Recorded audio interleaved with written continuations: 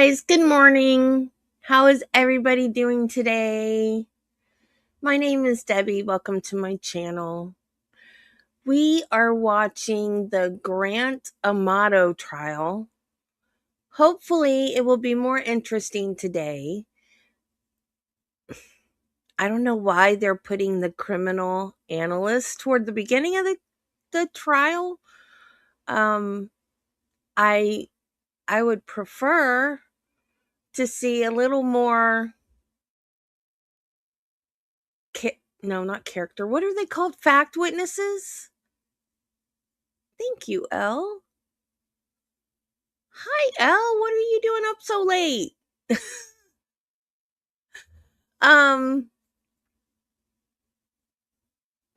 What are they called? Fact witnesses? People that tell what happened. But I guess there are not going to be many in this case because he did it at home with nobody else around. The first witness I was interested in. He was the co-worker of Cody and Grant, I think, but he worked more with Cody. That was fine. And then they got into the cop was fine too. Character witness. That's what I thought. So let's hope. Let's hope. Let's hope it's a little. And the first witness today is another crime scene analyst. Oh boy. Grant was suspended from his job in June 2018 under suspicion of stealing and improperly administering medication to patients. Oh, I didn't know for sure how he lost his job, how it fit into this whole thing. Hospital staff had found 8 empty vials of the propofol. That one I have trouble saying. Propofol. Found 8 empty vials of the sedative propofol, which had not been ordered by any doctors in 2 rooms that Grant had been overseeing. Good Lord. That's a surgery. Well, yeah, he was a nurse anesthetist. That's a surgery drug.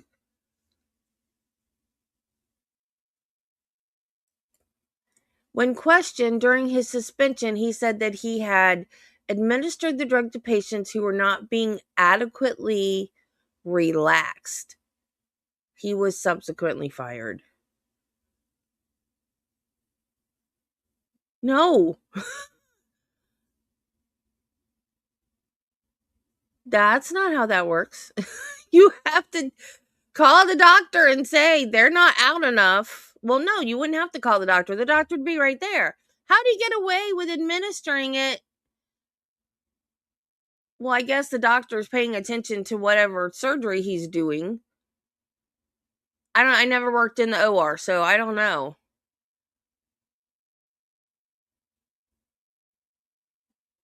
I don't know if nurse anesthetists have autonomy as far as. See, I did do like a clinical rotation where I sat in on a surgery. And the one thing I do know is that different surgeons, like, they're set up for surgery differently. And the people that work in the OR know which doctor likes certain things, and they set it up to how the doctor likes it. But I don't know as far as certain drugs for anesthesia, if there's a protocol for those, or if you have to ask the doctor before you administer them. But it said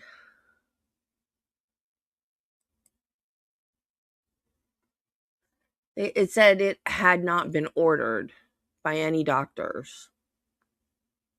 So I guess there wasn't even a standing order for it then, and he just took it upon himself to.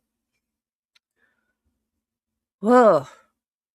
That has nothing to do with a cam girl. This guy was just very poor choices. Very, very, very poor choices. Good morning, Judy. Thank you for that. Good morning, Jennifer. Good morning, Elle. I just have such a hard time with nurses being crappy people.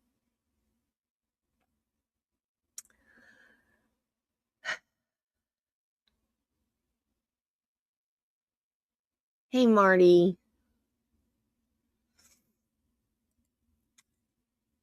I can never remember. Hey, Jill. I can never remember. I know the drug that killed Michael Jackson was a surgery drug that should never, ever have been administered outside of an operating room. I can't remember if that's the one or not, but it could be. Yeah, propofol is a surgery drug. Well, and so he was a nurse anesthetist, so yeah, he administered it during surgery. But if you don't need to give it, don't give it. Or if you give too much or in the wrong combination, surgery drugs are dangerous. That's why you have to have special training to give them. Man. Okay. Are you guys ready for this? Let me tell you, what is wrong with people in Massachusetts? Okay, you guys watch this. You're not going to believe this. This is crazy. Massachusetts McDonald's employee is facing criminal charges after a viral video showed her stuffing French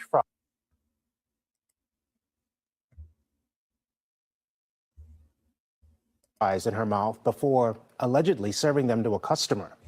NBC 10's Brianna Borghi is live in Southbridge. Brianna, when this video hit social media, it rattled so many people. I'm glad you can add some context to it all tonight. It really did, Glenn. And we did learn today that employee was actually a manager at this McDonald's. She also allegedly spit in that fry carton before actually putting the fries in it. And now we do have the video that's at the center of this investigation.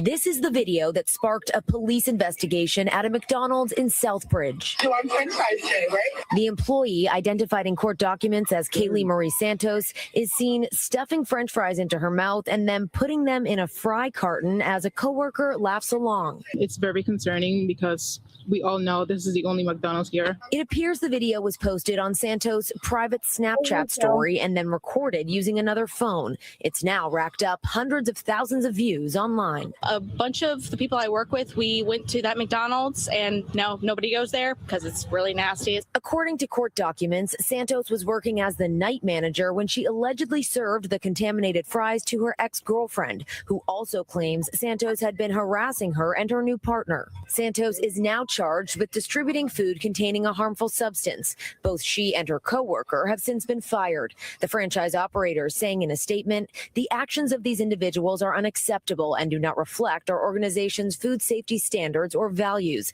Going on to say, the well-being and safety of our Southbridge community remains our top priority. If you think these can't happen at any place you eat, whether it's a McDonald's or the finest restaurant in the world, don't think it, because things can happen behind closed doors. So, but I think the person, and I think they're going to get a heck of a lesson out of it. In court paperwork, police did say they've dealt with Santos before. We did try to reach out to both Santos and the alleged victim, but didn't hear back from either of them. Santos is set to face a judge in June. For now, we're live in Southbridge. Brianna Borghi, NBC 10 Boston. I don't know. I do not understand what is wrong with people. And social media, the internet itself, like, it's so good. It has so many good qualities, like it helps us in so many ways. Yet, you have things like that. Like, and I keep seeing, I don't have TikTok. TikTok is evil. I don't have TikTok. But I keep seeing on YouTube videos of people showing TikToks where people are crying, I lost my job because of a TikTok that I posted. Why do people feel the need to put their entire lives on social media? If people would quit putting everything they do on social media, I think they might stop and think before they do what they do.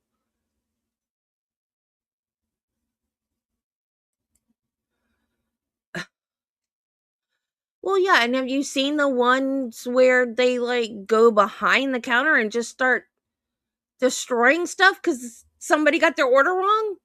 I mean, we're all human. People make mistakes. Like, you know, and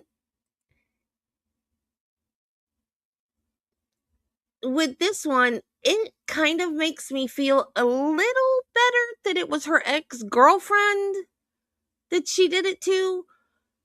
But still, it's unprofessional.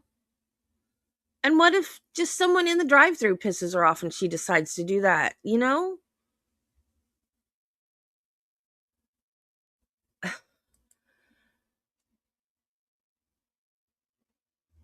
Yeah, it's like my stepdaughters are the same way. Kristen has to take a selfie of herself everywhere we go. Casey's not quite as bad, but they're constantly taking pictures of stuff and uploading it to Facebook while we're doing it. It's like, I guess I will occasionally, depending on where we are and what we're doing. I mean, of course, I do it when I go to Disney because I have a Disney Channel, but that's different. But if you're just going out to dinner, you don't need to take a picture of what you're eating and upload it to Facebook every time. I mean, you know, like, enjoy your life. You don't need to share it with the world. And I don't know, maybe that's because I was raised without the internet, that now maybe the younger generation that grew up with it thinks that that's part of life, that you have to share everything on social media. I don't know. No. I would say, nope. If you're going out to eat with me, you take the earbuds out of your ears. This is dinner. No phones, no earbuds. We're talking. It's dinner. But I don't have kids, so take my advice with a grain of salt. Because I can't tell you how to raise your children when I don't have any. But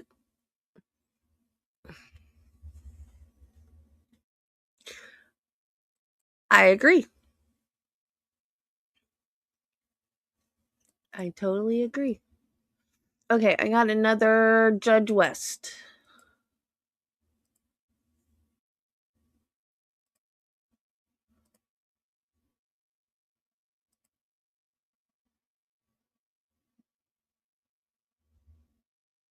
Sit up here and be the judge. You're so smart. When this defendant started challenging the judge over how the law works, the judge made it clear she wasn't there to argue legal theory. You're charged with the third-degree felony offense of evading arrest or detention with the use of a vehicle. The indictment further alleges that you were previously convicted of assault family violence, a third-degree felony, December 5th of 2014. And how do you plead to that charge? I plead no contest. Sir, the allegation. I'm pleading no contest. I'm not going to allow. I'm guilty. It's fine. Here's the thing. I don't have to accept any plea agreement. Yes, ma'am. Okay. So you can, in that evading arrest or detention case, if you go to trial and you're found guilty, it's habitual. You're looking at 25 to life. We can set it for trial. I'm not playing games and I'm not going to accept the disrespect. What do you want to do? It's 18 years. If you go to trial and you're found guilty and those prior felony convictions are true, then you're looking at habitual 25 to life. Today, there's an agreement for something different. I'm glad to accept that if that's what you want to do, but you're going to either accept responsibility and plead guilty or plead not guilty. That's your choices. I just pleaded no contest. She didn't want to accept no contest. How do you plead to that charge? Guilty or not guilty? We're not going backwards, okay? I already told you you're not going to plead no contest. So if I'm telling you no contest, what is it? It's nothing. I can take a plea of no contest or I cannot take a plea of no contest. That is up to the court. You're not legally entitled to plead no contest if there's a plea bargain. I'm telling you, if you want me to accept the plea agreement, you're going to plead guilty or not guilty. That's basically basically saying that We're not going to argue the law. I'm not, or I'm guilty. We're not arguing That's the law. basically just saying that I Doesn't- state that. I'm not going to Go argue ahead. the law I'm with you. guilty. Just sign. Go ahead. I I don't- know that's guilty. I'm cool, man. Just go ahead. Well, you're not. You're really not being cool, and you're making me very frustrated. I respect your call. Just go ahead and give me Nothing here. Pleaded guilty. There you Okay, go. so you plead guilty to evading arrest or detention Yes, with ma'am. use of a vehicle. Okay. The next count says that you were previously convicted of assault family violence December 5th of 2014. Is that true or not true that you have that conviction That's on true. your record? Okay. And that's not the same That's case okay. as far as Look- evading arrest, man. That's two different charges. So if you really want to be technical as far as being a habitual, that's called a repeated offender. But Exactly. And that's, listen, so Mr. Campbell, That's that's, 15. wow. Do you want to come sit up here and be the judge? You're so smart. I don't know if you needed some help, man. I wouldn't mind. I feel like I might because I'm not understanding. Mr. Campbell, you're getting a deal to go on count one only, which makes you a repeat. If you go to trial, you could be habitual. Today, if we take this great plea agreement, it's repeat. I understand that. I've been doing this for 30 years. Okay. So did you enter your plea of guilty freely and voluntarily? Guilty. Find sufficient evidence to find you guilty, and at this time find you guilty of evading arrest or detention with the use of a vehicle. Find that prior conviction true. Sentence you in accordance with your agreement to a term of 18 years in the institutional division of the Texas Department of Corrections. Wow. Do you want to come sit up here and be the judge? You're so. Oh, wow. Jennifer, are you still here? It's Jennifer's birthday. Happy birthday, Jennifer.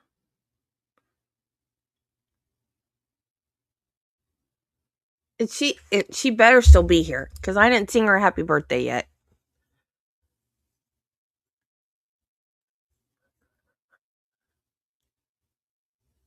Happy birthday to you. Happy birthday to you. Happy birthday, dear Jennifer. Happy birthday to you. Happy birthday, Jen.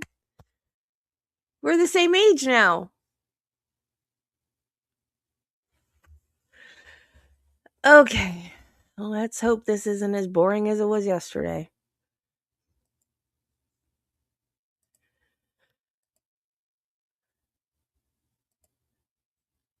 This trial's got to get exciting, y'all, because this was a weird case.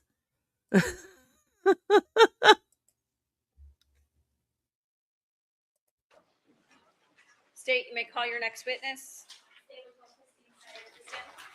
Ms. Snyder, if you could please come forward, raise your right hand, be ready to be sworn. You solemnly swear or affirm that the testimony you're about to give will be the complete truth, so help you God. Yes. Thank you.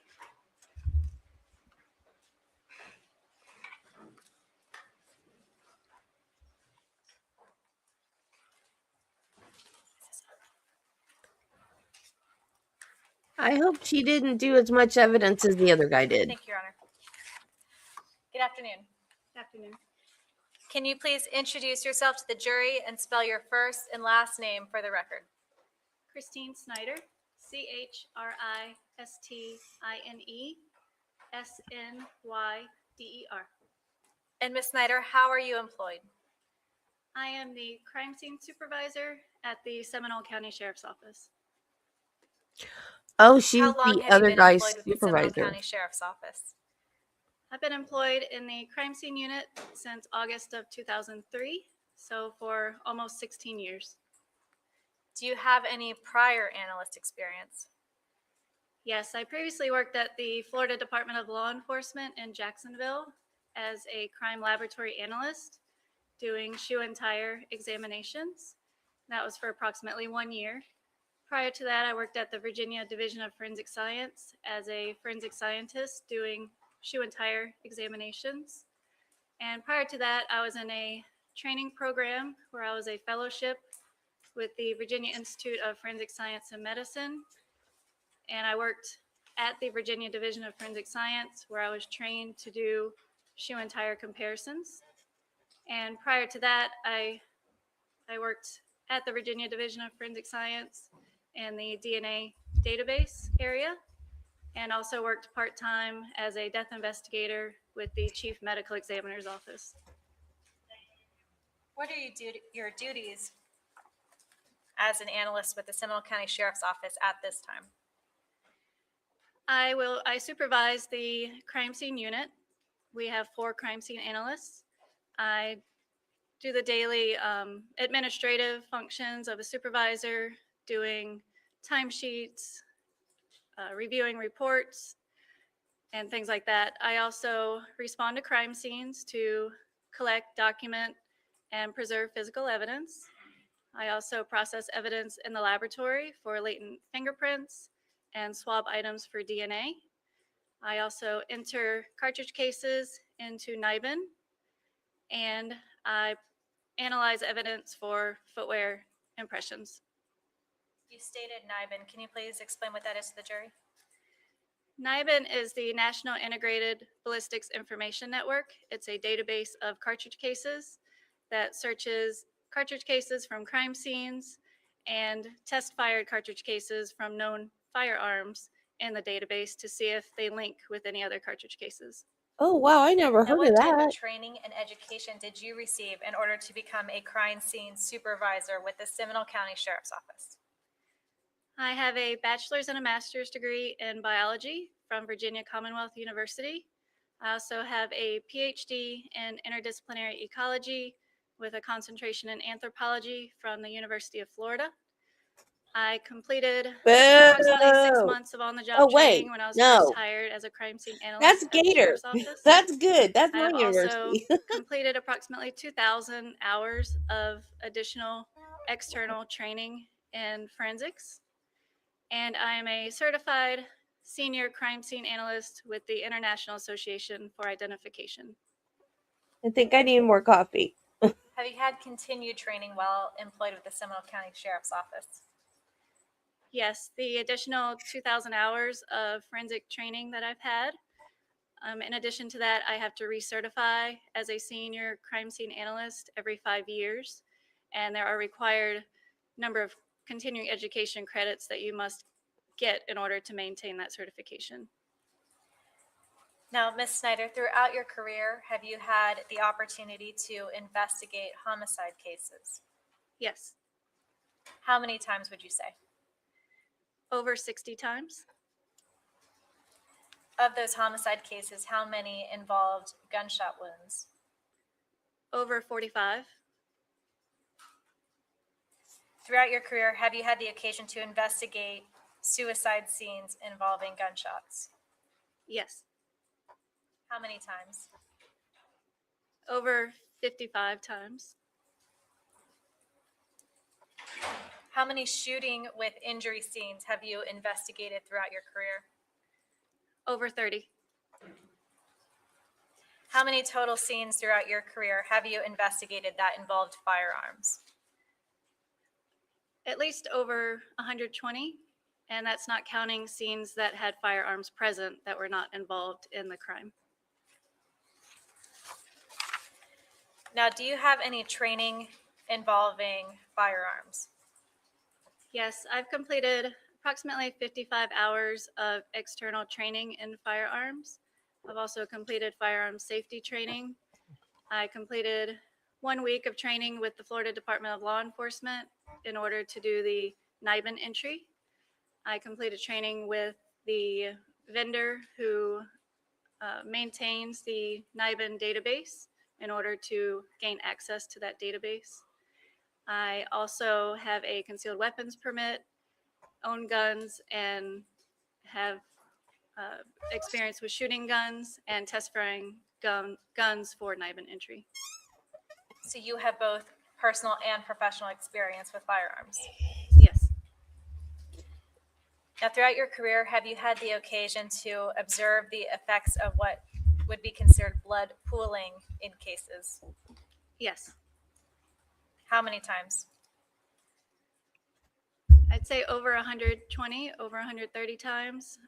Definitely approximately 50 or more scenes, homicide scenes where there has been some type of blood pooling, and approximately 130 or so with just blood pooling in general. Based on your training and experience, can you describe what it means for blood to pool to the jury? Yes, it's an accumulation of blood onto a surface due to gravity. As a crime scene supervisor, do you have any training and experience involving footwear impressions? Yes. Have you received any certifications in regards to footwear impressions? Yes, I'm a certified footwear examiner with the International Association for Identification. Throughout your career, how many footwear cases have you examined? Approximately 200 cases in the work environment and many, many more in training situations. How many shoes have you examined? I'd say thousands. How many times have you testified regarding impression evidence? I've testified 8 times in court and 13 times in depositions and 1 time in a grand jury. I want to draw your attention to the date of January 25th of 2019. Were you working on that date? Yes. Were you asked to respond to the location of 2112 Sultan Circle in Chuliota, Florida? Yes. Is that location in Seminole County, Florida? Oh. What did you respond in reference to? I was notified by crime scene analyst Rubart that we had a scene involving 3 victims of gunshot wounds. Then how do you get a hold of propofol? Approximately what time did you respond to that location? I arrived at approximately 11:40 a.m. Once you arrived on scene, did you meet with anyone?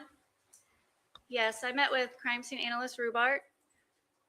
I also met with investigator Danny Anderson and many other members of the Seminole County Sheriff's Office. Did you receive a briefing on what was occurring or what had occurred at 2112 Sultan Circle? Yes. After the briefing, did you begin an investigation of the home? We were initially informed that we would be getting a search warrant for the house, so we waited for the search warrant to be signed. The way controlled drugs work in the hospital is, I can't remember what our machine was called. There's a giant, and I'm talking giant cabinet, and there's like a computer built into the top of it, and you type in your name and your password, and then the patient, and it'll list the orders of the medications that they have. And then you click on that, and a drawer will pop open, and it's got that medicine in it.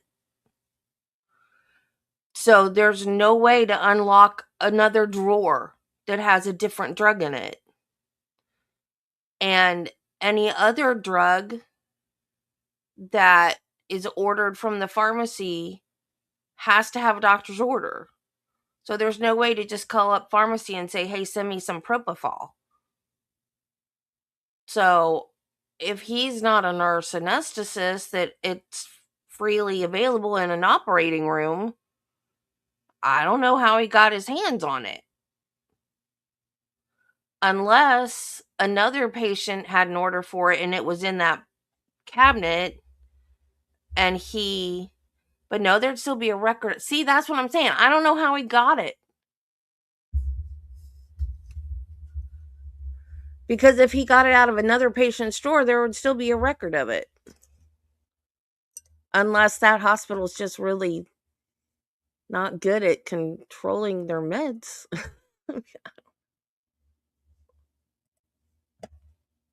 And before we started processing the scene.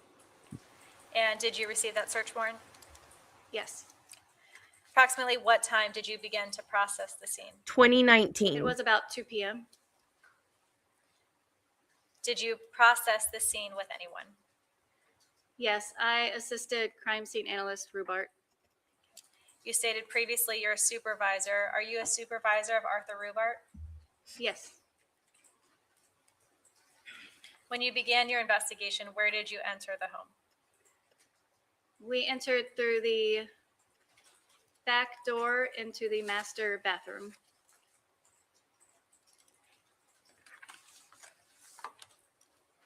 Permission to approach, Madam Clerk.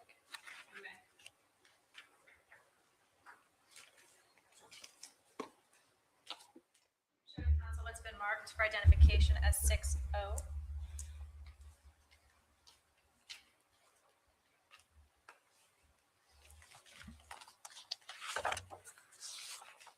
Ms. Snyder, I'm going to show you what's in evidence as states 19.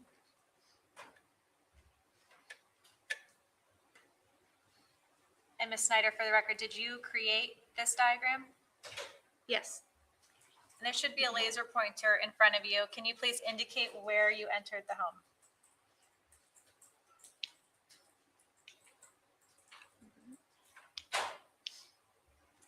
We entered through the back door, which is in this corner of the master bathroom.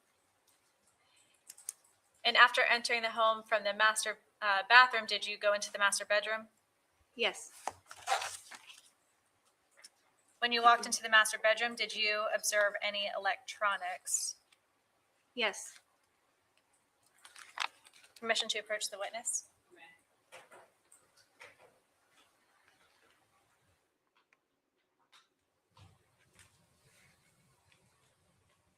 I'm showing the witness what's been pre-marked for identification as state 6O. Do you recognize this exhibit? Yes. How do you recognize it? By the unique case number, the seal, my initials, actually the seal, and the information written on the outside of the package. And what is in this package? This is an Apple iPhone from the chair in the master bedroom. Did you collect this iPhone from the chair in the master bedroom? Yes. What did you do with it after you collected it? I turned it over to digital forensics for analysis.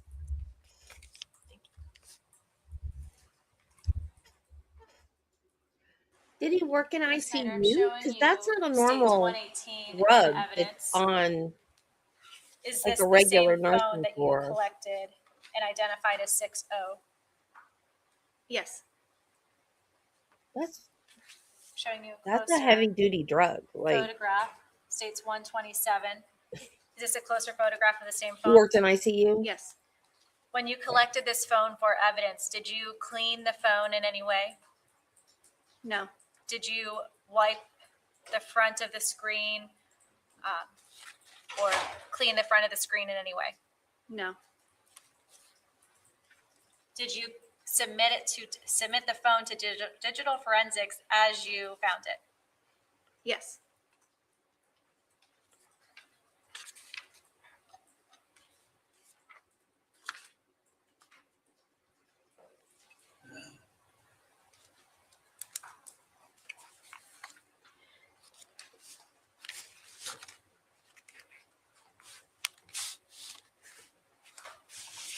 Now, Ms. Snyder, did you and Mr. Rubart begin an investigation into the office depicted in states 19? Yes. Showing counsel what's been pre-marked for identification of states 5-3 or 5C through 5M as in Mary. Permission to approach the witness. You may.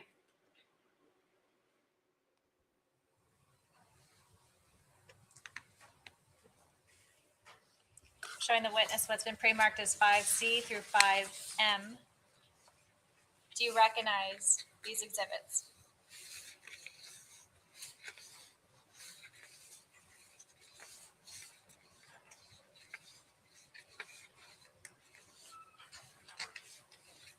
Yes. What are the exhibits of? These are photographs of the office. And are they a fair and accurate depiction of your investigation that you conducted at 2112 Solon Circle? Yes. Permission to move states 5C through 5M into evidence as states next. No objection.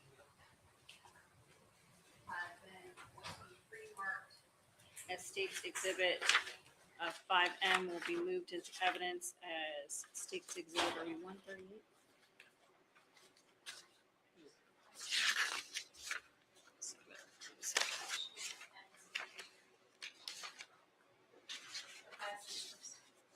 Be 138. What's the 136? Okay, thank you. What's been pre-marked for ID as State's Exhibit 5C will be moved into evidence as 136. What's been That's 5D, Your Honor? 5C. 5C. What's been pre-marked as for ID as State's Exhibit 5D will be moved into evidence as 137 in evidence. What's been pre-marked for ID as State's Exhibit as 5E will be moved into evidence as 138 in evidence. What's been pre-marked for ID as State's Exhibit 5F will be moved into evidence as 139 in evidence. What's been pre-marked for ID as 5G will be moved into evidence as State's Exhibit 140 in evidence. What's been pre-marked for ID as 5H will be moved into evidence as State's Exhibit 141 in evidence. What's been pre-marked for ID as State's Exhibit 5I will be moved into evidence as State's Exhibit 142 in evidence. What's been pre-marked for ID as State's Exhibit 5J will be moved into evidence as State's Exhibit I don't 143 in evidence. think What's been pre-marked for ID as I've State's ever Exhibit seen a 5K judge will be do moved this into evidence as before. State's Exhibit 144 in evidence. It's been pre-marked for ID as State's Exhibit 5L will be moved into evidence as State's Exhibit 145 in evidence. It's been pre-marked for ID as State's Exhibit 5M as a Mary will be moved into evidence as State's Exhibit 146 in evidence.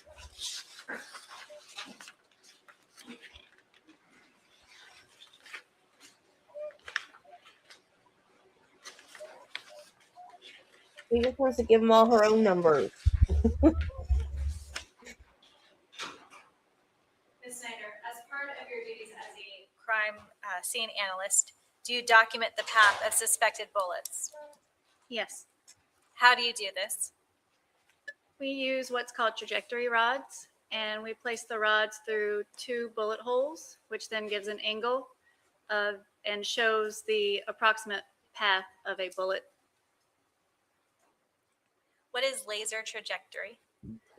Lasers are used to extend the trajectory rods. In this case, we placed a laser on the end of the trajectory rods so that we could show the laser going through the room to show an approximate location of the path of the bullet. Do you use laser trajectory to help aid in your investigation of a case? Yes.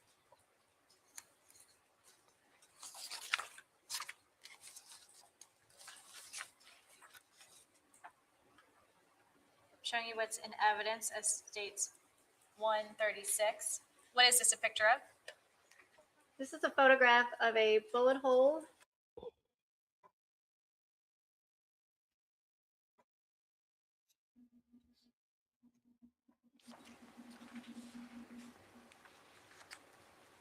And was the bullet or projectile from A, or did you locate a projectile or bullet from what's been marked as A? Yes, once we open up the wall, it went through a 2x4 inside the wall and was located at the base inside the wall to the left of that photograph.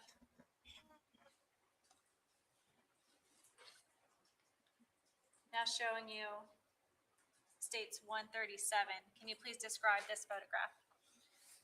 The pink rod is the trajectory rod that we used, and it's been placed through the bullet hole in the drywall and into the bullet hole inside the 2x4 inside the wall. You have to have 2 holes in order to get the angle. And this is a photograph showing the angle of the approximate path of the bullet looking down. And you can see a piece has been broken off of this phone receiver here, which it lines up with, indicating that the bullet broke that piece off also. If the bullet did not go through the wall behind this wall, would you have been able to conduct a trajectory? If we only had 1 hole, we would not be able to place the rod through and get an angle.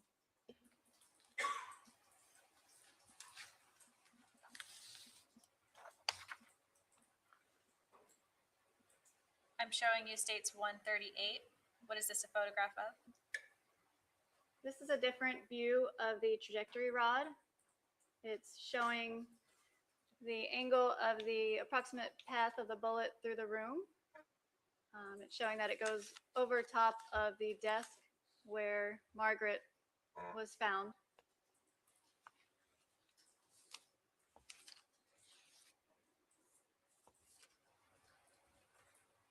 Now showing you states 139. What is this a photograph of? This is another view of the trajectory rod, same one. Just showing again the approximate path of the bullet across the desk in the office.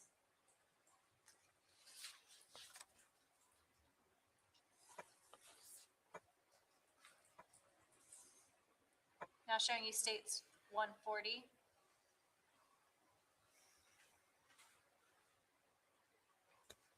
Can you please describe this photograph? This is another view of the same trajectory rod.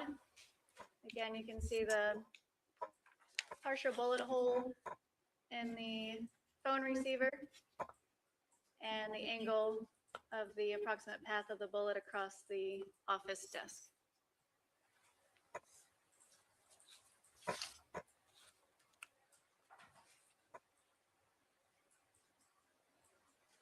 I'm showing you states 141. What is this a photograph of? This is another view of the same trajectory rod, just showing a different viewpoint of the angle.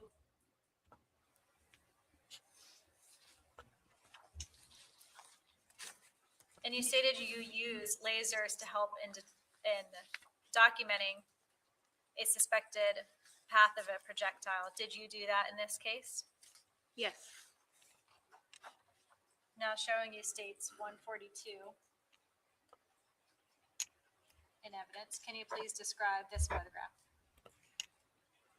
This is more of an overall view of the office, and you can see the red line in the photograph. This is the laser, which is attached to the trajectory rod and shining across the room, showing a suspected path of the bullet.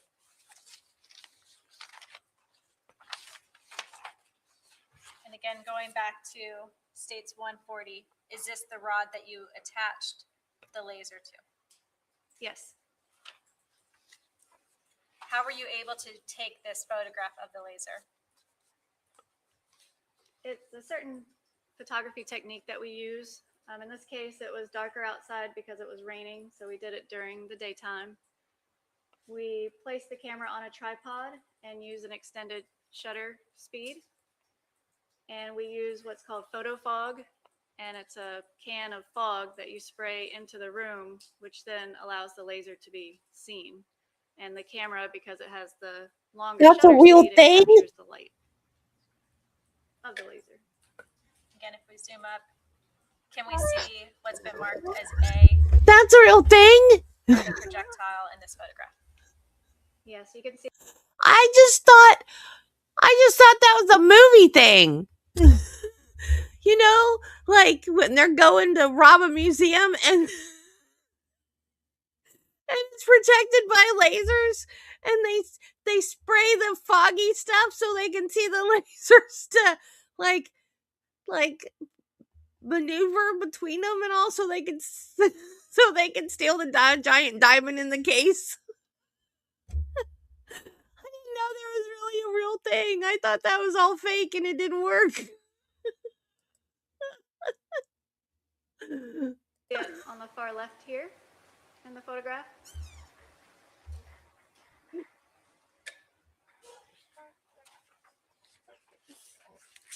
Now I'm gonna go buy some photo fog and a Now laser pointer and play around with it. Can you please describe this photograph? This is another view of the laser trajectory going through the office. You can see a different angle of it where it goes over the. It doesn't take much to amuse and me, over the y'all. desk in the office.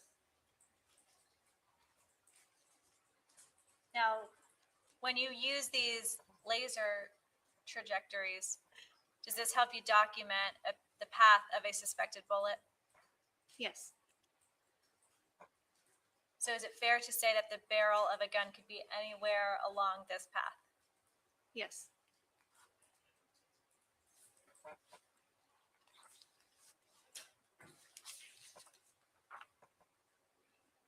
Showing you states 144 in evidence.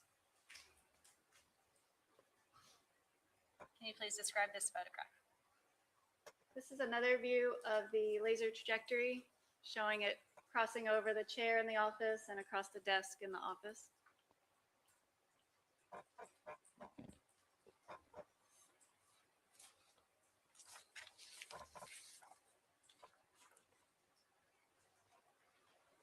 I'm now showing you states 145 in evidence. Can you please describe what is happening in this photograph? We placed a tape measure vertical right next to the corner of the desk to show the height that the laser was at that point in the room. And this is an overall photograph of that to show where the laser's hitting on a vertical plane in that location. So I'm going to zoom in.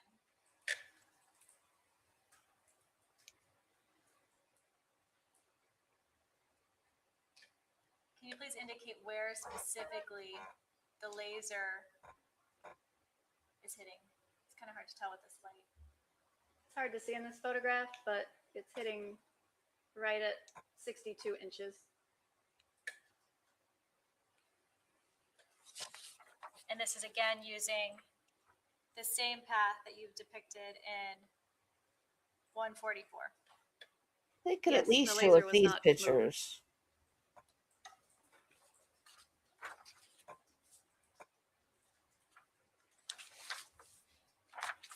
Showing you states 146 in evidence. Is this a closer view of what you described in states 145? Yes, it's a closer picture of the tape measure with the laser hitting at about 62 inches. And 62 inches, can you please tell the jury about how many feet that is? 5'2".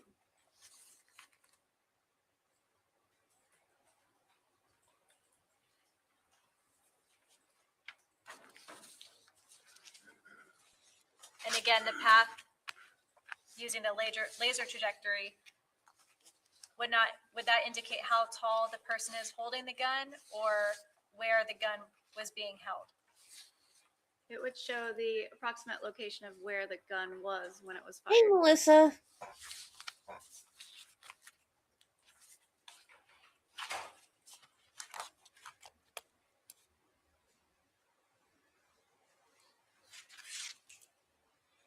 Did you locate any cell phones in the office?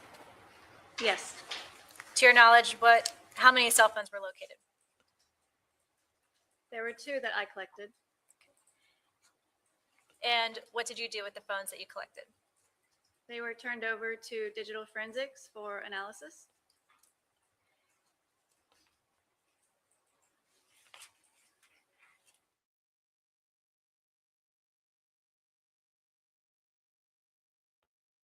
In the office. Yes,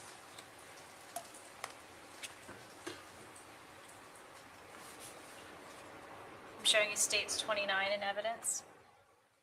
Did you collect this phone? yes, And to your knowledge, was this phone able to be analyzed? I believe so. Was this phone affected, to your knowledge, by the blood that it was sitting in?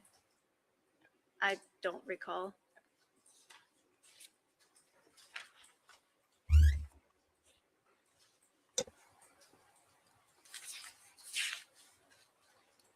I want to draw your attention to the kitchen, showing you again states 19.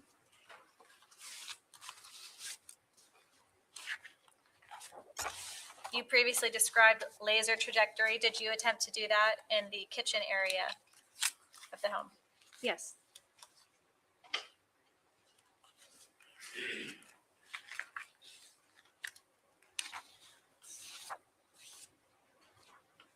Showing you, I'm sorry. Showing council what's been marked as states 5N through 5X and 13Q.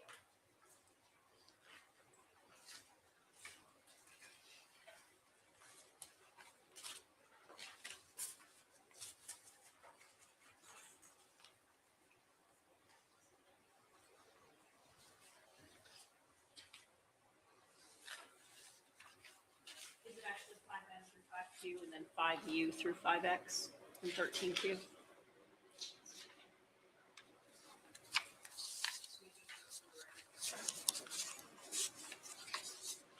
Five N, 5O, 5P, 5Q, 5U? 5U, Okay. 5V, W, and X. And 13Q. Just making sure it wasn't all consecutive. There is a gap there. The way it was originally stated, it didn't appear that way. Permission to approach the witness. Yes, you may.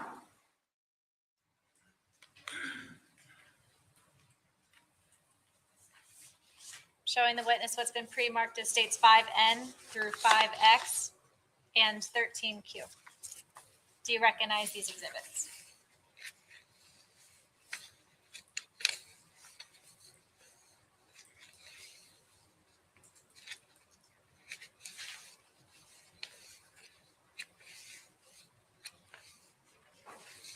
Yes. How do you recognize them?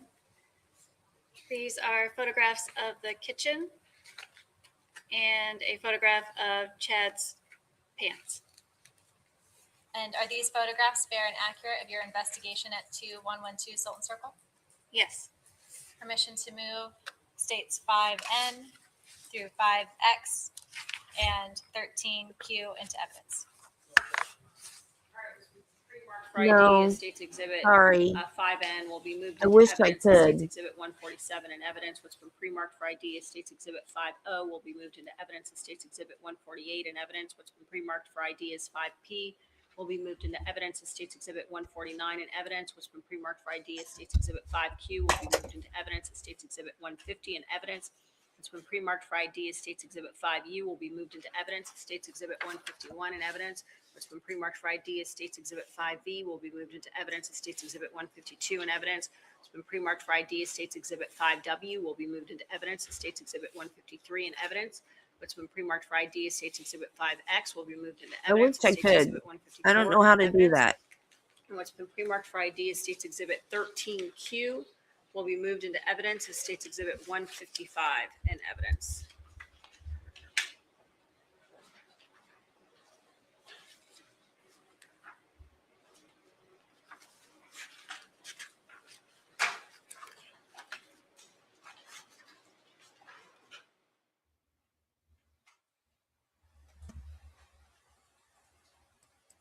Permission to publish. I'm showing you what's now in evidence. It states 147. Can you please describe this photograph? This is showing. Now again, going back to 61. Were you able to conduct a laser trajectory for this particular location? No, Why not? because the first point of impact onto a hard surface was a graze mark, the number 5, and it did not have 2 holes. So it did not have an entry, an exit, or entry and a re-entry point in order to put the trajectory rod through.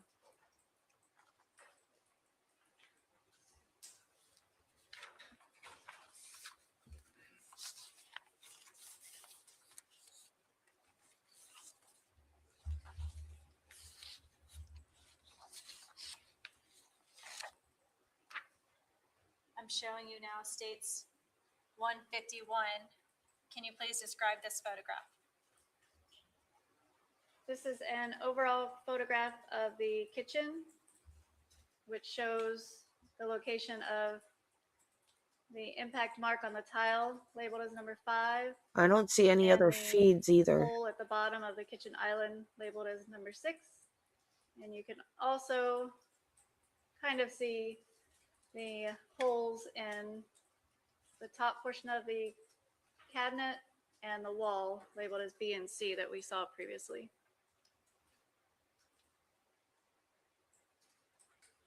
And was this photograph taken after you started to scrape the kitchen floor? Yes. Can you please indicate, if you can, with your laser pointer, where Chad was located in relation to the marker 5 on the ground?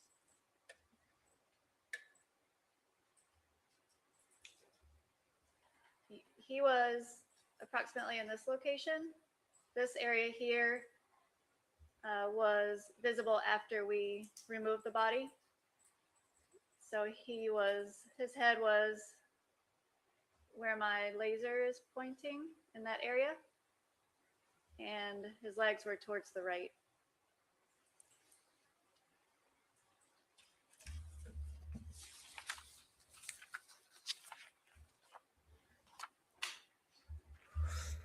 Now showing you states 150. Can you please describe what we are looking at in this photograph? This is showing the kitchen floor where Chad's body had been located, and you can see the number 5 graze mark on the tile floor.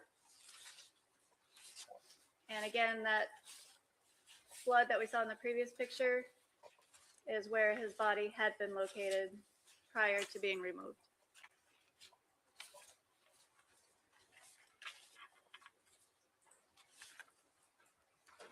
For comparison, I'm going to show you states 41 in evidence. Does this give you an idea of where he was located? I can turn my mic down so that way you can turn your speakers up. Does that work better? If I turn myself down?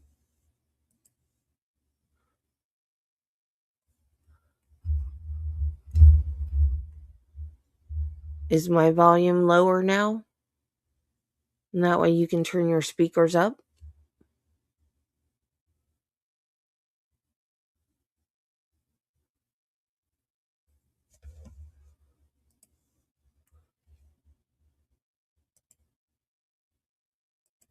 In relation to your marker 5 in states 150. Yes.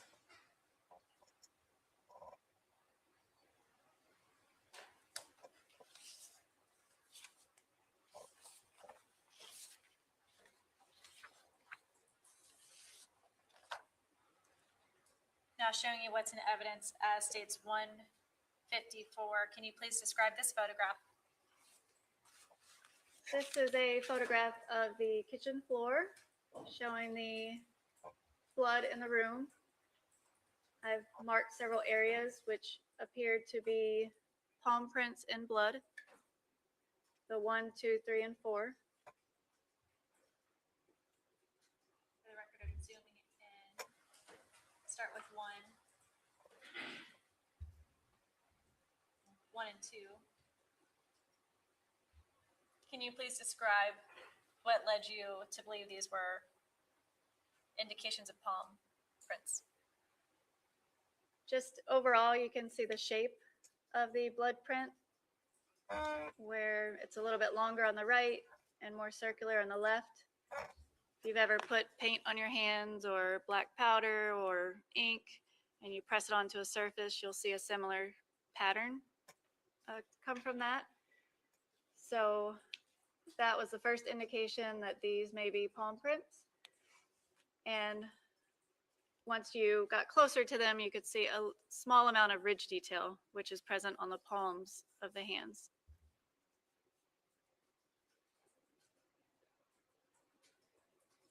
And did you notice the same things where you marked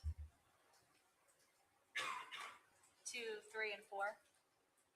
Yes, and in number 2 and 3, you can actually see some smearing, which appear to be finger marks.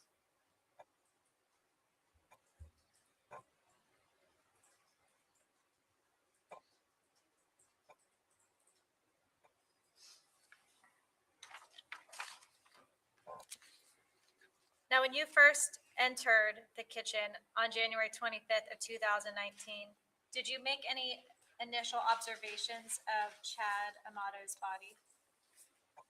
Yes, when I first saw Chad's body in the kitchen, I asked the investigators if he had been moved.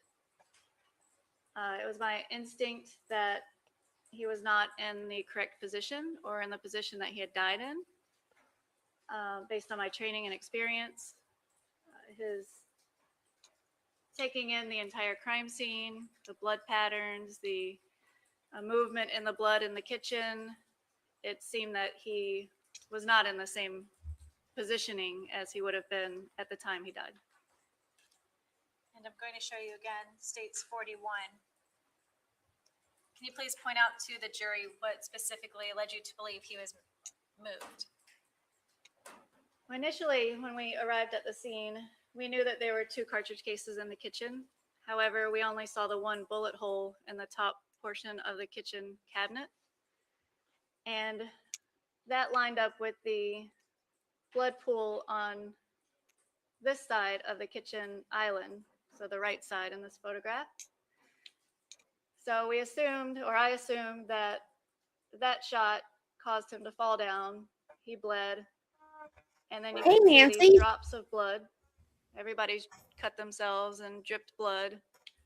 And some movement in the blood and these palm prints. So it appeared that he was face down and possibly crawling around the kitchen floor.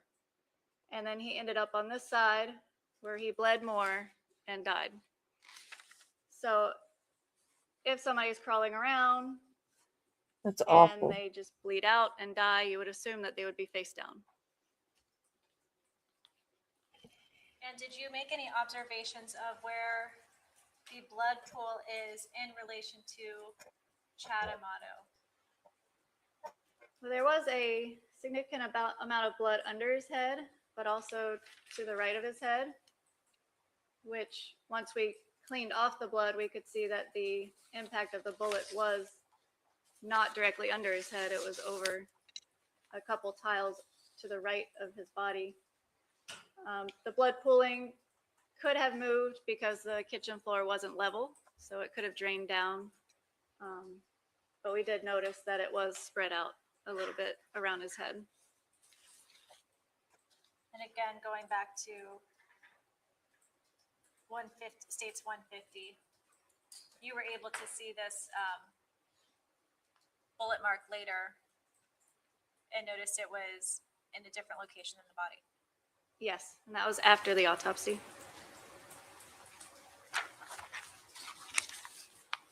And do you know if the floor Oh. was level or was not level? We didn't They check for just that. boosted the sounds. So you can't say one way or another. I can't.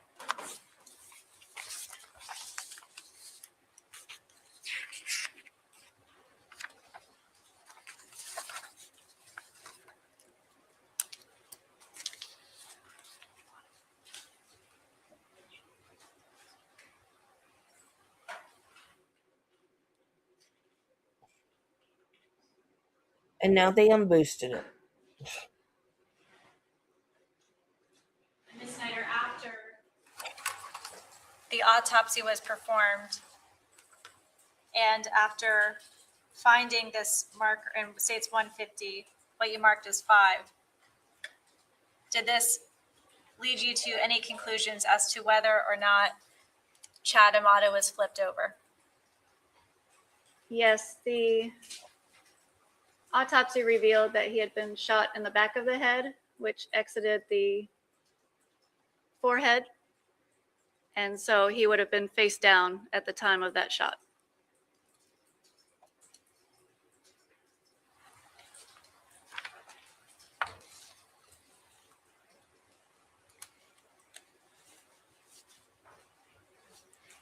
Now, you stated you have experience in firearms, both personally and professionally. Yes. Did you make any observations? And I will show you what's in evidence in states 54 as to the positioning of the holster and firearm on Chad's hip. Yes. Did this appear to be unusual to you? Yes, it did. And permission to approach, Madam Clerk?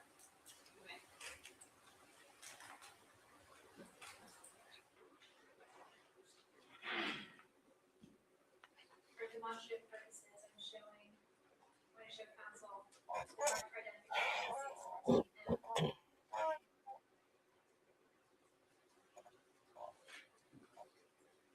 Permission to approach the witness. I'm showing the witness what's been marked as dates 14M for demonstrative purposes.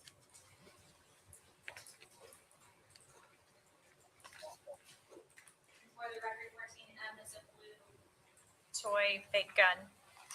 Now, Ms. Snyder, can you please, would it help you to use 14M to demonstrate to the jury why you specifically found the positioning Elle, of the see you in the holster and morning. firearm on Chad's hip unusual?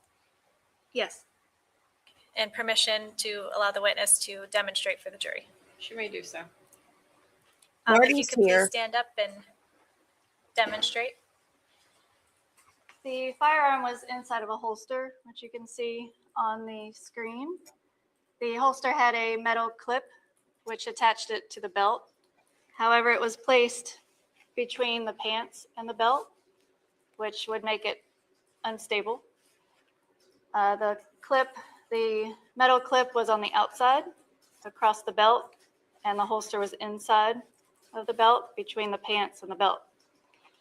The gun itself was placed inside of the holster, and it was in this position on his body, Even I know which that's was not how you strange wear a because we holster. learned from his son Jason that he was right-handed.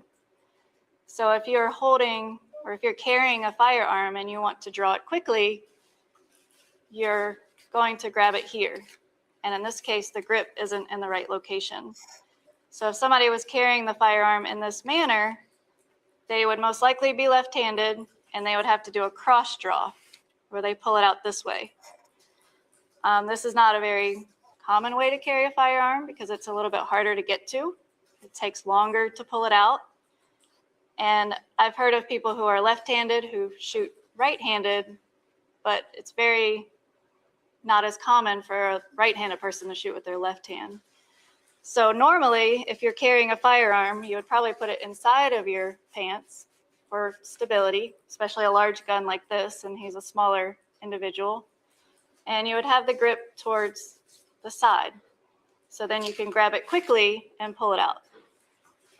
If you were carrying it the way that he has it, and you're right-handed, you would have to pull it out awkwardly, point it at yourself, and then point it towards somebody to fire it, which just doesn't make any sense. If you were right-handed and you were doing a cross draw, you would carry it on the other side and pull it out this way. But the only way that this is strange for a right-handed person to carry it this way. So when you observed Chad Amato, you did find this to be unusual based off of the information you learned later. Yes. So he flipped him over to plant the gun. Now, did you also have the opportunity to examine or observe the holster that was on Chad Amato's hip? Yes. Did you observe any visible blood on the holster? No, it appeared clean without any visible blood. Did you have an opportunity to observe the pants that Chad was wearing? Yes. Did you have an opportunity to examine the pants after the holster had been removed? Yes. Did you make any observations of the pants after the holster was removed? Yes.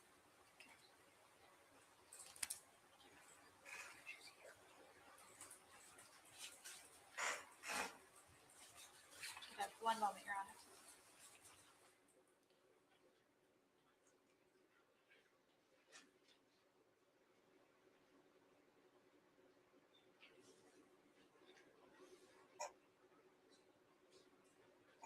First, I'll start by showing you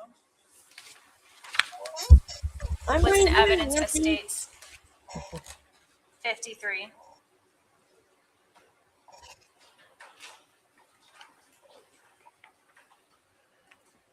And then I'm now going to show you what's now in evidence as states 155. What observations did you make after you were able to compare the pants when the holster had been removed versus the pants when the holster was still on the hip? I observed an area of suspected blood on the coin pocket edge, which would have been covered or was covered by the holster at the crime scene. I'm again going to refer back to 153. Do you see the same coin pocket? Yes, you can see it. One edge of it, one side of it, underneath the gun holster. Was there anything unusual about this to you? Yes, it was strange to see suspected blood underneath the holster in this case.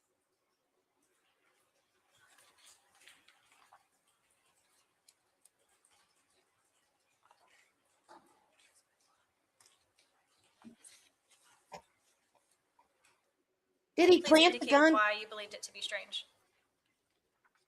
Due to the amount of blood on his pants and observing the movement in the blood, he was crawling around, face down, crawling through the blood in the kitchen. You would expect to see the suspected blood on the holster, not on the pants underneath the holster. Was he trying to make it look like self-defense? Like he had a gun, so I had to shoot him?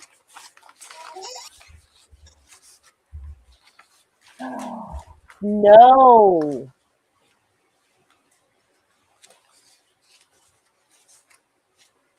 No, I didn't see that.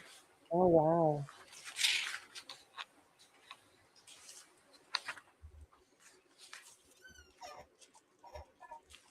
I want to ask you, you Who stated is you have because extensive OJ experience or with Walker? shoe print analysis. Yes. Did you conduct any tests in the kitchen to determine if there were footwear impressions? Yes. How do you test for footwear impressions in blood? In this case, I used a chemical called leucocrystal violet. It reacts with the hemoglobin in the blood and turns it a purple color. And in this case, I sprayed leucocrystal violet on the kitchen floor, including those areas of palm prints, and attempted to develop any latent shoe prints and suspected blood. Can you please explain how the chemical enhances the presence of blood? Yes, it is a catalytic reaction with the hemoglobin in the blood, and a positive reaction will result in a purple color. Did you conduct that test in this case? Yes. I'm going to show you what's in evidence as states 153. Can you please indicate to the jury where you conducted the test to look for footwear impressions? Yes, I started. Nancy. He's the detective from the OJ Simpson case that found the bloody glove. He's the one that got in trouble for the racial slurs and stuff. He was accused of planting the glove that he found. He's probably one of the main reasons why OJ was found not guilty. In the area of suspected blood and worked my way back towards the hallway into the gym. Did any shoe prints develop in the suspected blood? No, they did not. Did you expect to find any shoe prints in the blood on the kitchen floor? I did not see any visible shoe prints in suspected blood or any shoe prints in the visible blood that we already talked about. So I did not really expect to find any. However, I tried.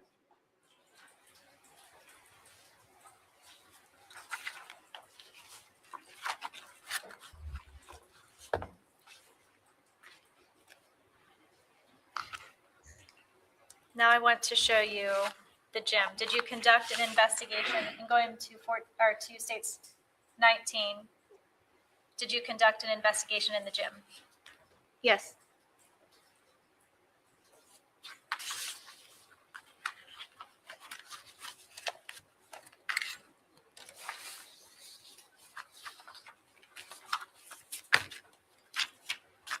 I'm showing council what's been marked for identification. It states 5Y.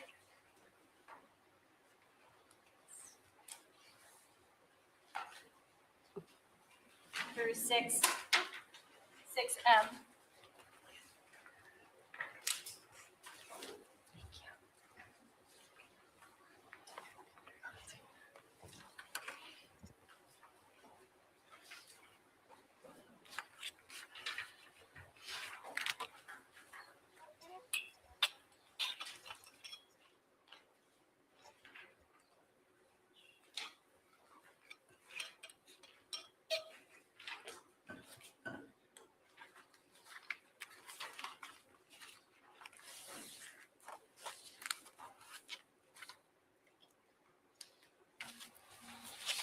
Permission to approach the witness.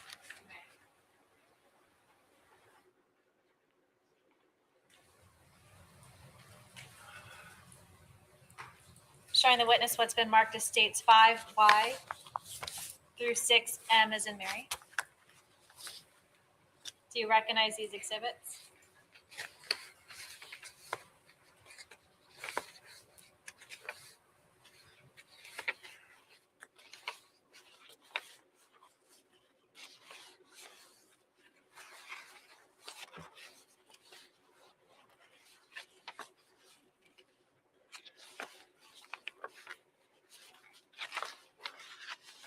Yes. How do you recognize them? They are photographs of the gym. And are they a fair and accurate depiction of the investigation you conducted at 2112 Sultan Circle? Yes. Permission to move states 5Y through 6M into evidence as states next. All right, what's been pre-marked for ID is States Exhibit 5Y will be moved into evidence as States Exhibit 156 in evidence. What's been pre-marked for ID is States Exhibit 5Z will be moved into evidence as States Exhibit 157 in evidence. What's been pre-marked for ID is 6A will be moved into evidence as States Exhibit 158 in evidence. What's been pre-marked for ID is States Exhibit 6B will be moved into evidence as States Exhibit 159 in evidence.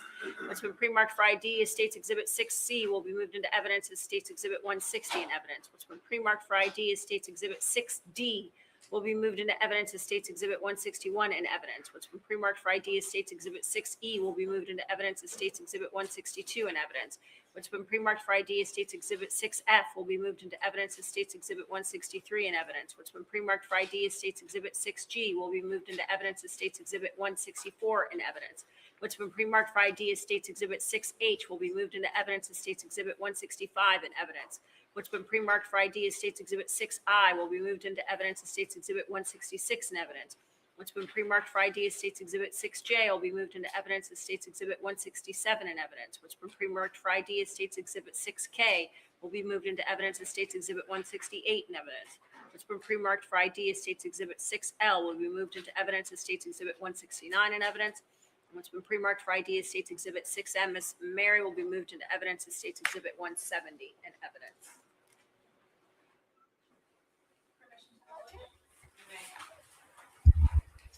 Showing the witness what's been moved into evidence now is states 156.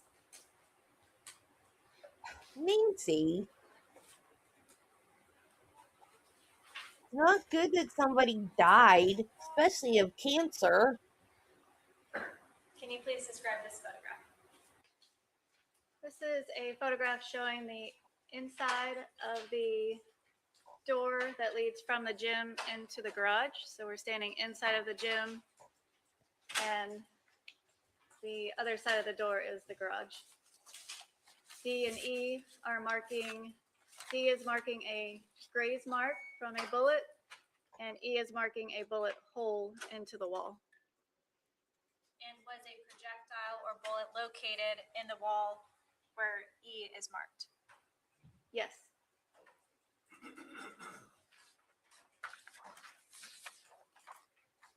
Now showing you states 157. Is this a closer image of what you described in states 156? Yes, so you can see that D is a graze mark and E is a hole into the wall. And looking at this photograph, can you make any observations of the door frame next to marker D? There are some red areas and yellowish colored areas, which are areas of suspected blood or suspected tissue. And when you began your investigation, did you learn that law enforcement opened the door that led from, going back to states 19, that led from the garage into the gym? Yes, when they arrived, that door was closed, and when I arrived, it was open.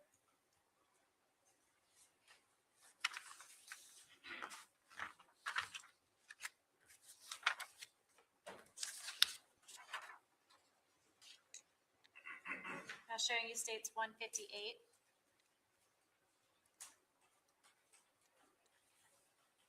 Did you make any observations in this photograph?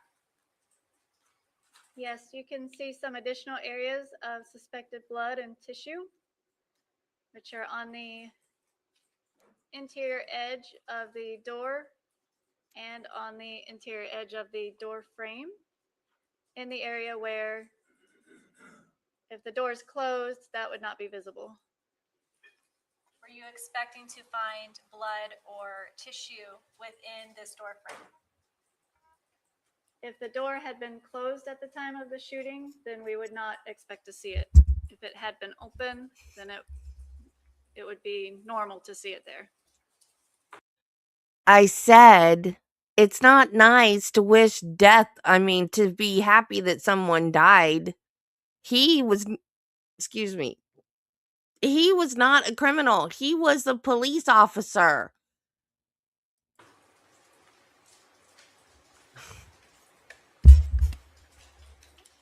And he died from cancer. Now showing you states 149. We now have markers 3 and 4. Can you please indicate what those markers were for?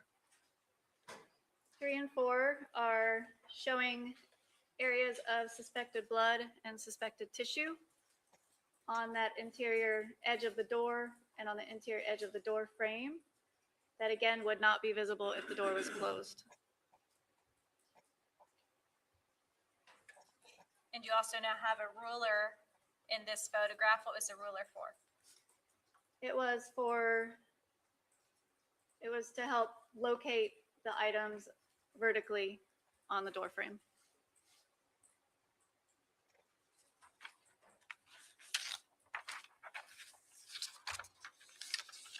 I'm now showing you a closer view of what you previously marked in 159 as marker number 3. This is a closer photograph showing the suspected blood and suspected tissue. The circle is just part of the door, but the red and the yellow are suspected blood and tissue. And would this blood or tissue have gotten on this part of the door if the door was closed? No. Yes, for the record, this is 160.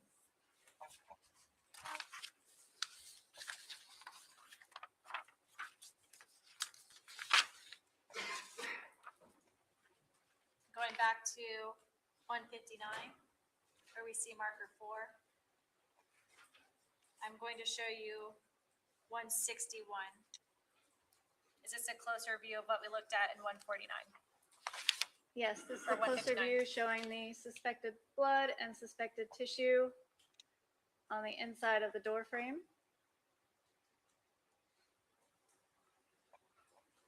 And again, would this blood and tissue have been there had the door been closed? No.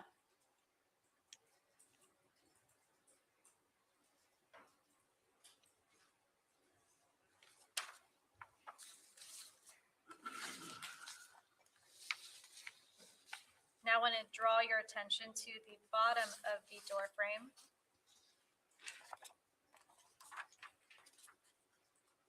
Showing you 162. Can you please describe this photograph? This is showing the bottom portion of the door, the threshold, that piece of metal that's on the floor. The top portion is inside the gym, and the bottom portion is outside. The tan is the garage door or garage floor. And you can see that there is suspected blood spatter all along you can see it inside the garage and all along the threshold on both sides, inside and outside. And again, the outside portion would have been blocked had the door been closed at the time of the shooting.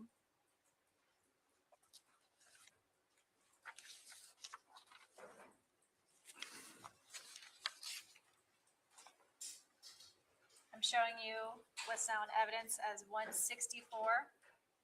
Can you please describe this photograph? This is a similar photograph as before. However, it's flipped upside down. So the top portion is in the garage, bottom portion is in the gym. You can see the pool of blood inside on the carpet, which continues onto the threshold. You can see the blood spatter on the threshold itself. And blood spatter means that it has some type of directionality to it. So there's little tails or some type of force that goes along with that. And you can see the suspected blood on the concrete inside the garage also.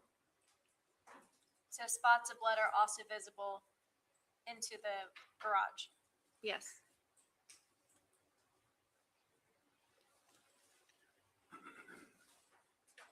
For the record, can you, using your laser pointer, point out the specific areas of blood you see in the garage?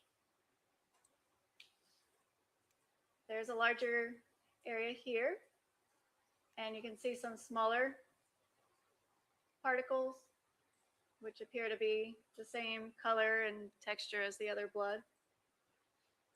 There is a larger area of blood over to the left, and that appears to have seeped under the threshold and into the garage. So what you indicate up here as blood that seeps through the door, and this area you indicated where my pen is pointing, is that blood that would have seeped through? No, that would be considered blood spatter. So two different forms of how the blood was visible. Yes.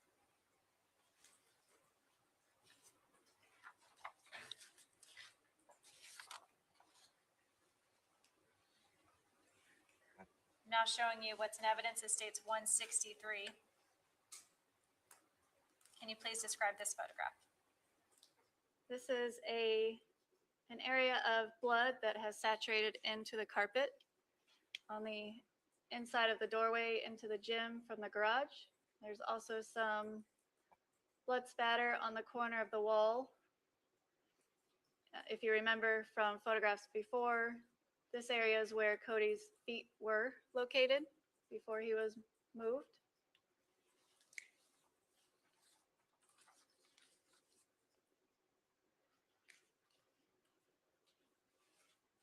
Did you have an opportunity to compare the floor from when Cody was on the floor versus when he was not? Yes. It's okay, Nancy. So I'm going to show you what's in evidence as state 72, showing the same door frame.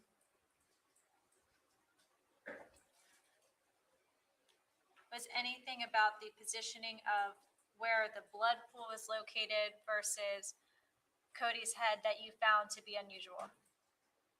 Yes. His injury was to the face under the right eye and exited the back of the left side of his head. And that was the only substantial injury that would have bled at the time. There were no injuries to his feet or lower legs, which would have created that amount of blood down by his feet.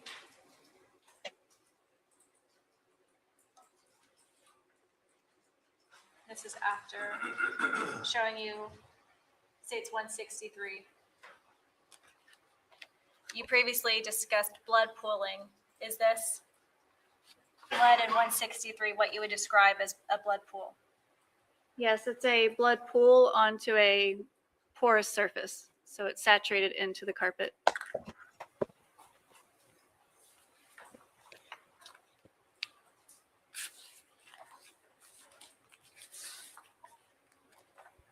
I'm now showing you states 165 in evidence. What is this a photograph of?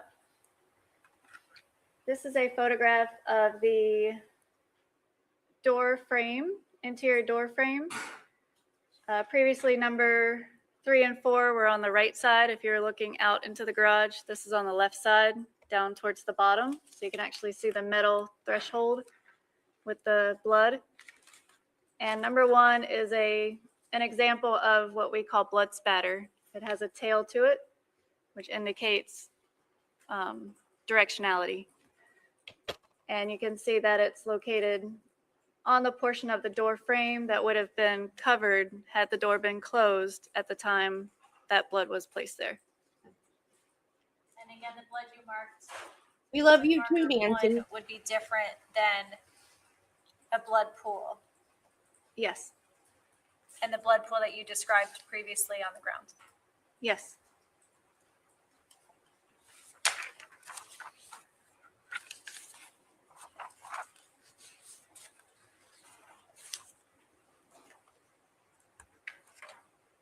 Now showing you states 166. What is this a photograph of?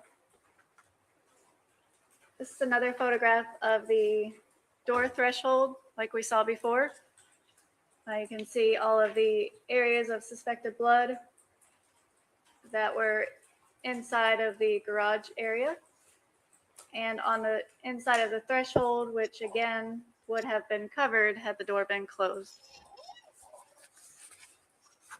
And you previously were describing marker 1. Was that somewhere over here where I'm pointing with my pen and we see the yellow ruler? Yes. And this is the blood pool that you previously described in the bottom right-hand corner. Yes.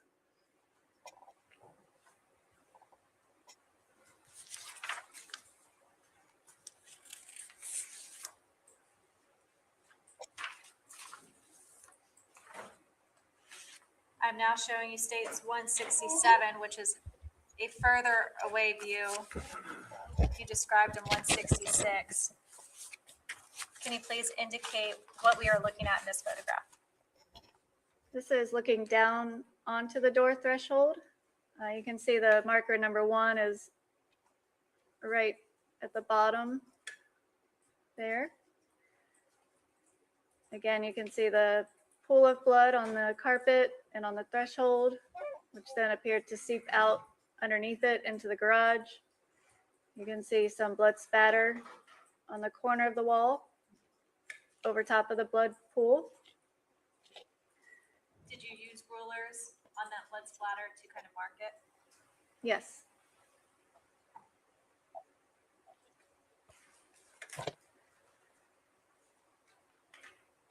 In the same photograph, we now have marker 2. What is marker 2? That's just another area that was marked to do a close-up photograph of the blood spatter on the threshold.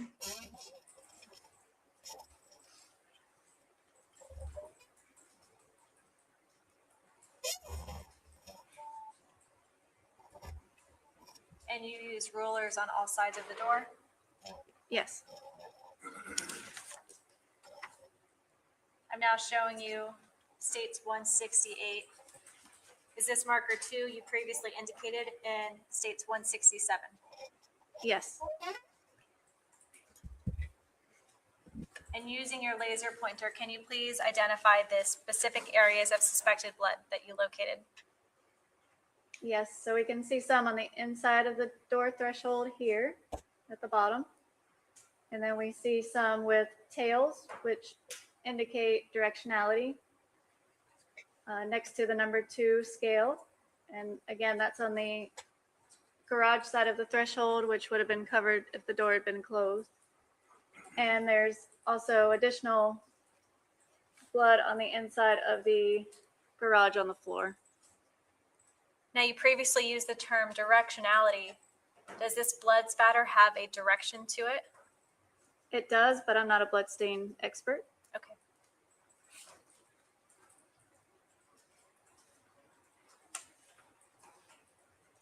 And can you please, using your laser pointer, just indicate where exactly the gym is located and where the garage would be located?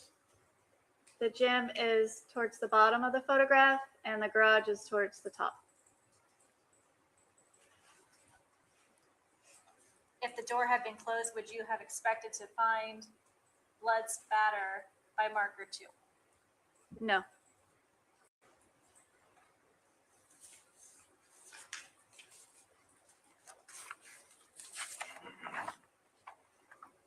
Now showing you states 169 in evidence. What is this a photograph of? This is a photograph of suspected or of blood spatter on the bottom portion of the wall, just inside the door to the garage.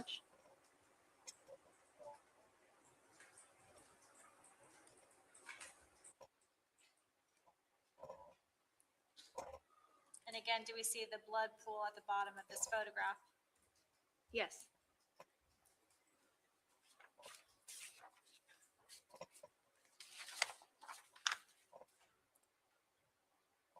I'm now showing you states 170 in evidence.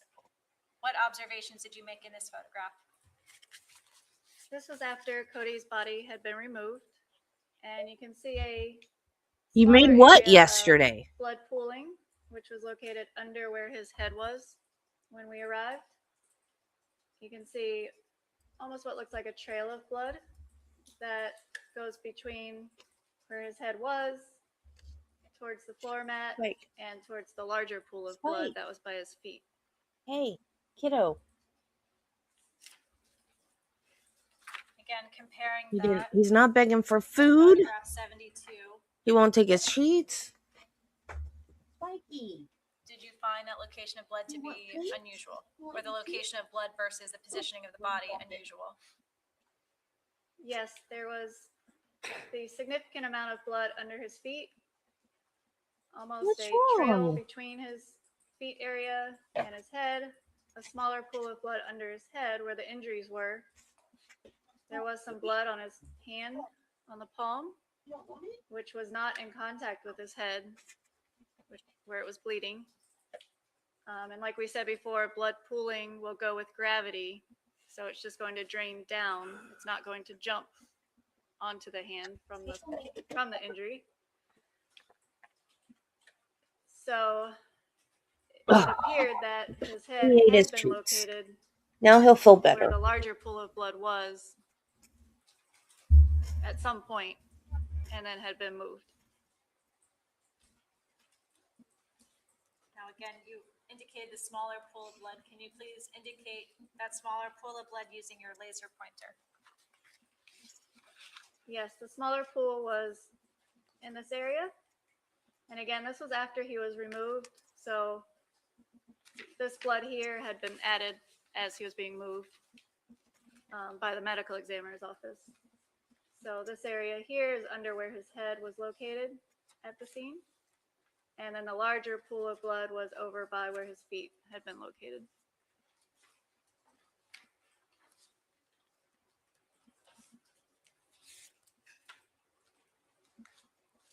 Spikey. Spike. Did you make Are any you okay, sweetheart? observations showing you states 75 of where the blood was located on Cody Amato's face. Yes, his injury was located directly under his right eye. You can see it here. It looks almost black. That was the entrance, the gunshot wound entrance. You can see the suspected blood, or the blood, is actually draining down in this area, which is going with gravity, which is what we would expect to see. However, there was a lot of blood above the wound and almost a line around his face, and then it goes onto his right ear. And in this photograph, you can see what looks like an impression of his ear in blood behind his ear, as if his ear had been smashed down at some point. So there was a void area. So similar to the door, if the door was closed at the time the shooting happened, it would block the blood from going behind it. Same thing here. If he is right side down and there's something pressing against his face on the right side, could be anything, his hand, the backpack, the floor, then the blood will drain down and go around it. And that's almost what we see here, is it's draining opposite of gravity and going around whatever was there. So that was not consistent with his body position when we found him. Did all of these observations you made lead you to believe that Cody Amato had been moved? Yes.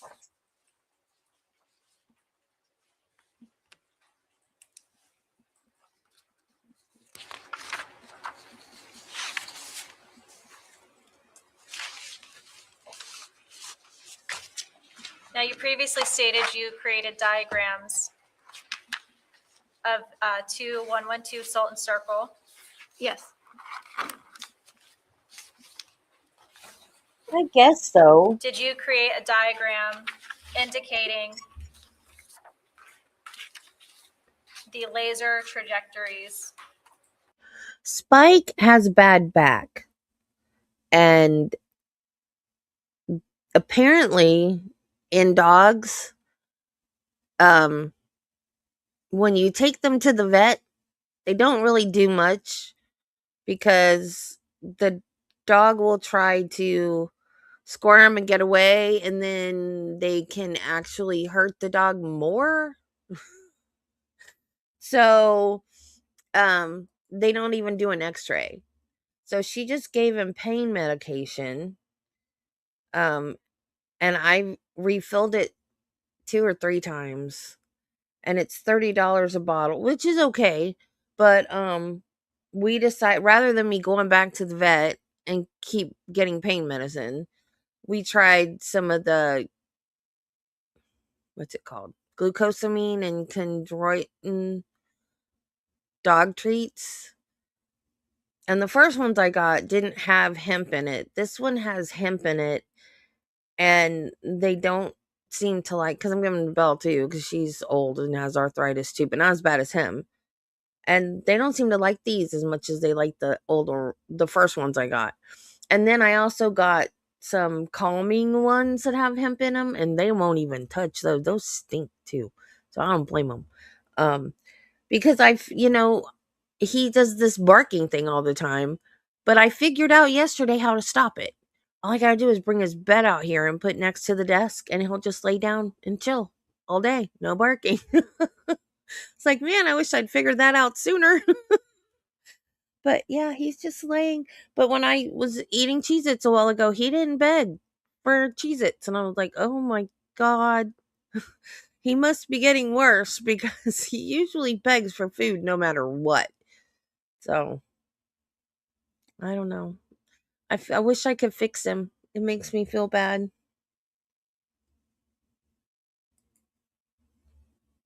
Of the suspected projectile paths, as well as locations of the cartridge cases and the decedents. Yes. I'm showing.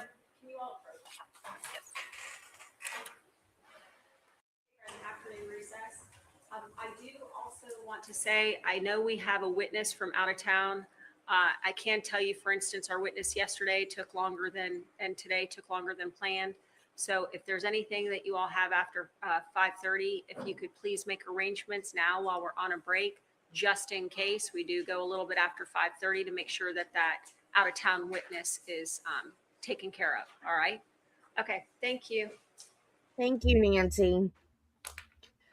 Judge, this time I tender 8Q for identification purposes as states next as a business record with an accompanying certification of the Verizon wireless phone records for the phone numbers in this case. And that was under no objection. No objection. I'm glad whoever took all the Then breaks and stuff out of there's this been trial. Thank pre-marked you. Friday Whoever did it. I as don't know who did it, but thank 8Q you. will be moved into evidence as, is it 173? 173 in evidence. May I approach the witness? Yes, you may. I'm showing you what's been entered into evidence as States Exhibit 173. Do you recognize this? Yes, this is a CD that contained the records from Verizon for this case. And were these the records you reviewed to do your analysis in this case? They were.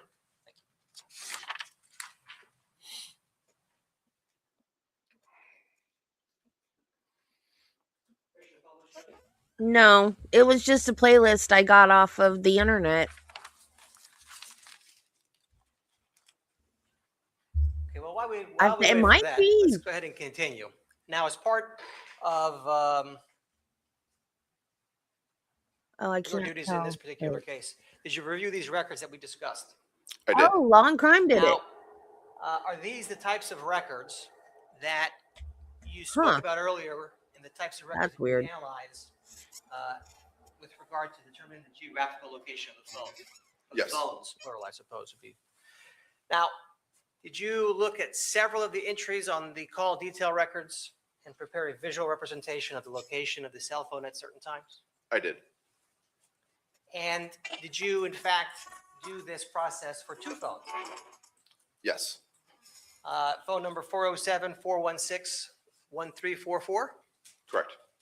And phone number 407-687-0736? That is correct. Now, as it relates to your report in this particular case, did you look at several of the entries on these call detail records and prepare a visual representation of the locations of the cell phones at certain times? I did. And did you prepare a data compilation report to assist in the explanation of your analysis? Yes, there was a combined PDF report that showed those maps and was my official report and analysis. And is this the work that you did? It was.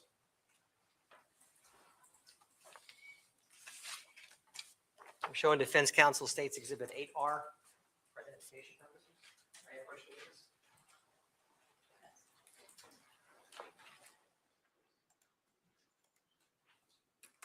Sir, I'm showing you States Exhibit 8R. Take a look at it and let me know if you recognize it. I do. This is the report that I created for this case. And is this report a fair and accurate depiction of the data compilation that you did after reviewing the cell phone location detail records? It is. We tender Exhibit 8R as states next. Any objection? Yes, you may.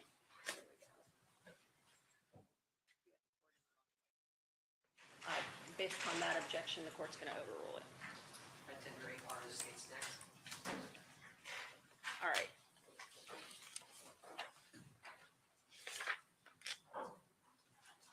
As to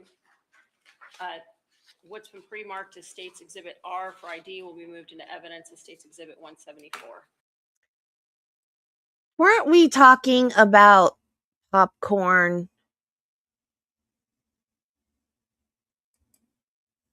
Really? Was it about letting his underage daughter smoke pot? Oh, wow. Weren't we talking about candy in popcorn the other day? Am I remembering correctly? Okay, I'm not going to play the sound because then I'll have to cut it out. But there's at Disney, there's a store called the Confectionery where they have all kinds of sweets and fudge and cookies and marshmallow pops and Rice Krispie treats. They have an area in the back where you can order gourmet popcorn and they put all kinds of stuff in it. So my friend Lawrence sent me the, he calls it the LW special, which is his initials, LW.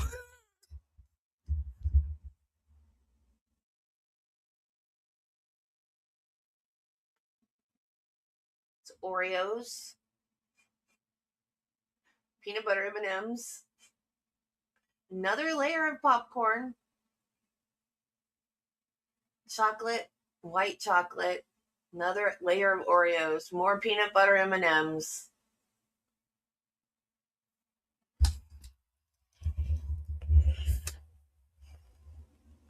I want it. I want it. Shut up and take my money.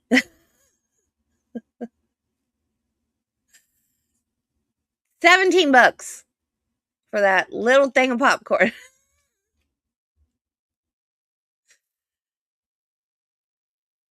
I keep saying I'm going to get one to eat on the way home, but then my hand is going to be a mess.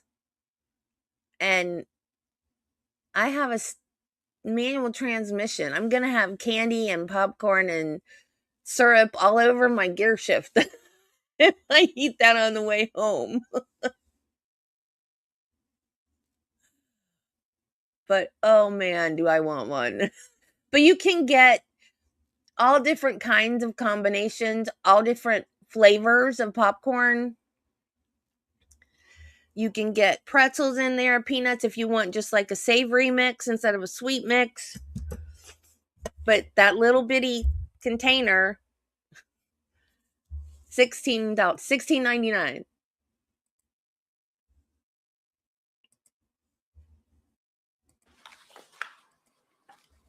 Eight.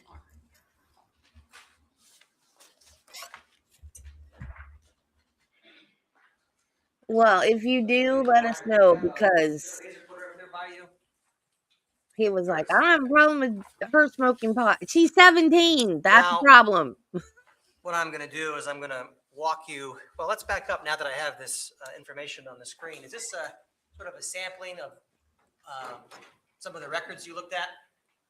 Yes, that is one of the files for one of the phones. Okay. And so this is that expanded table of data that customers don't get for billing purposes. Correct.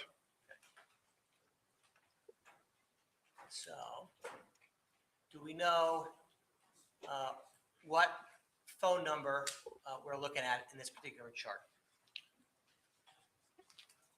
You would. So if you look at the bottom for the tab name down there, 407-687-0736.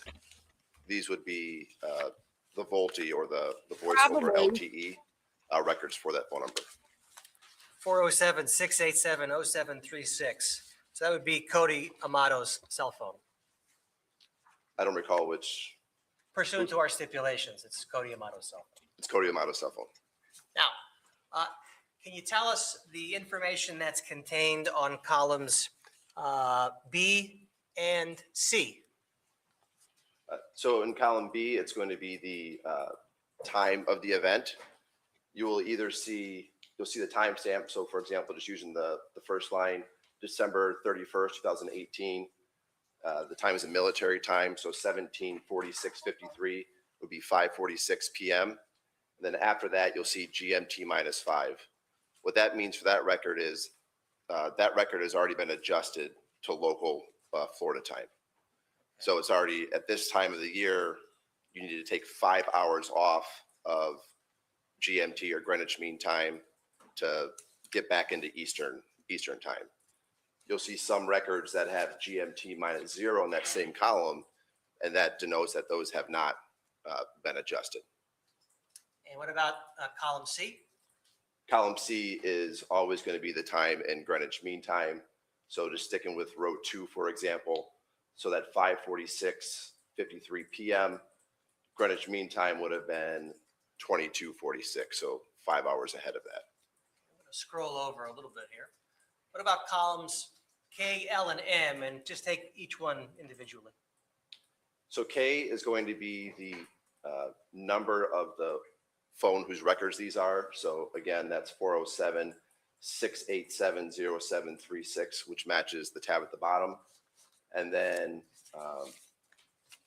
the next 2 columns are going to be the call number and then the calling party number. So depending on whether it's an incoming or outgoing call, it's going to show the numbers in contact with this phone number.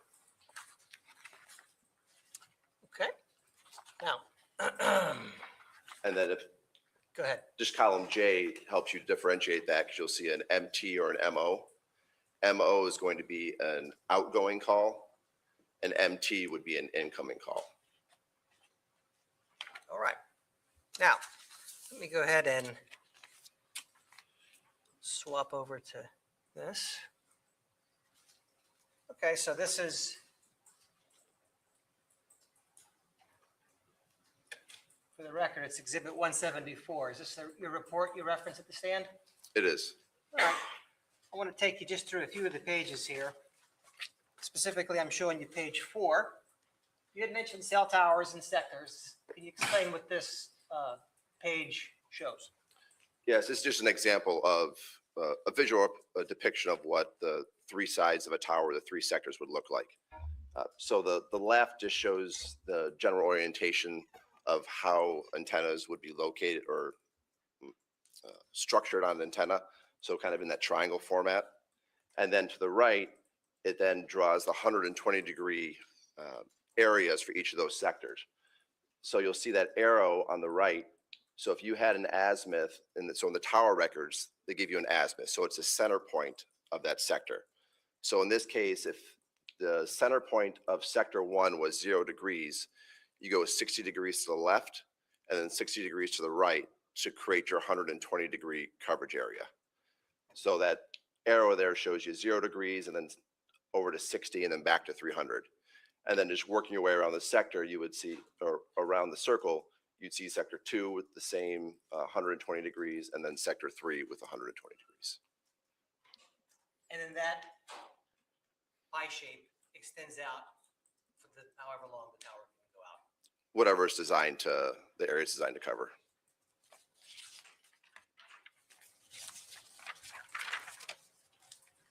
Okay, I'm going to show you page 6 of your report. All right, I would like for you to discuss the box that's entitled cell number CID at the bottom, as well as the date and tower, the box that you have labeled as date and time of tower event.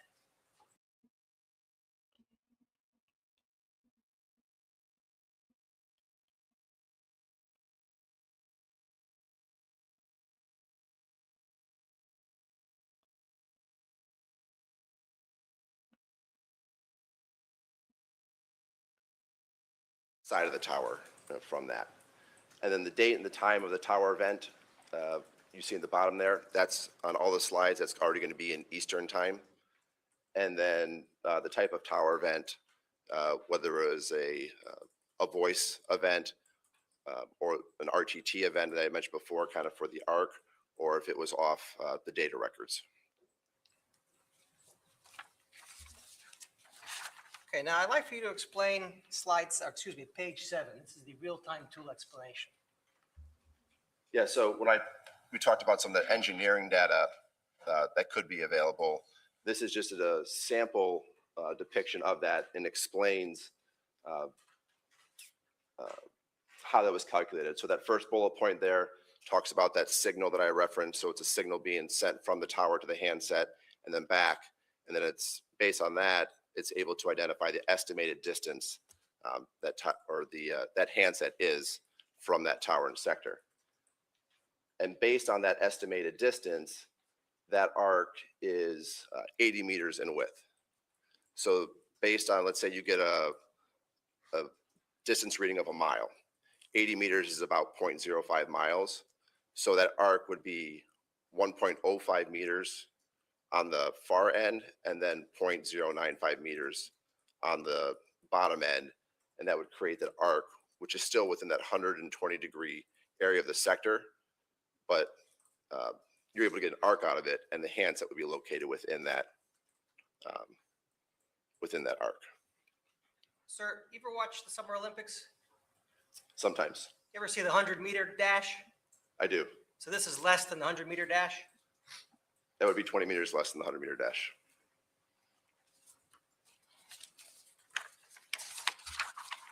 All right, I'm going to show you slide 8. Can you tell us what slide 8 depicts? So slide 8 is just an overview of the Verizon towers within the Orlando metropolitan area. So all the red dots are going to be the physical locations of the towers or the cell sites. And as I talked about, just in terms of density, if you look, for example, where this big cluster is, you have a lot more towers there. And as you move farther east, there's not as many towers. And then on this map were the 3 locations that I was provided and requested to do the analysis on. So it'd be down here you have CVS Health at 9310 South Park Center Loop in Orlando. M, which would be the Orlando Regional Medical Center at 52 West Underwood Street in Orlando. And the crime scene up on 2112 Sultan Circle.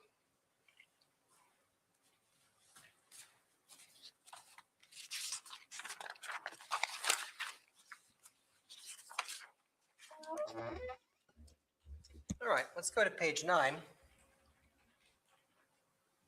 Now, with regard to page 9, can you tell the jury what kind of data is summarized here?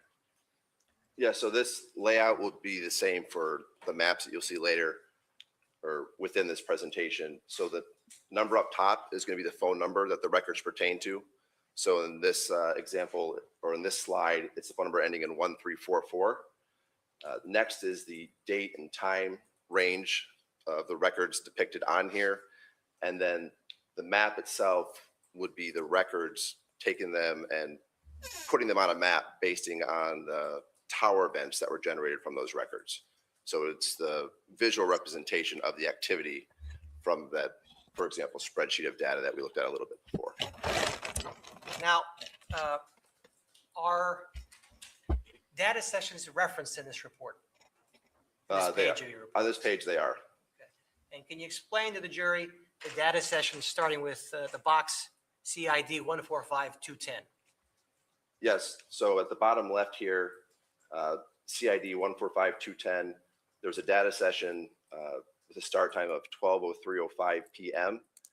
And then the box just above that is just a zoomed in version. And what you'll see is a circle around that for the tower used.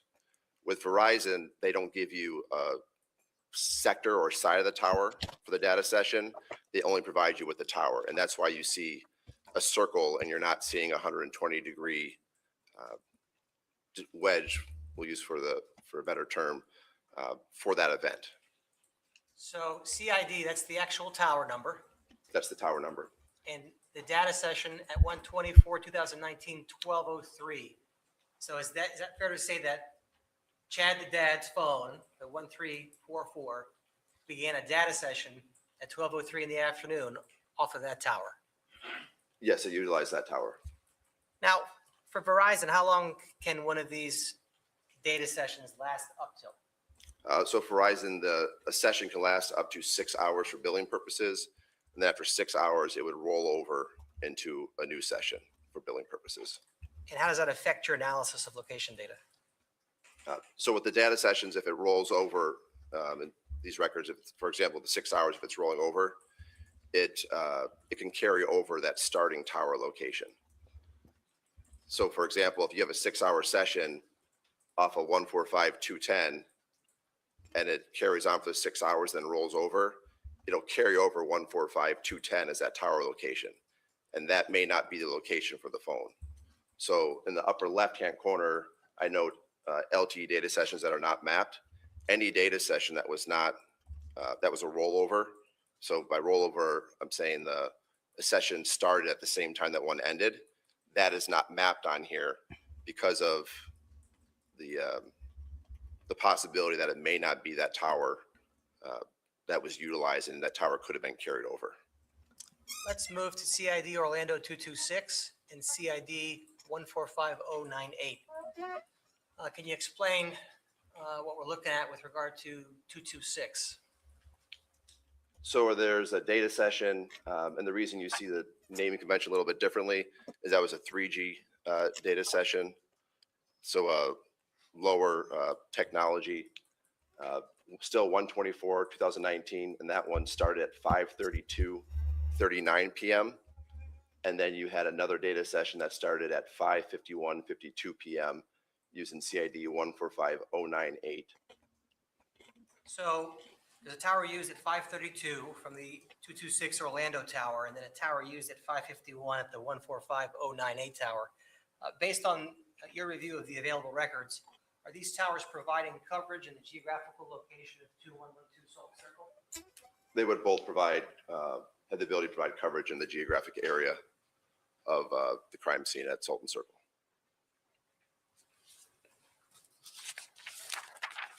I'm going to draw your attention to page 10.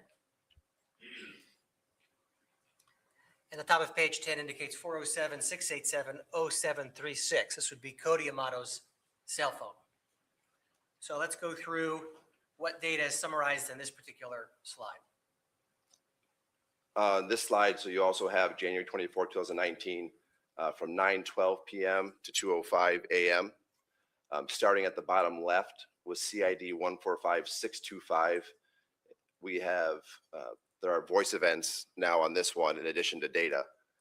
So starting at 9:12:23 p.m., 9:13:02 p.m., 9:15:58 p.m., and 9:16:29 p.m.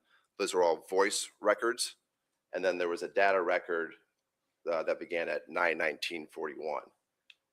Going to the box just above it, you'll see the wedge.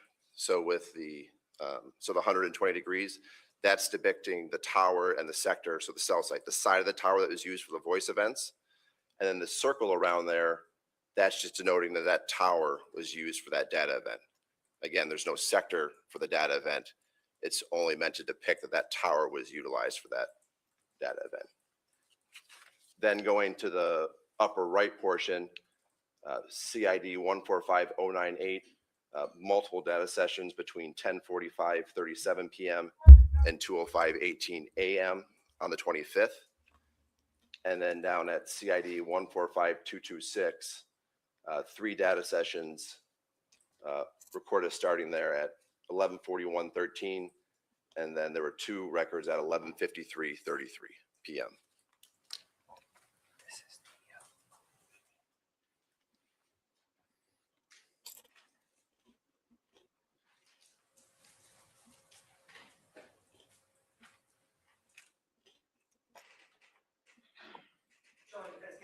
Yeah, they should, especially if he's a teacher. I tender AP Estates Next pursuant to the business record certification for a document kept in the regular course of business for AT&T. No objection. All right, what's been pre-marked for ID as States Exhibit 8P will be moved into evidence as States Exhibit 175 in evidence.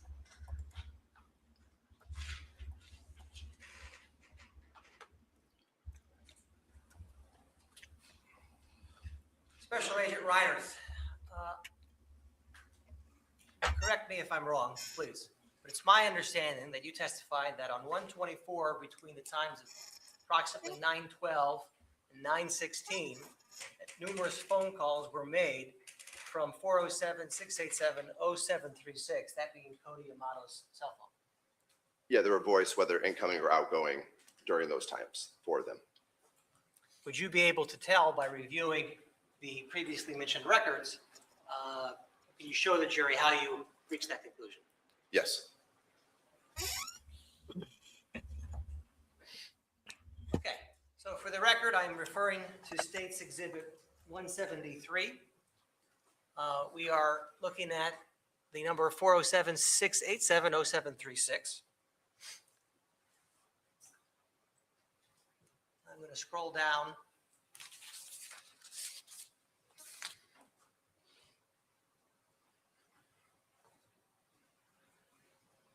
A little ways.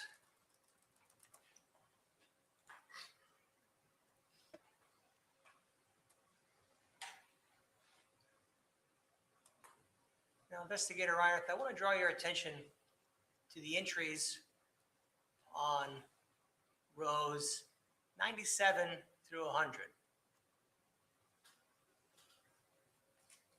All right. So, are these the records that you referenced in the visual version of your report? They were. So the record that says at column A, row 100, at 1/24/2019, 21/12/23, is that the corresponding entry on your report at 1/24/2019, 9/12/23? It is. Same question for 21/13/02. Is that the call that's referenced in your report at approximately 9:13? It is. Same question for the next row up, 98, for 21/15/58. Is that the 9/15/58 call? It is. And then lastly, row 97, the 9/16/29 voice call on your report. Does that correspond with the 21/16/29? It is. All right, now let's go to the right a little bit so we can. So that says MO in column J. What does MO represent? So that would indicate that it's an outgoing call. So the phone number ending in 0736 is making outgoing calls. Okay, so that's what we're looking at here. And, column K is the phone number that is the origin for that call. In other words, that's the cell phone number. Well, K is going to be the same number either way. So the origin would be M. Yes, okay, gotcha. And column L, what does column L show us here in these records? So L would be the number that was called by this phone at those times. Given. Oh, yeah, that's right. That's right. So the numbers that were dialed between 9/12/23 p.m., 9/13/02 p.m., 9/15/58 p.m., and 9/16/29 p.m. are 407-416-1344. Is that correct? That is correct. There's the numbers on there twice. That's Chad to Dad. The next entry being 407-971-1422. And for the benefit of the jury in our prior stipulation, that would be the house line for 2112 Sultan Circle. And then entry number, on row 98, column L, 407-416-1344 again. That would be Chad Amato's cell phone number, correct? Correct. And lastly, on row 97, column L, 407-971-1422, the landline at 2112 Sultan Circle. Correct. Now, I want to go a little bit further over to another column.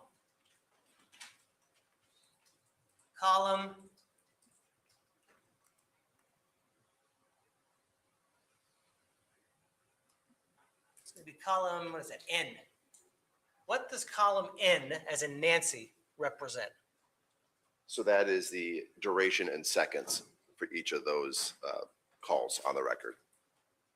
So the first call would be for 1 minute.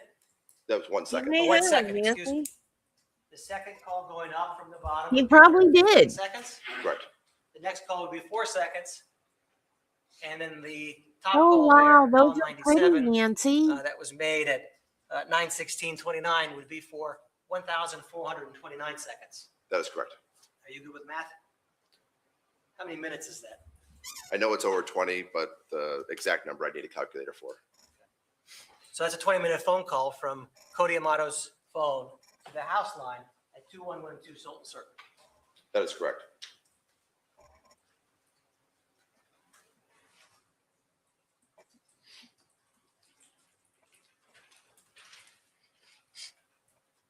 Now, you mentioned there are multiple data sessions. Was 407-687-0736 being serviced by multiple towers on the evening of the 24th and the early morning hours of the 25th? Yes, there were some kind of flipping between towers in the data records. And is that a function of the phone looking for the easiest path, the path of least resistance, as it were? Looking for the best signal. And is the crime scene being covered by those two towers? Both those towers could provide coverage in the geographic area of the crime scene. Now I want to show you slide 11.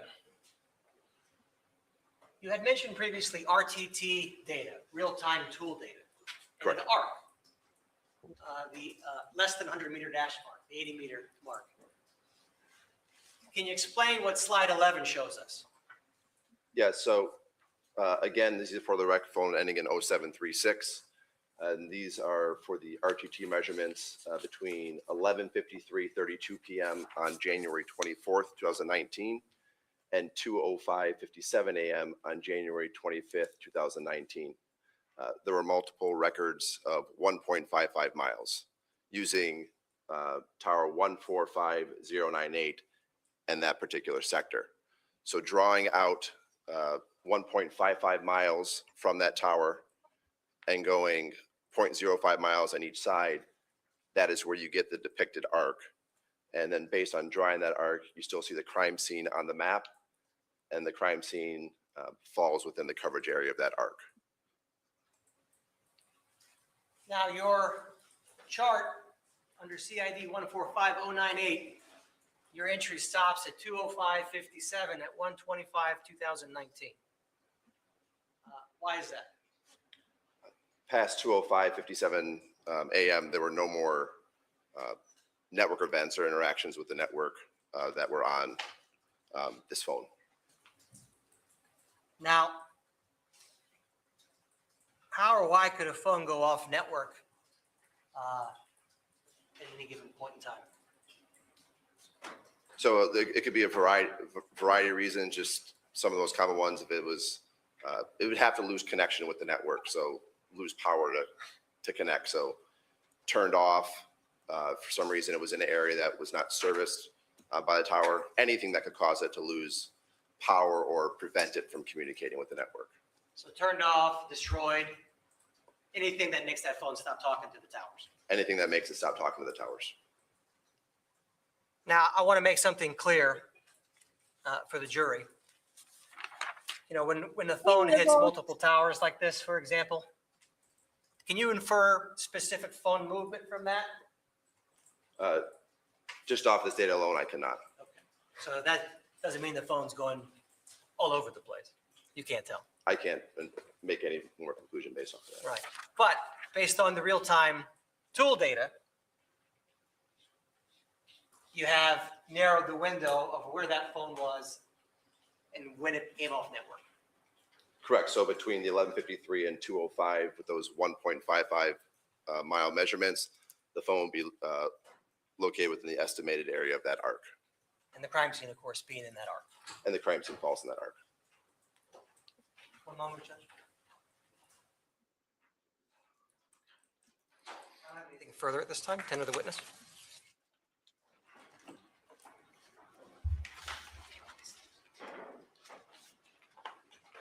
Judge, could I have one moment, please? You may.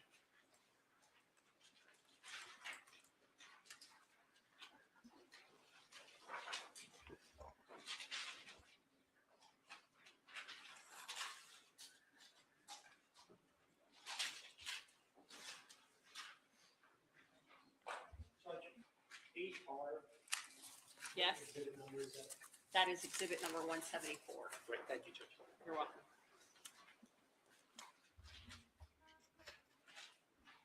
No questions, Judge. Members of the jury, do you have any questions of this witness? All right, you can show. Write it down, everybody come forward. Okay, some of our jurors have questions. Was the cell site analysis conducted on Grant's phone? I only had these two phone records that my analysis was conducted on. Okay. Was any analysis conducted on the home phone?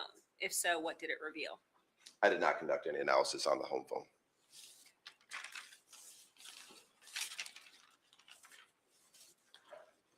Does the RTT data from 736 or 0736 from 11:11 to 2:05 a.m. indicate the phone was used or only that the phone was looking for a tower? Can you just pull that slide or just to make sure the timestamps are right? So the RTT is from 11:53 to 2:05, and RTT is only documenting the phone's interaction with the network. So I cannot say whether it's user generated or going on the background. So for example, if email is getting pushed down to your phone or a Facebook notification comes or some other events going on in the background, that can generate an RTT record. And the phone is also frequently communicating with the network to let it know, here I am, and transmitting other network measurements, which would also generate an RTT event. So I can't make any conclusion as to what type of event, except that that phone was communicating with the network and those measurements were generated.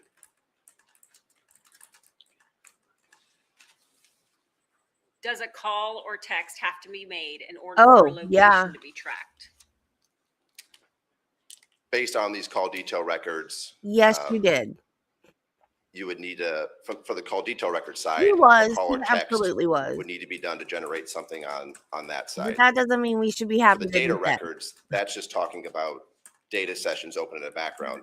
So similar to RTT, whatever type of data your phone could be using, again, going back to maybe Facebook or Instagram or updating, or you get a news alert that could be using data. So that would fall outside the call or text. Just depends on which record you're looking You at. don't have to be sad. And if there's tower information with that.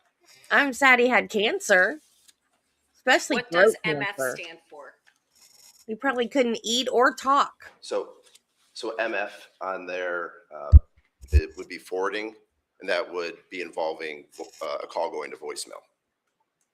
So that's relation to Verizon's voicemail. So you'd see a incoming call, so a terminating, so a call coming in, and then you'd see an MF right after that, which would be that call then involving voicemail.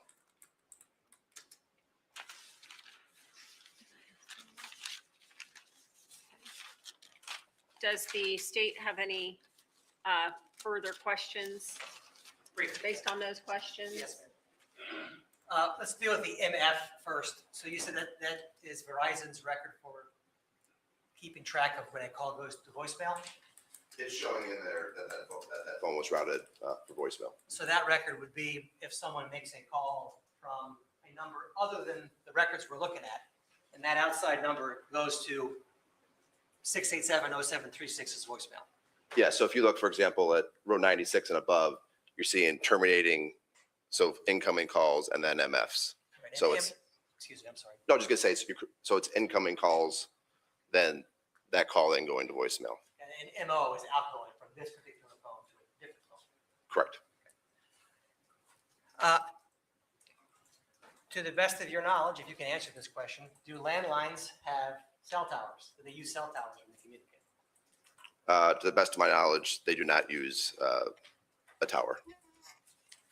May I approach the witness? Showing you what's already No. mentioned in the evidence in states of less than 5. Do you recognize this document? That is a wireline record from AT&T for the phone number 407-971-1422. For the record, that's the house landline at 2112. May I publish that?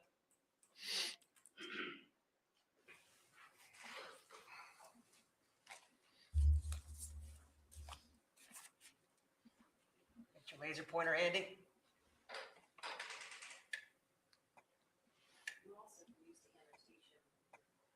Oh, that's true. I didn't explain that to the witness, Judge. I'll go over the next one. I'm sorry. All right. So we're looking at landline records for 407-971-1422.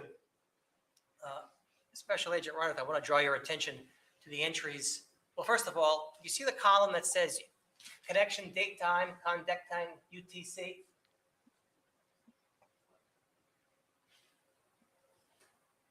Nope, wrong one. This one. Yes. And it's 1541, 1600, 1737, bunch of numbers there. Can you tell us the significance of those numbers as it relates to UTC and what UTC is? Okay. Thank you, Your Honor.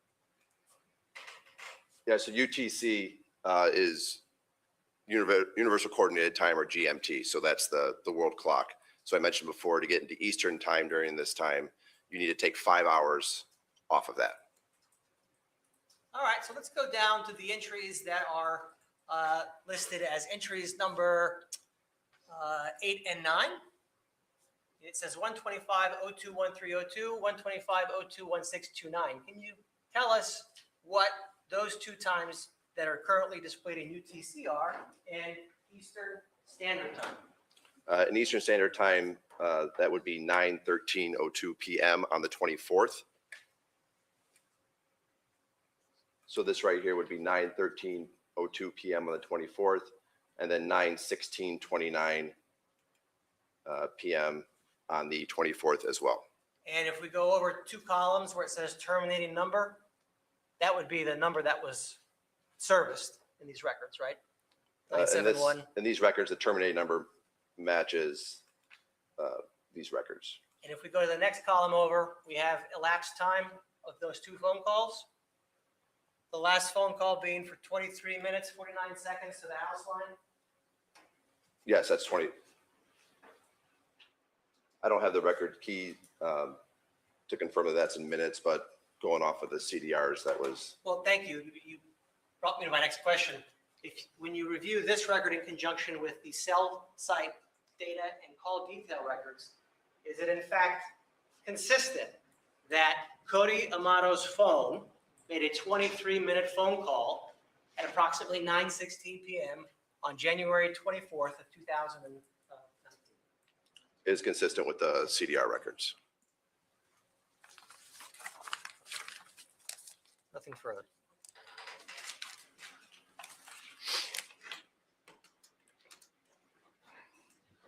All right. Okay, one moment.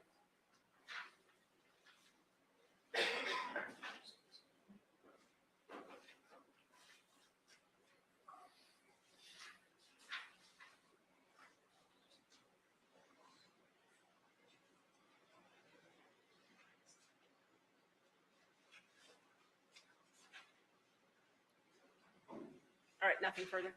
All right, defense, do you have any questions of this witness? 2 questions only, Judge. All right,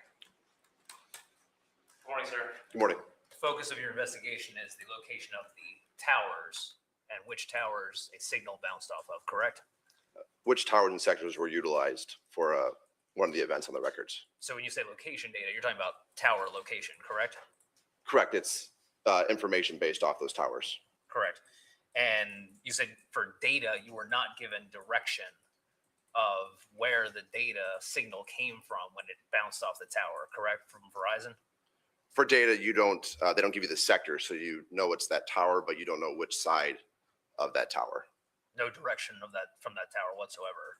There's no sector for that tower. Correct. Okay. Thank you. any redirect?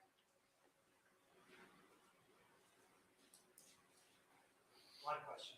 Just with regard to the real-time tool, that gave you some specific location information for that phone between 11 p.m. and 2 a.m. Correct. The real-time tool takes that sector and makes it defines the area more within that arc versus just the general sector. And the crime scene, of course, being within that shaded area. The crime scene fell within that arc. Nothing. Members of the jury, any more questions of this witness? All right, if you could please write it down. Approach.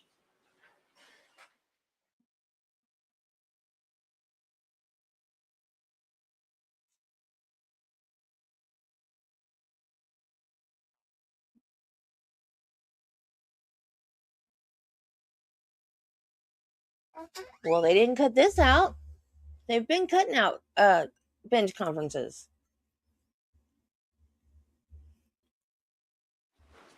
Sir, another question. How often are the real-time tools calibrated for accuracy? So it's the real-time tool. It's just the speed of light measurement. So it's a signal sent. It's a measurement of the signal sent and the time it takes to get back, and that is calculated based off of that measurement. So I can't answer as a calibration question. It's a straight measurement of signals sent and received, and based on how long that takes, it's the speed of light calculation that determines this time equals this distance. Any questions based on that question? Any questions? This real-time tool provides an estimate. Is that correct? Correct. And so yes. An estimate meaning it could be off by miles, feet, yards. What are we talking here? So it's a 0.05 on either way, so that would be within the estimate. So you can't speed up the speed of light, so it can't be located any farther than the farthest edge of that arc. Okay. No further questions. Any more questions from, I'm sorry, any redirect first from the state? Any more questions from members of the jury? All right, may this witness be excused and released? Yes, ma'am. All right, thank you very much, sir. You're going to be excused and you're released. Members of the jury, I realize that you're free to go, sir. Thank you very much. I realize you've been going a little bit less time, but the attorneys have been going a little bit longer since we got here early this morning. So we're going to take our morning break now. All right. Be seated, and we'll take just a 10-minute recess. Is it Jason Amato who's next? No, actually. Daniel Anderson? Danny Anderson. Okay, so then we'll Your take care Honor, of that. I Yes. do have cases to provide to the court based on the state's proffer this morning. Okay, give me that, Mr. Gilbert. Yes, Your Honor. And everyone may be seated. Mr. Gilbert? First case will be a 4th District case, Your Honor, Tire versus State. The site on that is 89 Southern 3rd, 1003. 1003? Yes, sir. Anything else? Yes, Your Honor. Downs v. State, which is another 4th District case. The site on that is 65 Southern 3rd, 594. And last case, Your Honor, is Agathias versus State. And that's Supreme Court of Florida case, Your Honor. Site 77 Southern 3rd, 1232. That's right. 1250? 32. 1213. 32. 1232. 1232. 32. Okay. All right. Thank you very much. All right, we'll be in recess. Your Honor, actually, a couple of quick things. This is the long interview. This is, I think, 4 hours and 40 minutes now. So, and it has been redacted, so I'd ask that the court please give the instruction regarding redaction. Okay. The second thing is, I presume at some point we'll stop. We'll definitely take a recess. We're not going straight 4 hours with the interview. And one last change of the subject a little bit. Will the court entertain a very brief argument regarding the issue of the admissibility of the gun evidence with Mr. Turpin and Mr. Fine? As to, I know is it going case to come goes- up? Is it going to come up in this interview? No. Yes, I'm not going to do it at this point, as I stated, Mr. Stone. I will do it when we break for lunch. I'll have the jury go for lunch, and we can take a brief time before you guys go to lunch, and each of you will have a few minutes to argue. Okay, that's and, good. and make argument. That's as I stated earlier. Thank you.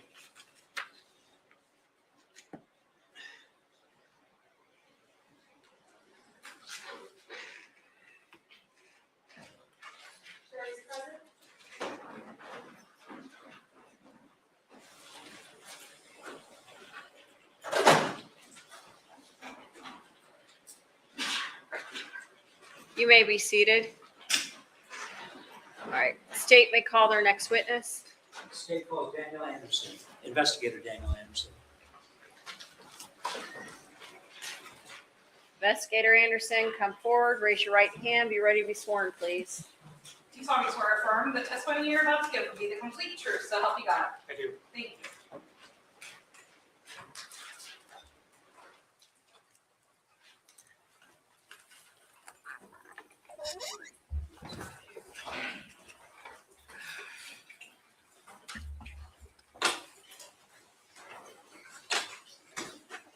So this is his interview? Thank you. Is this his police interview? This is not. Good morning, how are you? Good morning, I sir. don't think. I think we're Please out tell of us your Florida name and would territory. you please spell your first name and last name? Daniel Anderson, DanielAnderson. What do you do for an occupation, please? I'm a deputy sheriff with the Seminole County Sheriff's Office. And first, how long have you been with the Seminole County Sheriff's Office? Since October of 1997. What are your present duties with the Seminole County Sheriff's Office? I'm assigned as a major crimes investigator. And briefly explain to the jury what that encompasses. What types of events, what type of crimes do you? Oh, look, y'all, it's a red Solo cup. investigate? We investigate all deaths in the unincorporated area of Seminole County, all sexual batteries of adults, aggravated batteries, aggravated assaults, extortions, crimes of violence. And how long have you been an investigator with the Sheriff's Office? On and off. With major crimes? With major crimes, approximately 4.5 years. Now, let me direct your attention to January of this year, January 2019, and ask you, did you become involved in the shooting deaths of Margaret Amato, Chad Amato, and Cody Amato at 2112 Sultan Circle in Chuleota here in Seminole County? Yes, sir, I did. See it? It's right there. And are you the lead investigator in that particular case? I am. This case? Yes, sir. Now, as part of that investigation, did you have an occasion to conduct an interview of a person by the name of Grant Amato? Yes, sir, I on did. the desk. Do you see Grant Amato in the courtroom today? And if you need to stand up and look around, go ahead. Yes, sir, I do. And would you please identify him? Gentleman at the back table, looks like a blue jacket, white shirt, bald head or balding head. Sitting in the chair that's closest to the wall? Yes, sir. And please let the record reflect that Investigator Anderson has identified the defendant. Now, where was that interview conducted? It was conducted at the Seminole County Sheriff's Office. When was the interview conducted? When did it approximately start? Approximately 9:30 a.m. on the morning of the 26th of January, 2019. Which anticipated my next question. The date of the interview was January 26, 2019? Yes, sir, it was. And during the course of that interview, was there another investigator that participated, that sat in and participated with it? There was Investigator Eva Moltari. Was that interview recorded? It was. So where did Audio you and video find him? recorded? Yes, sir.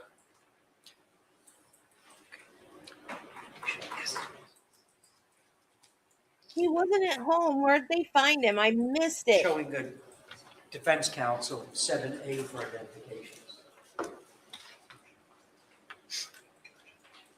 May I approach Sean, please, the witness? Let me show you what's been marked as State's Exhibit 7A for identification and ask you to look at it. Yes, sir. You recognize that? I do. And tell the jury what is 7A for identification. This is a thumb drive that contains the interview from January 26, 2019 with Grant Amato at the Seminole County Sheriff's Office. And have you previously watched the contents of that thumb drive? I have. And is what is contained on that thumb drive a true, inaccurate recording of various portions of the interview? Yes, sir, it is. I'd offer this into evidence as a state's exhibit, Your Honor.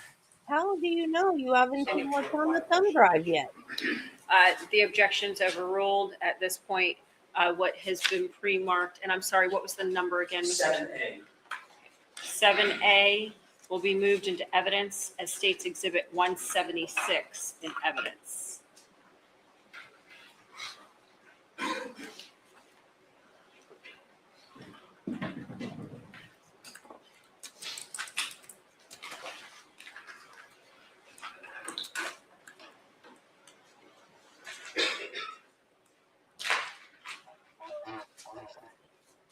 Okay, thank you, Judy. Now, Investigator Anderson, this is quite a lengthy interview, correct?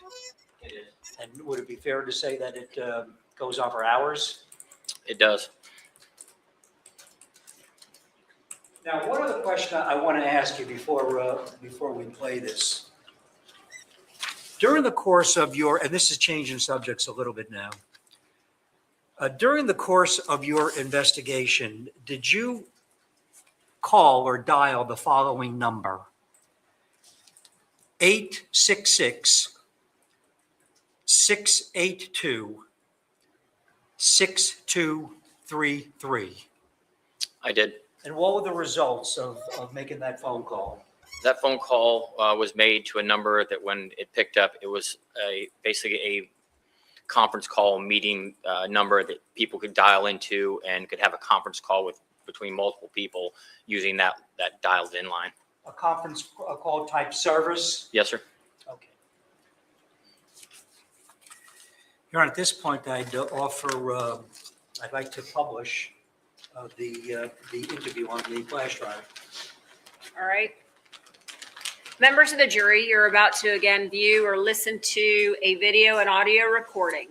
The court instructs you that the recording has been edited to eliminate irrelevant portions that would not add to your understanding of the case.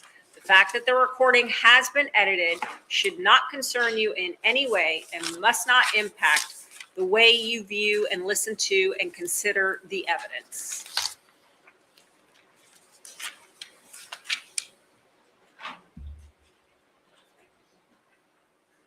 Well, I'm glad somebody's paying attention.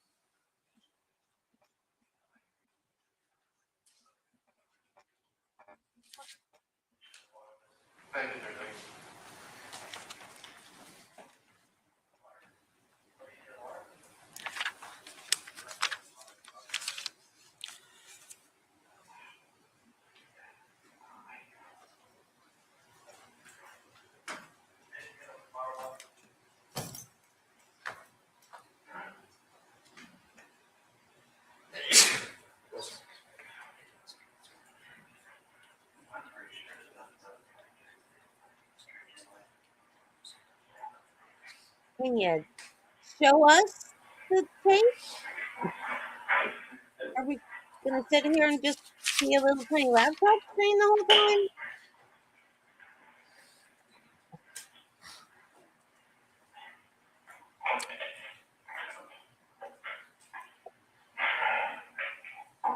This courtroom sucks.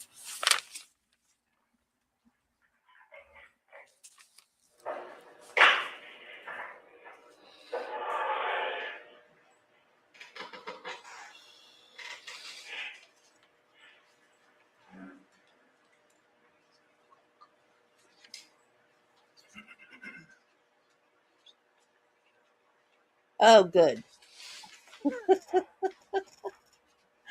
I was like, are we supposed to watch that little laptop screen? No way.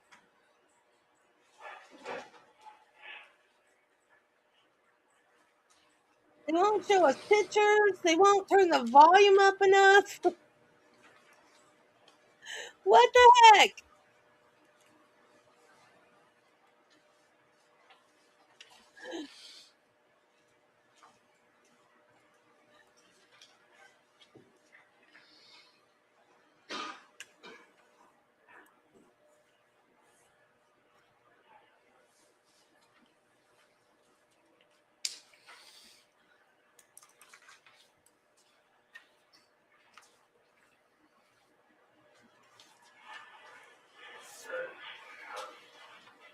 thought this was edited. Why are we just watching him? Real quick, we're just gonna have several weapons. We're gonna get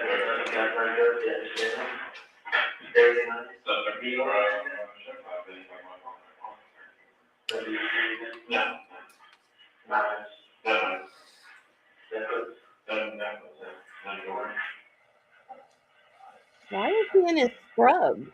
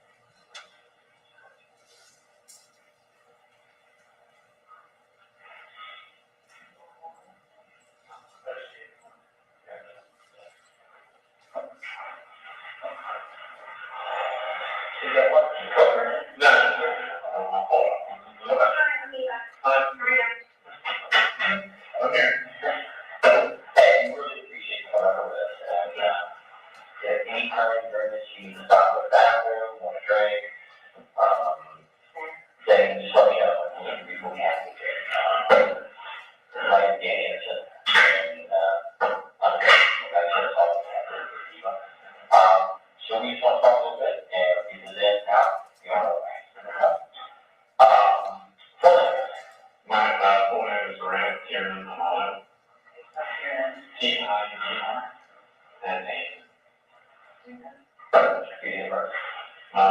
May 20th, 1989. Phone address is 2112 Sultan Circle, Julia, Florida.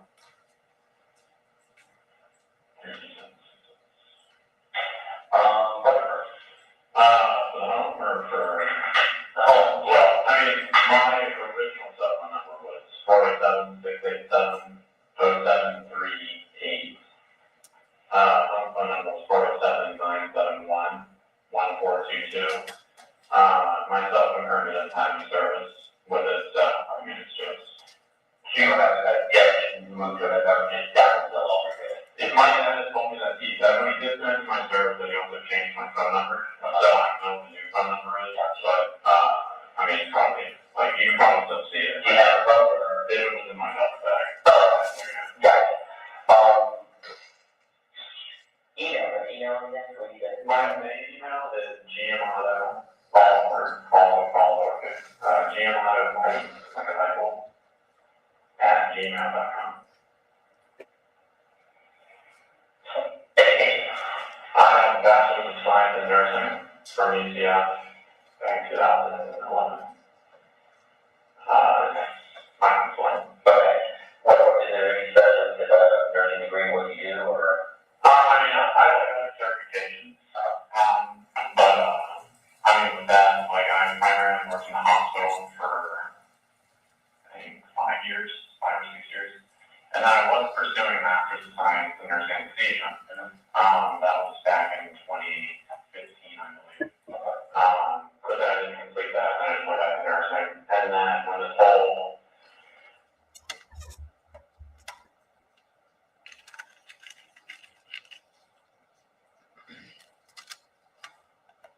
What happened to the sound?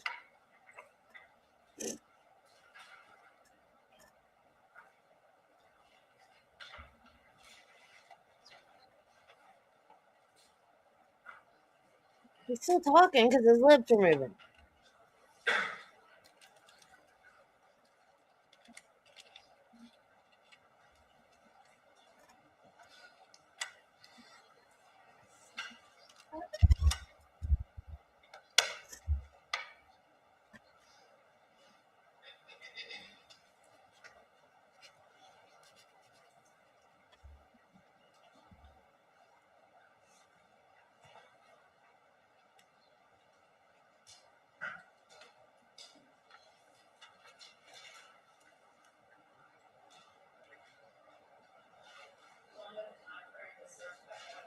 End up just because, absorbing it. I can't keep just not working, right? That was kind of a topic around the house was, I need to get started here.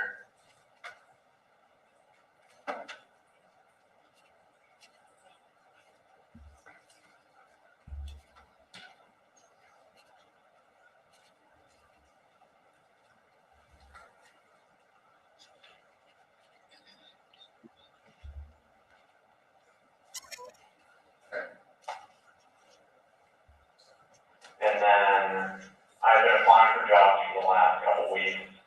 I've gotten like 3 or 4 callbacks. And I went on a job interview yesterday for a home infusion nurse job. Where was it for that? That was with Credo. Is that like a staffing or like a header of a job? No, that's like their actual company. It's something script. Where's the location? Out close to the airport is on Lee Benson. What else you need? It was scheduled for 10. I got there around 9. And then I think I actually had the interview on 9:45. I mean, it was all good. They didn't have anything that says they'd probably be getting back to me by Tuesday or Thursday. This time of week. It's back to work. Yeah. Because, I mean, it's like it's a crappy world. I mean, I don't have money. Sure. How's the nursing what you did? I'm sorry, I saw that, but you know all about it. The nursing, how was that? I mean, and three 12 hours a week, you get anywhere between, I'd say, $45,000 and $55,000 a year. So it's not bad. Obviously, if you work overtime, like What is happening? for a long time, I mean, they can make six figures if you work five. What was your best rate? I think my best year, I made like 55,000. So I already worked overtime. Right. And I was just, because I had a whole plan of going to graduate school, so I was just kind of using that stuff. Right. Just paying bills, right, where you got that. And what you were going for that. Nursing C just pays, I mean, pays like 150 up to 175. If you work like overtime, you can cut 200%, you know. So what would you actually do? If I could do anything, that would be the best job that is nursing is. Right. What would you do? Oh yeah, nursing is the thing. You just be, you're in the OR, you put patients to sleep, people have nurse surgery, wake them up, send them off to the in Florida, the anesthesiologist, which is the MD equivalent, if you will, they have to come in and start surgery. They have to introduce the patient, put them to sleep, and then as long as they're comfortable with you, the surgeon's comfortable with you, then the anesthesiologist leaves, and then you take care of the whole entire surgery. Right. Okay. And then again, you know, by the time you're a CRNA, you're obviously confident enough to wake the patient up. So when I was a student, though, the anesthesiologist would sometimes come back in for wake up to make sure everything's okay, and then you take them to the PACU and post-op area, drop them off, give the nurse report, and then okay. High school, yeah. I went to Silver Creek High School on Avalon. Okay, you graduated. 2007. Okay. And then you go back to UCM and start your summer, yeah, so that. Okay, great, thanks. Probably great. High school and the first 2 years of college, I was ABC. You know, I was in honors in the major program for UCF. And then my final 2 years, when I was getting my PSN, I made A's and B's, and then I had one slip up in my final semester where I had to redo a class, and then I ended up graduating in August of 2011. Okay. And did you start work right after that? Yeah, I think like a couple months after. I first worked on the intermediate critical care unit at RMC in downtown. Okay. And then went to Rollins at some point. Then I went to the ICC there at that hospital, and then I went to multi-visit ICU at that hospital. And then I applied for the graduate school in December, or I started going in January of 2014. And that was very university. Okay. Girlfriend. I had like my high school sweetheart girlfriend for about 5 years. And then ever since then, no like official girlfriends, no flings or anything like that. Dates occasionally, but I mean not really. Kind of focused on like just getting through the life goals that you know I wanted to achieve. And then you know, school debt. So I mean not anything from UCF. I have about $100,000 I'd say from my math when I was still in Barry. So that's the only school debt that I have right now. It kind of grew back up when I wasn't working, so I had to go on to the search for payments to reconcile. What do I like to do? I like to watch anime. Me and my brother kind of started doing that back 5 years ago. I'd say he kind of got me into it. What? Sorry. I mean, I think that anime got it okay, and then before you start playing it. I mean, it's animated. It's like cartoons, I guess you could say, but it's Japanese cartoons. So I guess that's how to put it. So it's not as, it's like the stories and whatnot, and the way that the shows progress is not as childish as cartoons. So you would think like Powerpuff Girls and Spy Square and all stuff. It's not like that. It's adult based, yeah. It's cover, I mean, you can cover like life versus comedy, you can get dramatic, romance, all of it. Where do I watch that? you download it, yeah, and then you just watch it on your computer. You can watch it on, you can watch it anywhere down there. Is it in Japanese or? It is in Japanese, and then yeah. You speak Japanese? I understand a few words. We actually just went to, me and my brother and one of my friends, or I guess, friends in high school, we went to Japan from December 1st to December 15th. So we went to Tasmania and go to the anime that kind of inspired us. Yeah, first time actually. Our friend Jericho. He was originally from my brother's back in high school, and then we all kind of stayed close. How expensive was that trip?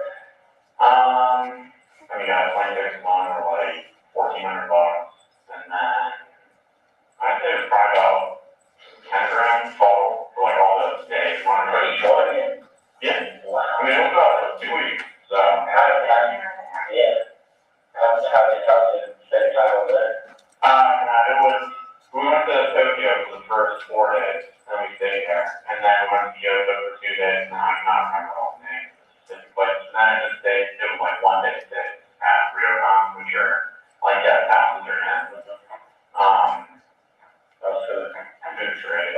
We were too scared to actually go into like the shops, like the side shops, because all Japanese, they don't know what they're doing, and we don't want to like say it wrong or do whatever, like impose. So we actually survived a lot at night on just like food you get in 7-Eleven, because over there it's called 7 High, but it's like the 7-Eleven symbol, so it's the same exact thing, and it's got way better food than what like the 7-Eleven that we have here. So we were, oh yeah, so it was good. Yeah, we actually planning on going back November of this year. How long did that work? I've been at work for 6 months in June. How did they spend a lot of money with the hour? My brother. Yeah, my brother. What he do? He's a CR. Sorry, the third card register. Okay, we were both in the program together. Okay. And then he was able to finish, and I could not. So he's making good money? Yes, yeah. Was he making that $150? He was working a lot. I mean, I don't know if I think he was costing a lot of overtime, not scheduled, but like, it's just kind of what happened. But yeah, he was moving along. What do you think he made it that year? Yeah, he showed me, because he was complaining about how, like, his taxes alone were like the annual income of like a nurse. And I think when he showed me before like it all ended, like before his pay year ended, that he was already up to like 166. So that was like after I think $60,000 or $40,000 he came out. I can't remember. That was after? Yeah, I think so. So he made more than 160? Yeah. Wow. So we definitely got a lot of time. Yeah. So he just paid your GPM to do both into this? Right, yeah. Okay. Jericho, what's he doing? He's got just a high school diploma. So I think for the majority of the past year, he was working as one of those, what are they called? So like the people that watch security cams when you go on land and gas or something like that. He's like loss prevention, that's the correct. How do you pay for all that? I mean, I guess he just saves. No. He like covered maybe some like daily expenses if there was like a taxi or correct. Yeah. How long did you guys plan prior? It had been a dream of ours to go for a couple of years, and then we really started planning probably the year before. Like actually like putting the money aside, the reservations and whatnot scheduled. Like a dream trip to go there? Yeah. Is this for that anime stuff? I mean, that's the inspiration. But when we went there, though, we just kind of took up all the culture because through the anime, you kind of see a little glimpse of what the culture is actually like. So I just want to kind of experience all that. So and that's where we're going back on. Definitely. Okay, so besides the anime, besides that, we play video games. We actually just got like a virtual reality headset thing to go on the computer. That was kind of fun. What would that mean? Now, like back in the day, we played Call of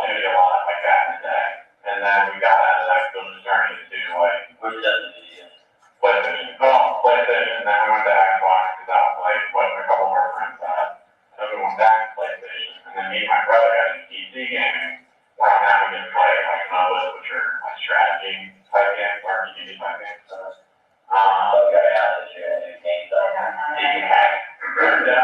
Yeah, did you run the hacking? Are you guys that playing most of the way that work for most of the injuries and hacking, and lower me down to the lowest level? We weren't that technologically good. But I mean, we would use like glitches or something like that when we would play on the PC, where you could like have no recoil or it was like auto aim or something like that. So yes, so we didn't have it people to count. I've seen people that have an Xbox game. They'll tell you they go find some cheating and you see this big hand and grab them. They come over here against section of the game, and the guy just flies against the wall, and he's standing and shooting guy, and he comes right back there. You know, we got a big problem, you probably got me more. So you guys had a lot of PC games. Yeah, we started using PC games primarily. I haven't turned on my PlayStation in months. I think the only game that really played was Fortnite, but then that was starting to get to like, and actually, during the time that I was working as a nerd, I was trying to do the whole Twitch streaming thing. I'm sorry, when you have to explain all this. With Twitch, you got your mic and you have your face cam, and then basically people are just watching you play whatever game you're playing. And then they can donate, they can subscribe to you, and you get like a monthly payment. What anybody that way? I think I was like 30 something subscribers. Hey, what was you charging? With subscriptions, there's 4 tiers of it. Tier 1 is just $5. So whatever you get, you subscribe to, you get $5. Actually, the Twitch pays you 45 days because you're like an independent software. Okay, with their account, when they subscribe to you, would you for a 30-day period? Yeah. So every 30 days, they will go to that $5. If they resubscribe, so then there was that. Tier 2 was like $10, tier 3 was $15, then somebody tier 4, it was $24. And what that gives you for? All the higher tier 2s, they give you like more notes, like little things you can put in the chat. So if you're playing, everybody's in your room to chat about what you're doing or anything random. And then donations are just can range from 1 cent up to however. What were they about Twitch a month? Nothing really. It was like. You said about 30 people at one time. Yeah. Back in.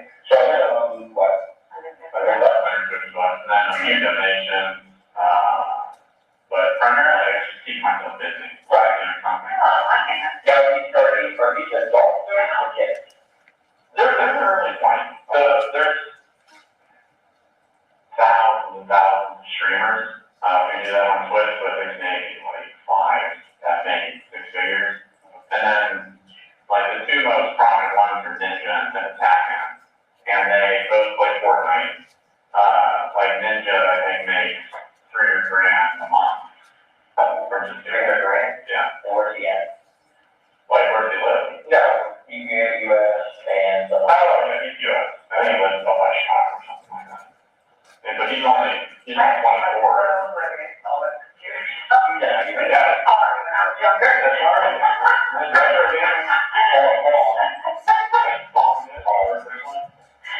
So you do that, and so you got a lot of computer knowledge. Yeah, I mean. Oh, where's the app first? Yeah, I'm computer savvy. Yeah, computer knowledge. I have a gaming PC up in my room, and then there's another gaming PC downstairs that we just built, to VR specific. You guys know it? Yeah. And then, but I mean, it's like my gaming PC, like we buy all parts and then we would put it together. What did When I you? built mine, it was about $3 grand, and then the gaming one downstairs, I think was. Shadow, get off the keyboard.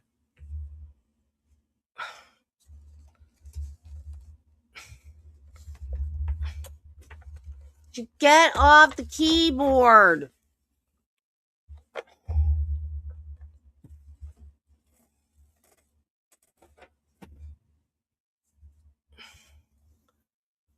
What did you do?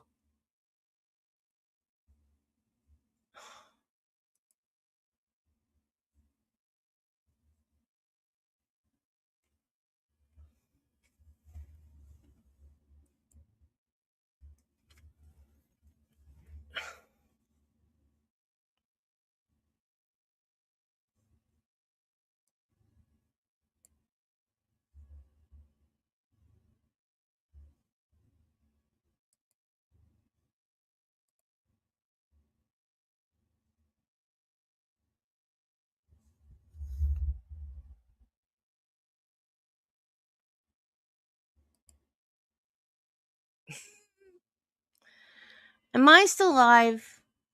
Can you guys still see me? Or shadow or whatever? Can you hear me? I don't know what she did.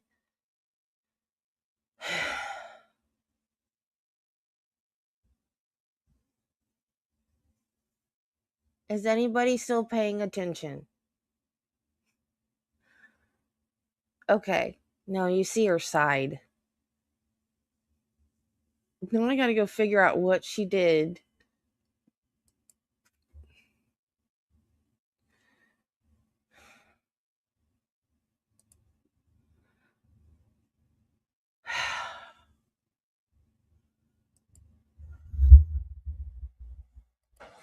You know, countless times my dad would like come to me and he'd make How did like you me turn feel the sound like he off? tried to use things and word things to make me feel guilty so that I would, you know, do everything that I can like his job.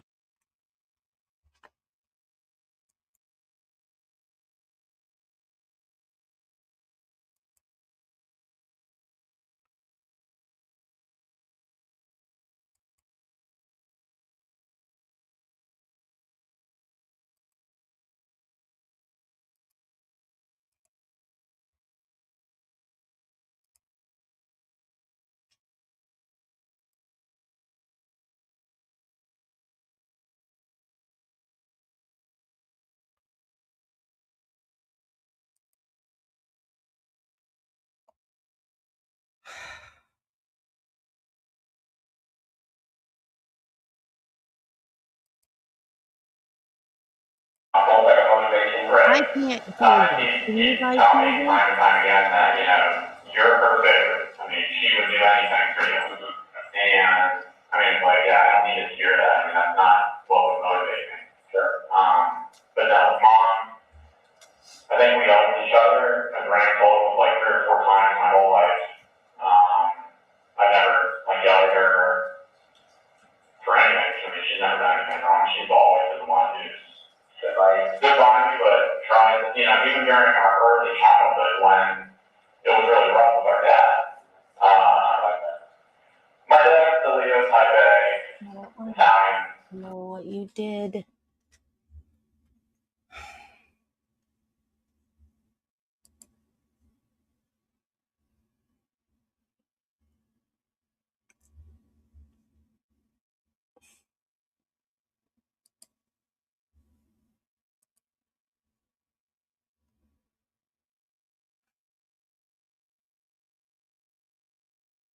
Can you guys hear it? I can't hear it anymore.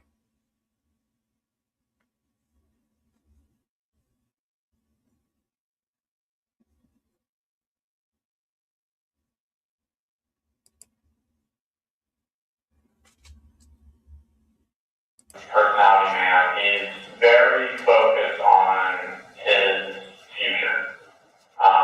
He's very focused on everything that he's sacrificed in his life for the betterment of all of us.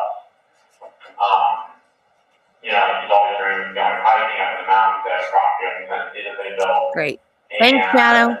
I've actually made Cody and Jason never done that out. Just because mom, dad, I got from this teaching highway a little bit. Those kids are a little bit, but I mean, they just got it. Yeah, but it's nice. It's like, I think my dad's half the size, just about half the size, so it's like the half up Julia, where we went through all.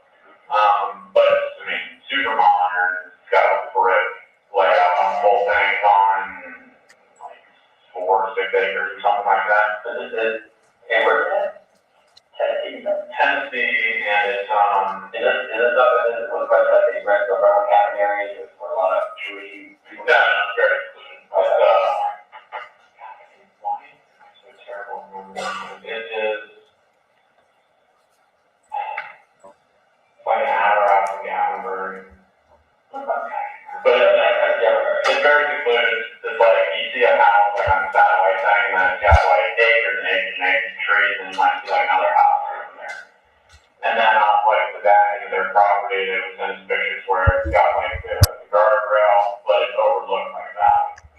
So that property actually was causing my dad a lot of stress because I think it's been built like 5 or 6 years. He only goes up there once every month, once every couple months just to do maintenance, not to like enjoy it.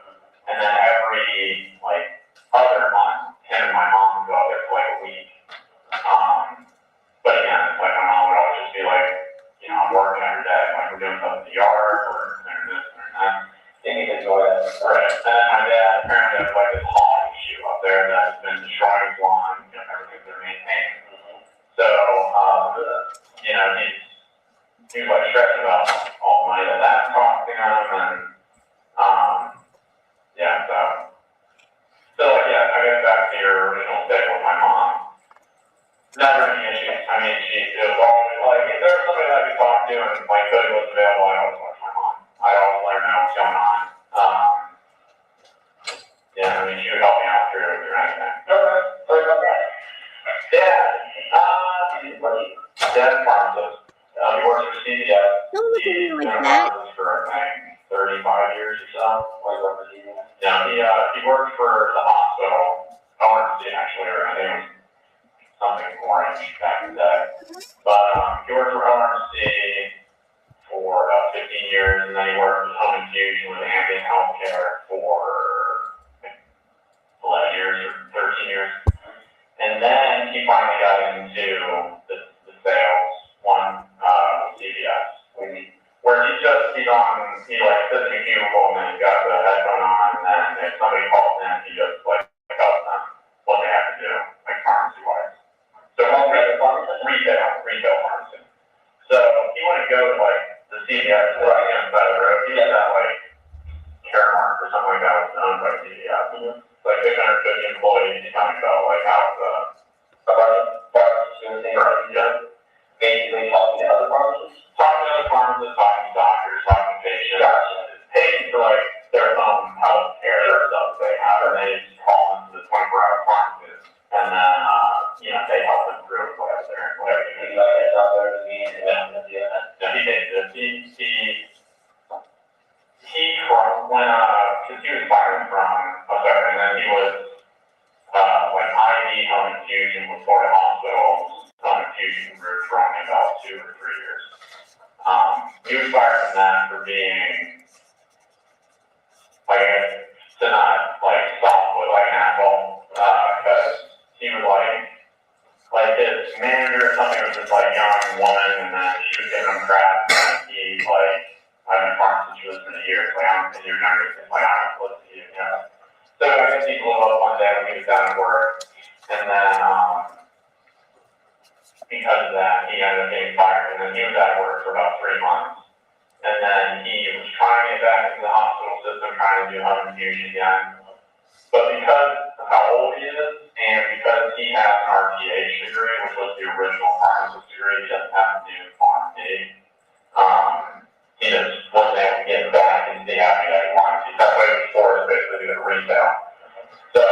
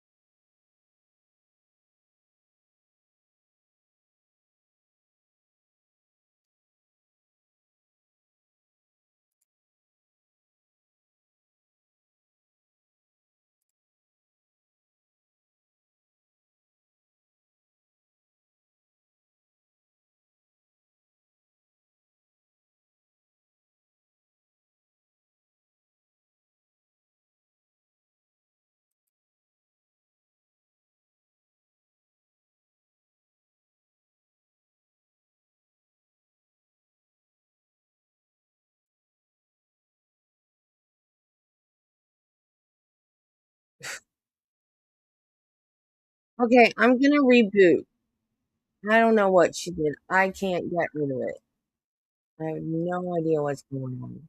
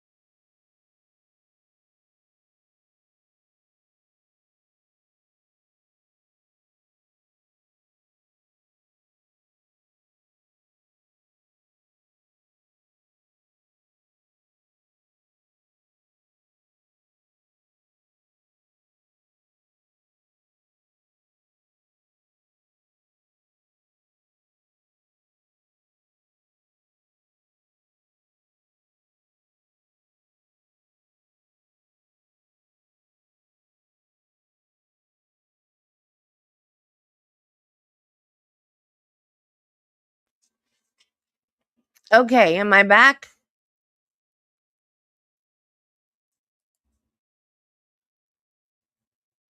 I'm here behind Shadow. Can you see me? Or can you see Shadow? Can you hear me? I'm here.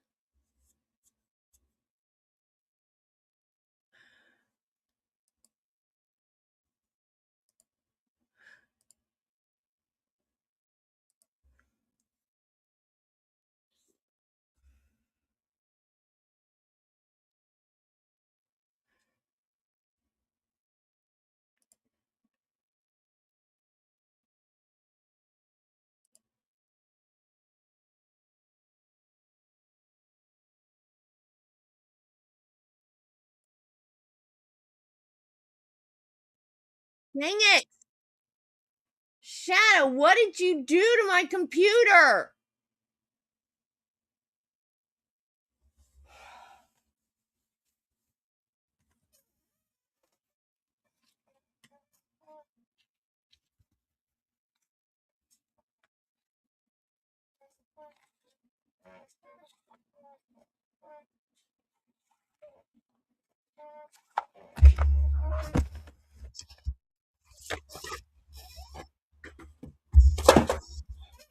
Good, go away, stay away.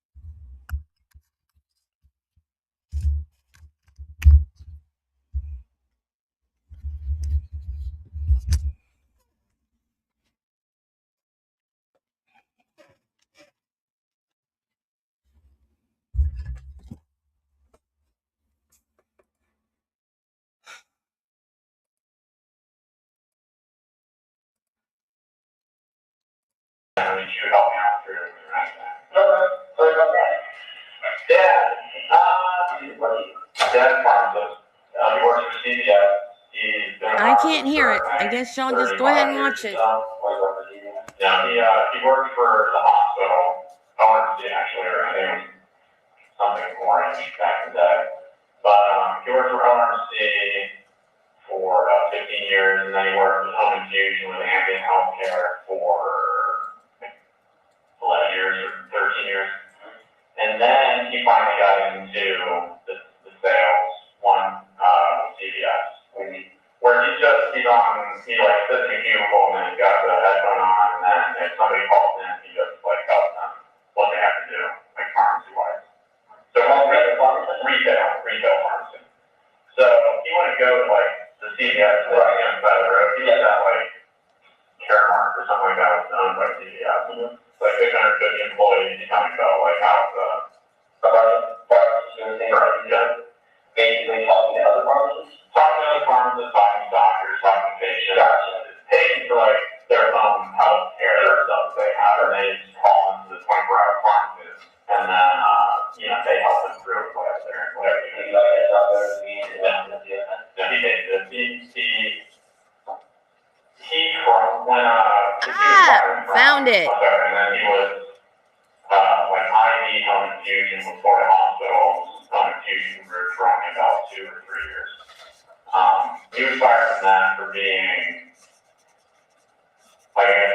to not soft with an asshole, because he was like his manager or something was this young woman, and then she was giving him crap, and he I've been pharmacist for this many years, I'm in your younger, I'm not supposed to you, So I guess he blew up one day when he was down at work, and then I couldn't, but I got it. I don't know how she muted it. And then he was trying to get back into the hospital system, trying to do home infusion again. But because of how old he is, and because he has an RPH degree, which was the original pharmacist degree, he doesn't have to do pharmacy. He just wasn't able to get back into the avenue that he wanted. He's halfway to force basically doing retail. So, but I mean, Thanks, Shadow. I lost 5 people. Every day or every week that he hates it. He's just trying to get to that retirement earmark so that he can stop. Because when he goes to Tennessee, he doesn't want to get recertified in Tennessee, and he can work part-time what his dad does. His dad's also a pharmacist, but he originally he lived in Florida, and then now he lives in South Carolina, and he just works part-time as a pharmacist, but he got full certification, so he can keep doing that. Right.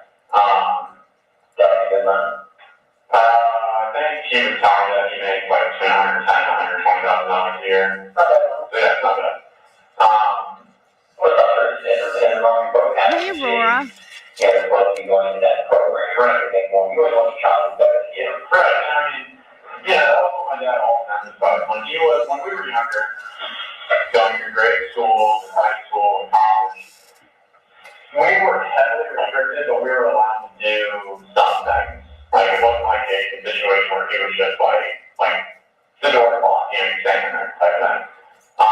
Who was the disciplinarian there? My dad. And he was the Jason Chase? Yes. Mom did? Yeah. What do you think about that? Mom didn't approve of it, honestly, but back in that time, my dad was very, angry, violent type person, overbearing. He would push my mom, and one instance, there were things that age where me and Cody were kind of getting old enough to maybe be able to do something. She needed our help, and I remember her and my dad were in their room. When she could go downstairs, it's right there to the left. We heard her mom yell that he started me, and then me and Cody run downstairs, and we go into the room, and then we're trying to get our dad off our mom, and my dad out of his bag and knocked on my nose because it's got a little bridge right there. But that's how it was, spanking with a 2x4, day practice, it'd be 4 or 5 hours, and he's hurling the ball as fast as an adult can, and we're 7th, 8th grade and trying to catch this stuff. Yeah, he's definitely very overbearing, but he would always rationalize that he's just trying to secure our future. Violence towards my mom and towards me. The number 2, Kevin and towards Jason. The number 2. Why? I mean, yeah.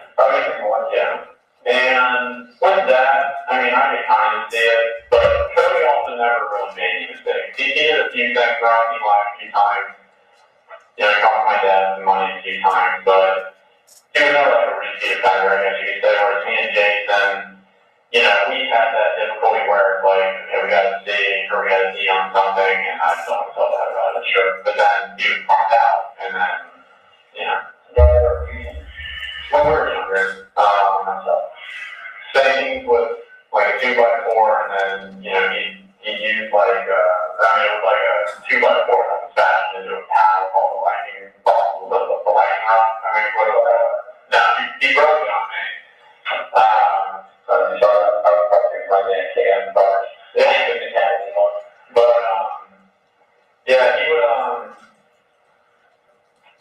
yeah, he did that, and he pushed you around, like, he wouldn't punch you, he wouldn't bruise you, right? He never slapped me, but I guess I should say the only place I ever got bruised on my butt, from me, man. He was a little me when I was younger, but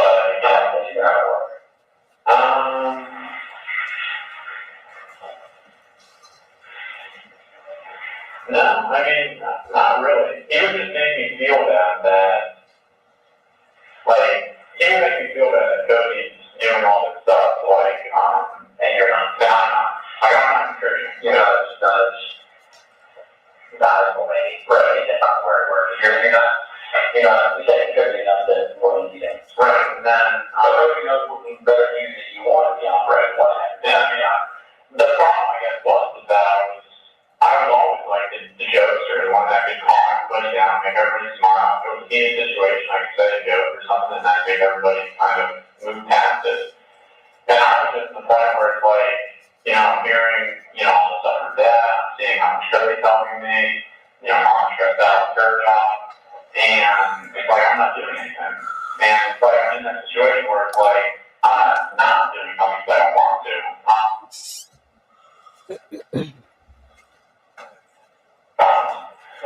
You would think Seminole County would have a better recording system. Look at cheering wordplay, applause. What is closed caption? Closed caption can't even understand what he's saying. Jeez. It's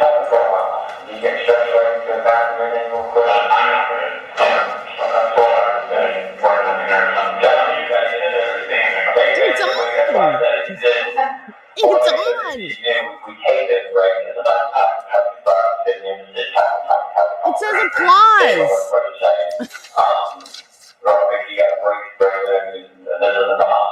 Applause.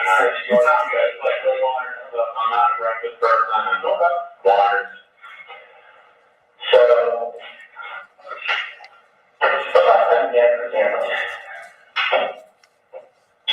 the last time my dad put his hands on me would be, I'd say, kind of the middle of December of 2018. What happened? It's because, you know, with all the money that's been getting spent, and I guess just to make sure everything I've been saying kind of wandering up and down, and the fact that I was, to him, it seemed like I wasn't concerned about it. So, and then plus, you know, I wasn't acting like myself with the joke-ness and, you know, like myself. My father chose to admit me to like a depression or addiction or something like that in Fort Lauderdale, Cornerstone. That was December 22nd until I think January 4th. Did you agree again? I didn't, but they said that, you know, this was your online medicine. Yes. Can you agree with it? My mom and my brother both agreed, but it was my dad who was like, yeah, like this is what's gonna happen. Like, you know, you can't. Why did he say he needed to go? What was his reason? Because the way that I was acting, he didn't see that I was doing anything like positive. You know, a lot of it just came back to money with him. He would like allow me to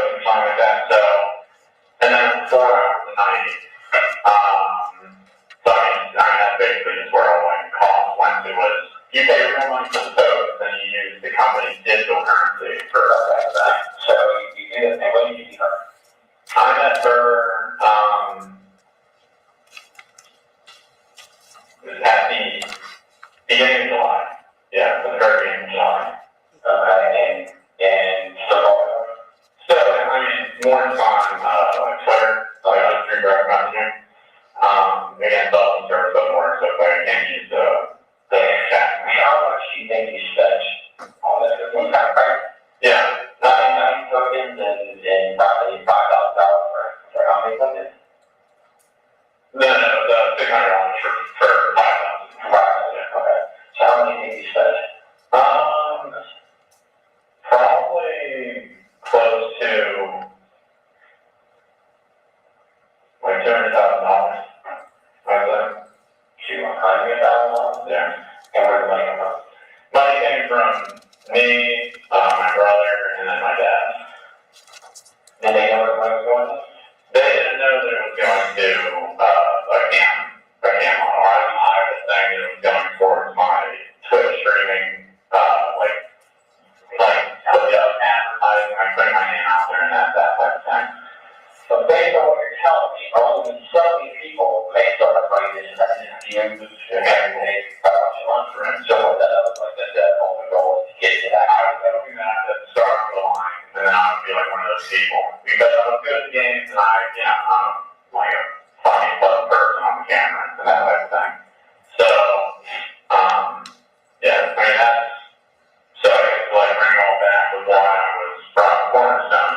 It was the mix of all of those things. It's like he felt like, he felt like he needed to be grounded. Yeah. And so then I was there, I spoke to like the therapist and psychiatrist and all that stuff. I didn't need any medications for anything. They analyzed it as this is an isolated event. You've been out of work, you have this PTSD from the whole.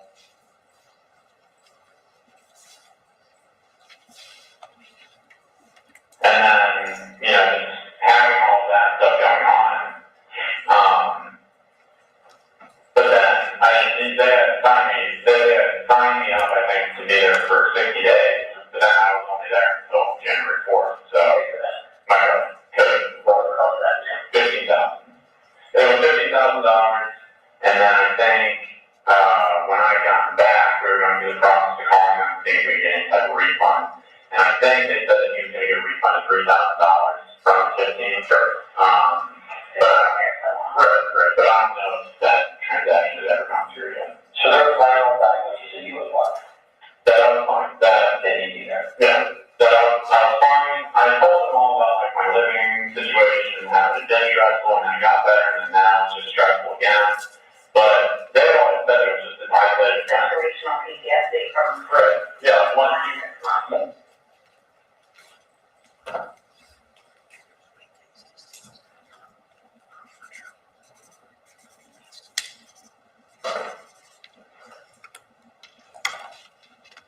Are they cutting the sound out on purpose in certain parts rather than just cutting the video? I was still thinking, okay, at least now I can maybe start applying when we get back from Japan. But so I mean, after you get back on the 15th of December. Get back. I think that you went on the 22nd. Right. That's again. And it was because when I got back, my mom and dad were, dealing with a lot of financial stuff while we were up there. And then when I got back, that's when my dad started to get really kind of overbearing. I mean, rightfully so, I know I did. But it's like with him, it was every single day, hours a day. Hours a day. He'd come home from work and then he would just talk to me just about the same exact thing over and over and over and over and over again. And then he would get heated. He would get heated, but he would get heated. No, I mean, I was the person in the family where, like, my brother Cody would interrupt my dad when he was talking. My mom would interject and say, you can't say that or whatever. But for me, I would just sit there and I would feel like that talk that he said everything he wanted to say. And then if I saw that it was time that he wanted me to respond, then I'd respond. But I would never be heated to him. Sure. Especially if I felt like I was wrong. So what do you think you were wrong? Yeah, I mean, that's to some extent, spending that amount of money is idiotic to do that, especially when you're not being just $200,000, right? When was the last time that you and your dad did that? Thursday, because one of his rules was that I wasn't allowed to talk to the woman anymore that I was talking to. But I guess you could say behind the scenes, my mom was letting me talk to her through her cell phone using Twitter. And, you know, she would tell me, like, look, you gotta keep it just basic, because if you say anything or you entice anything or do anything like that, it might lead her to say something to, like, my dad or something like that. Because apparently when I was in Cornerstone, my dad told her, because he had, like, hacked my computer or something like that, and he found everything like that. Except he's more of that, like, hacking level, like, able to do all that stuff. So he had found, you know, like, just the stuff that related to her. And then, you know, he erased my entire computer, put a password on it, so, like, even when I came back up until Thursday, like, I was able to go on my own computer to look at anything I could use. Right. And frankly, so, I mean, spending that on, I was an acting child, which I can kind of get it. But, so anyway, on Thursday, he had apparently found out that I was speaking to her again. And when I came back on the 4th, my mom picked me up from Cornerstone Place. And then me and my mom and my dad at California Pizza Grill Kitchen in Black Lake. And he had this list front and back on a piece of paper of all the rules. This is what's going to happen. This is why I'm acting the way that I'm going to act. I'm not going to be dad anymore. I'm going to be Chad. And I basically told them that I'm going to be present. I'm going to do what I can. I'm going to start trying to get jobs now. I told them what my plan was. You know, it wasn't really my intention to continue talking to this woman, but it just kind of happened.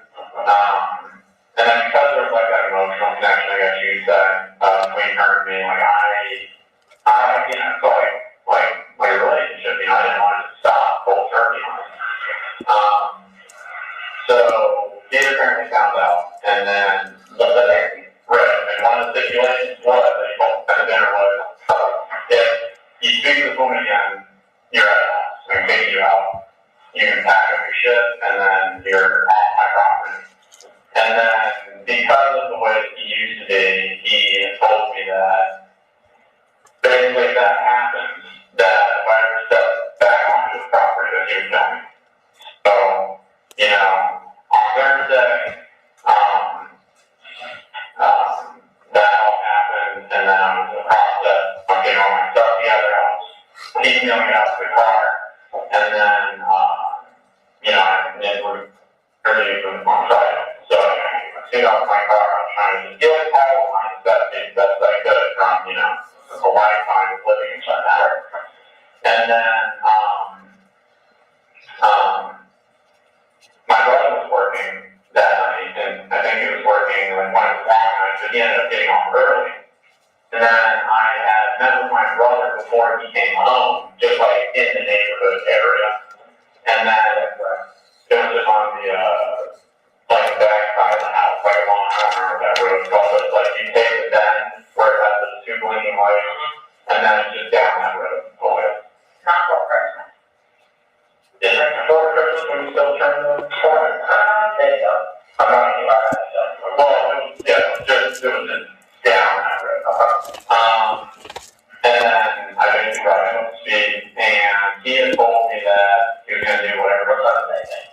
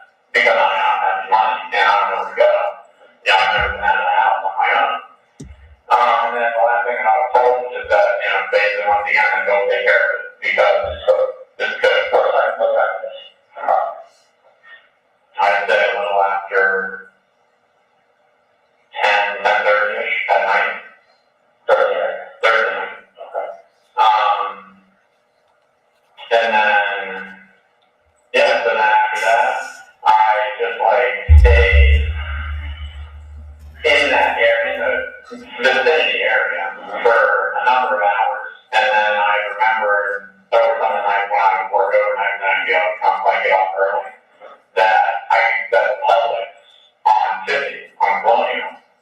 The one that's by the tractor farm. Yeah. So that Publix is like their guest Wi-Fi will still have, like, even when the store closes down. So I was like, okay, I'm going to go there because I have my service. Then I can, check on my email. I had to pull up the address to my interview because I don't have GPS. Then I was like, write all that stuff down. And then I was basically just waiting in that parking lot until I had to leave to go to the interview. And then that was the last thing again, like, no cell phone service. Email was literally like my only form of communication. And then, I didn't have any. I went to the Double Tree, so I was like, I can't just stay in my car now. I paid for it with my debit card.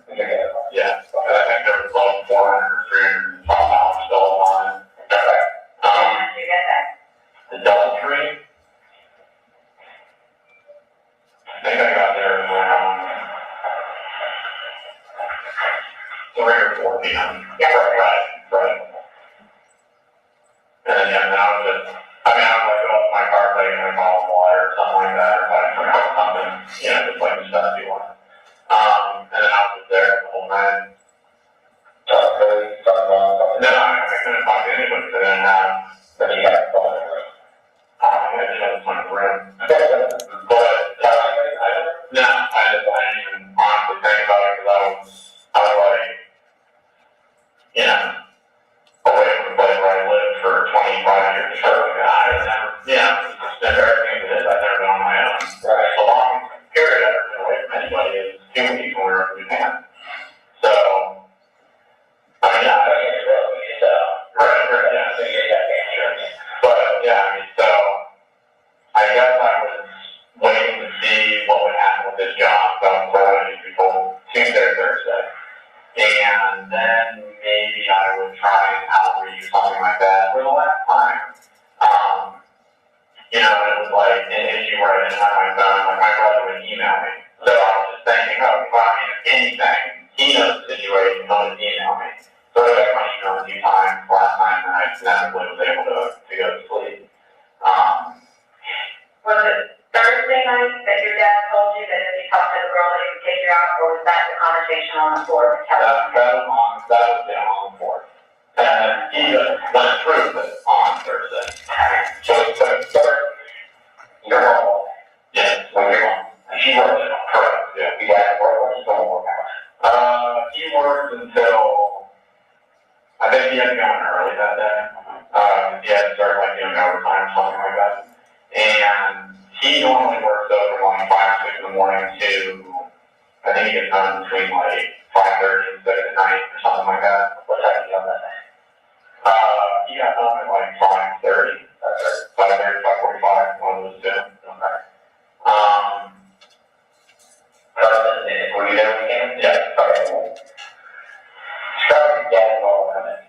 My dad normally comes in, he'll look into the living room, which is there's the kitchen, and then there's the living room where it's got a long couch and whatnot that's inside, and then there's the TV right there.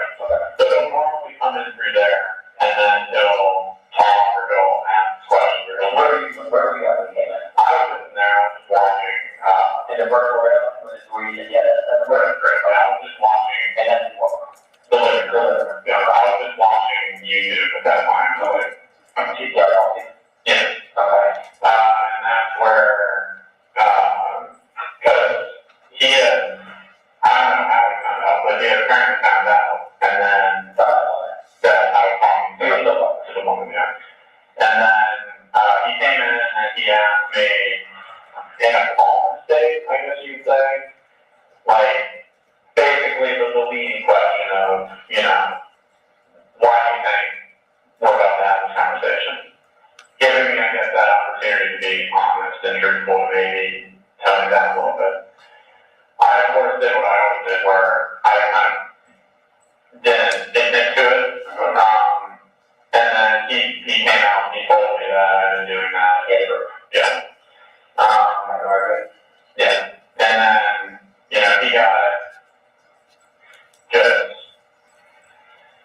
he kind of reverts back to the way he was when we were younger, where, he kind of, pulled me up from the couch, and then he was yelling at me to pack my shit up and just get out of the house. That he was the one who had me a hammer, and that, why am I making him have to go through this, and all this other kind of stuff. Okay. So, basically I is easy coming by. By the way you described it, you were running away from the coding case, right? What did you do? Like I said, he pulled me up from the couch just by the shirt that I was wearing, and then after that he was basically just having that yelling where it kind of like cracking, just both me to crack, or he was basically just yelling at that point and monitoring. My mom was in her office because she did. His mom had that hours. She would get to give her work all day at a certain time. I got to do in my office work and I'm doing my dance. Okay. She would. Right. She would. I think the major thing she would do, she would cook dinner. And then after that, she would go back to her office. Between 7. I guess usually around 7. 7:30 is when we usually have dinner. No, I think she was gonna make something like chicken, something like that, stir fry or something like that. But because we were working late, but want to make something where, because my dad only bought meals that was before, so we didn't want to pull out anything where there'd be leftover sure.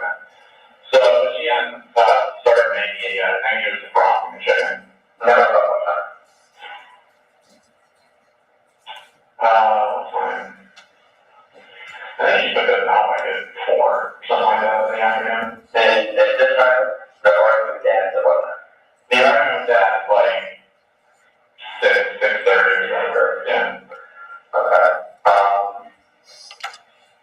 You had an argument, you packed stuff? I had an argument, and I'm packing my stuff. I'm, taking it out of the car. It took me a couple hours to get as much as I could to kind of got into there. And then, Mom's kind of staying at it to a certain degree because she knows how Dad can be. And then, that's just pretty much what I was kind of waiting. So you were outside. Did anybody call Cody on? No, not that I know of. Okay. And how do you know he Cody down the street? It's because my mom had actually come and told me that, she was trying to bridge the gap. And then before I actually physically left, I told my mom that, I'm going to be close, I'm going to be local, I'm going to be down the street. And then,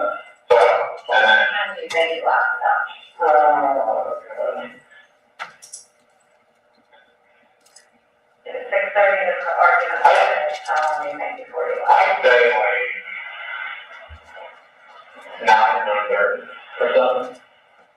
And then, so then,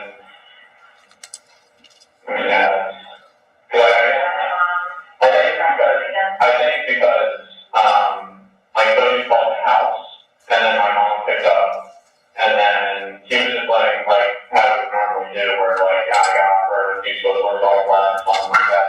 And he came up, and then he said, I'm going to fight. You think? I don't know, honestly, but, he was funny like that. Even on the days that he was working till 3, he would come out with a different line or something that we thought maybe it was just slow eating. But apparently that happened, and then my mom was able to just right, and then she told me, Did Cody have done anything yet? He did. He might have what he did. Right, yeah. Did he keep it gun off? I think Cody had he had carrot and pistol, and then What was he going here? it was Smith and Wesson and shield or armor or something. And then I have a gun that he had with his clay shooting shotgun. Okay. Did your dad tell you guys? My knowledge, he had 2 SKSs or something like that, and then he had a lot of something. Did you hear him talking to him? No. Okay. What else?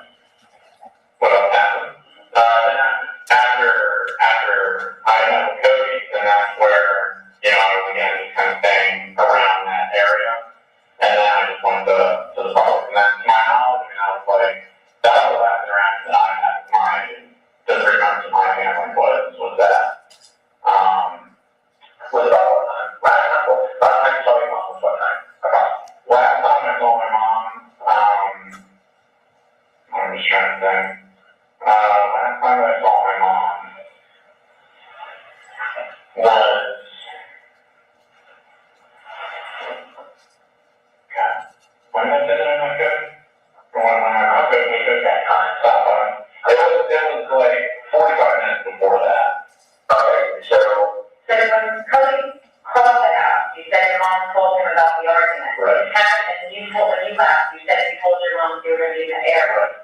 How then does Cody now know where to meet you, or is he going to meet you? Yeah, because that's when my mom had come out where I said I was going to be on that road somewhere. And then she was able to do that. And then I guess that's how she knew, like, where, I don't know if she talked to Cody again or she was able to do that. But then she was able to pinpoint that area. Okay, so this has been like, right, 80 times, 10 miles. Yeah. So you get a door. You got to go get there. We haven't had there because the whole argument about happening. So it has never, I don't think the chicken never got passed. Just being around for someone where she was the problem. So you leave, going away, Cody was home, right, and you have a contact with him, right?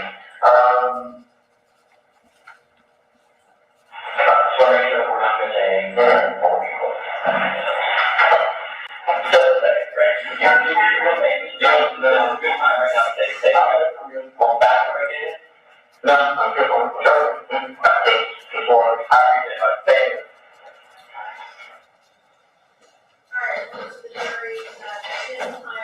More on this interview, but it's around 12 o'clock, so we're going to take our lunch break, and we will come back at 1:20. All right, we'll start back up around 1:20. So you are excused to lunch, and again, remember, don't talk about the case.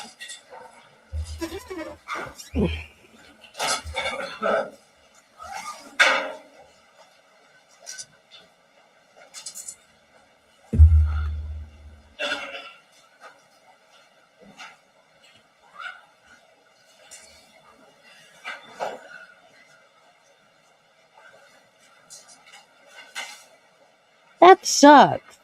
You may be seated.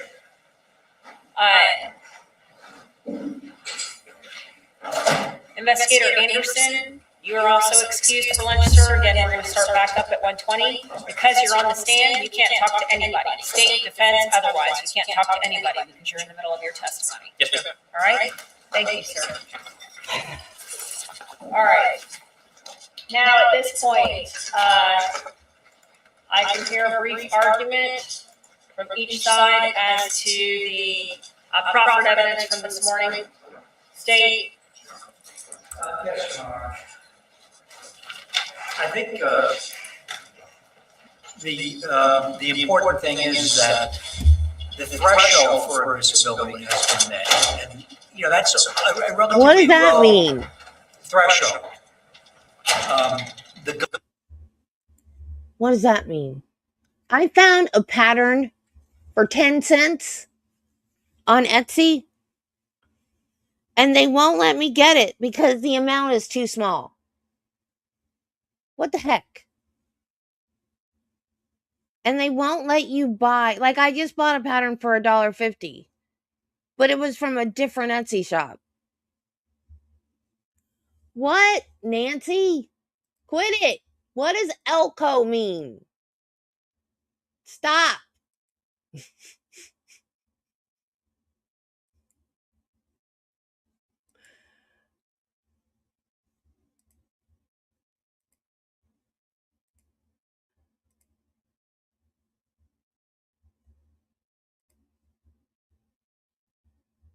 Gun went missing during the time that the defendant went into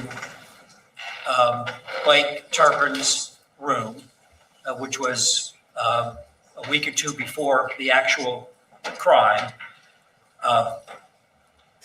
Blake Turpin did not discover it until June 11th, or June, I think June 11th is the date that he actually reported it to the police. But his testimony was that no one had access to that room. He's a relatively private person. He doesn't have many visitors over. That it was the defendant who had access to that room. And since that time, no one else would have gone into his room, nor his brother. Oh. He doesn't have company over very much. It's important also to note that the gun that went missing had the same type of. You guys, I apologize for the sound. I can do nothing about the sound because I'm not a sound engineer, nor do I have sound equipment. So I apologize for the sound. Rifling marks as the bullets that were recovered from the scene. That gun, Blake's gun that went missing, Mr. Turpin's gun that went missing, was a 9mm that had polygonal barrel markings. It was unmodified. That was a testimony of Jericho Fine, testimony of Mr. Turpin, and the bullets that were recovered from the scene were 9mm projectiles that had polygonal markings on it. So polygonal? The connection has been drawn, at least sufficiently for the admissibility of it. It's obviously up to the jury at that point to decide what weight they want to give to it. And I want to emphasize the cases that I submitted to the court, especially the Gartner case, which was previously cited. A sufficient, and I'm reading from the head note, a sufficient nexus between the crime and the weapon that is sought to be introduced at trial as necessary for the weapon to be admissible evidence does not require testimony that the proper weapon is definitely the weapon that was used during the crime. If it is inconclusive that the proper weapon is the weapon used during the crime, but a sufficient nexus exists between the crime and the weapon that is sought to be introduced at trial, and obviously in this case, there's no physical weapon that we can introduce. It's the photograph of the weapon. It is the jury's province to determine credibility and weight of that evidence. So I think based upon the testimony, a prima facie showing has been made of that nexus, of that connection, and then it's for the jury to decide what weight to give to it. And of course, defense counsel can certainly argue and try to, sever that nexus, but at least the threshold has been passed, Your Honor. Defense? Judge, based on the information we have, this is the defense argument. The report has the gun being used last by him back in June of 2018. The report is from June 2019.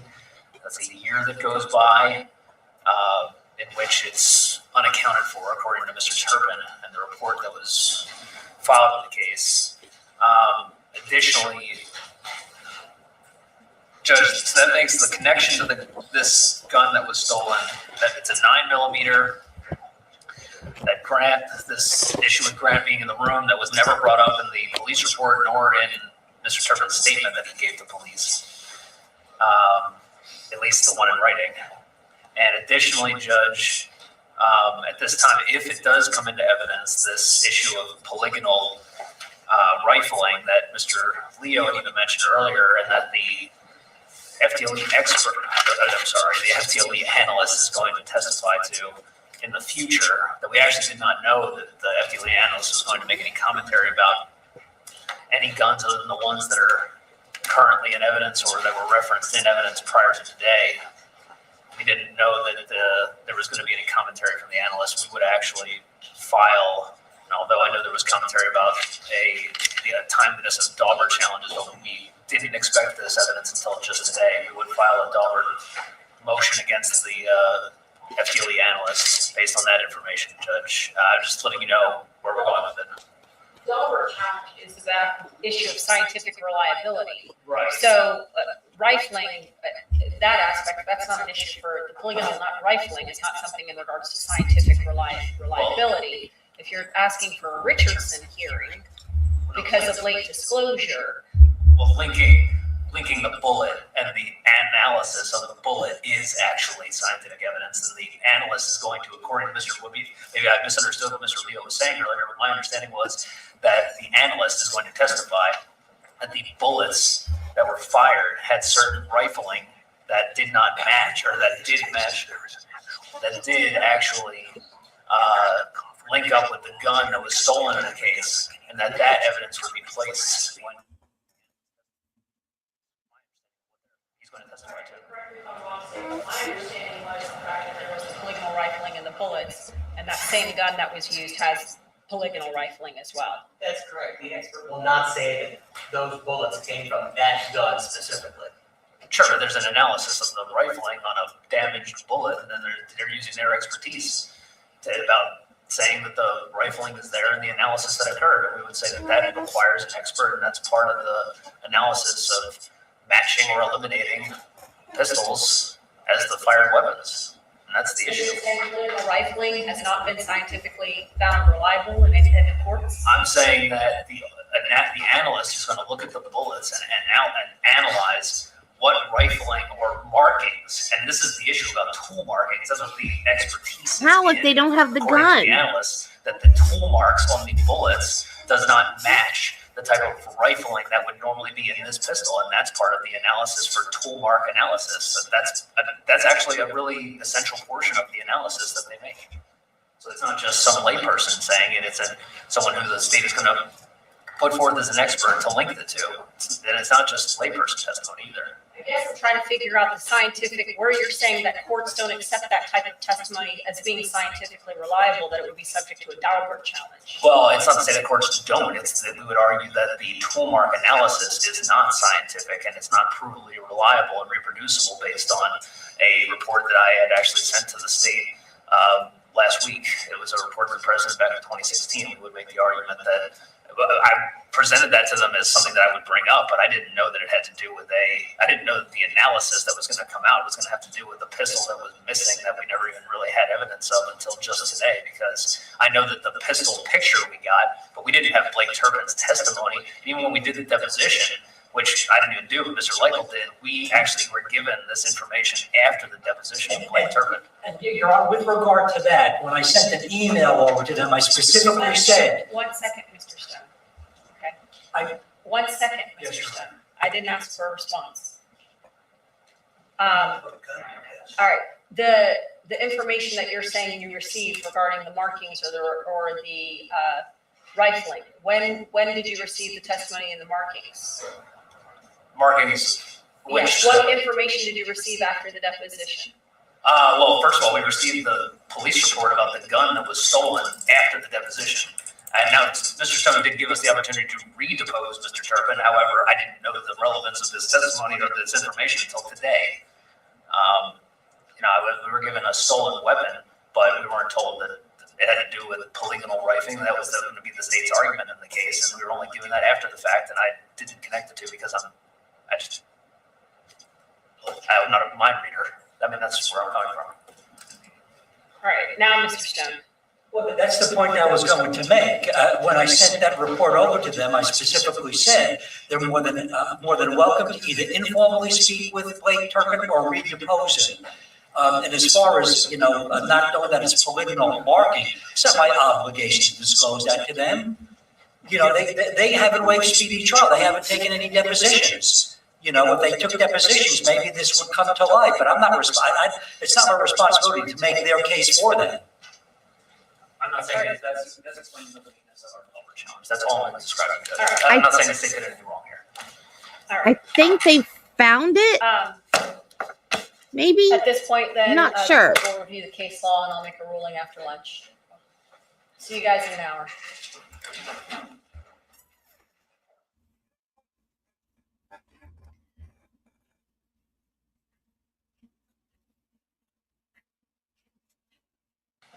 All right, first of all, based upon the circumstances with the Great. Discover Now the car sound's bad again.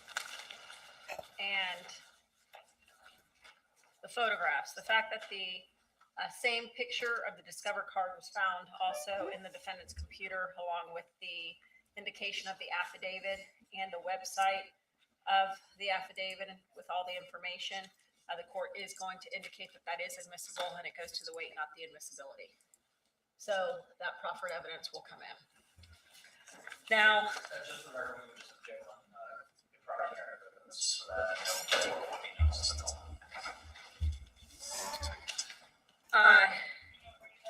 as to the circumstances as to the gun, the court reviewed and looked at all the case law.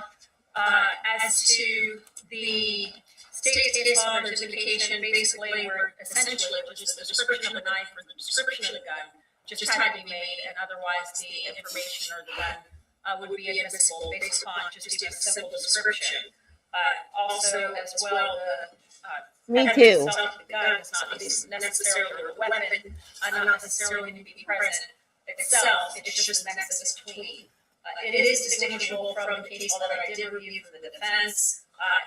The Mayer case, it was distinguishable because there were two other guns that were in there. The casings matched one of the guns, the bullets matched the other, as were to also a Downs, the gun that was found at issue that they were trying to enter into evidence, not even the type that was used in the case.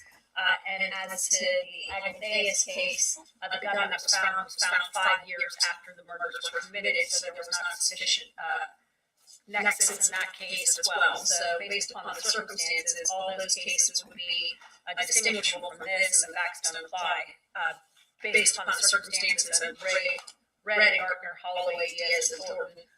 The information regarding the gun and the bullets would be admissible and would go against the weight, not the admissibility. The other aspect that the court would like to address in regards to the Daubert issue as to the rifling markings, essentially, it's not a Daubert issue, it's an observation. Even the defense indicates that it's not a Daubert issue, it's not a scientific reliability issue of rifling markings. So it's an observation that's being made of the rifling markings. There's not any type of opinion that's being made that the rifling markings are matching a specific gun or that specific gun. So therefore, it's not a Daubert issue. Okay. Yeah, everything's my fault. So Daubert doesn't apply. And I just want to make it clear, you're saying that we filed a Daubert motion to exclude the analyst and even rule it untimely. Well, let me clarify and make clear, Mr. Shapiro. My understanding, what you were objecting to, was the rifling markings on the bullets, the 9mm bullets. That's the specific aspect that you were objecting to as to the FDLE analyst's testimony. Is there something else that you're also objecting to? Specifically, when they lay out is that the analyst is going to testify, and they can correct me if I'm wrong, that they're going to testify that they looked at the bullets, they analyzed them using their forensic tool mark analysis. Based on that, the rifling that was found on there would not match, or I'm sorry, that it would match a specific type of firearm that was stolen from Blake Kirkman. Not that it would definitely match that gun, because obviously that gun is nowhere to be found. But they can say that it's the same rifling as that type of gun, which I would argue is expertise.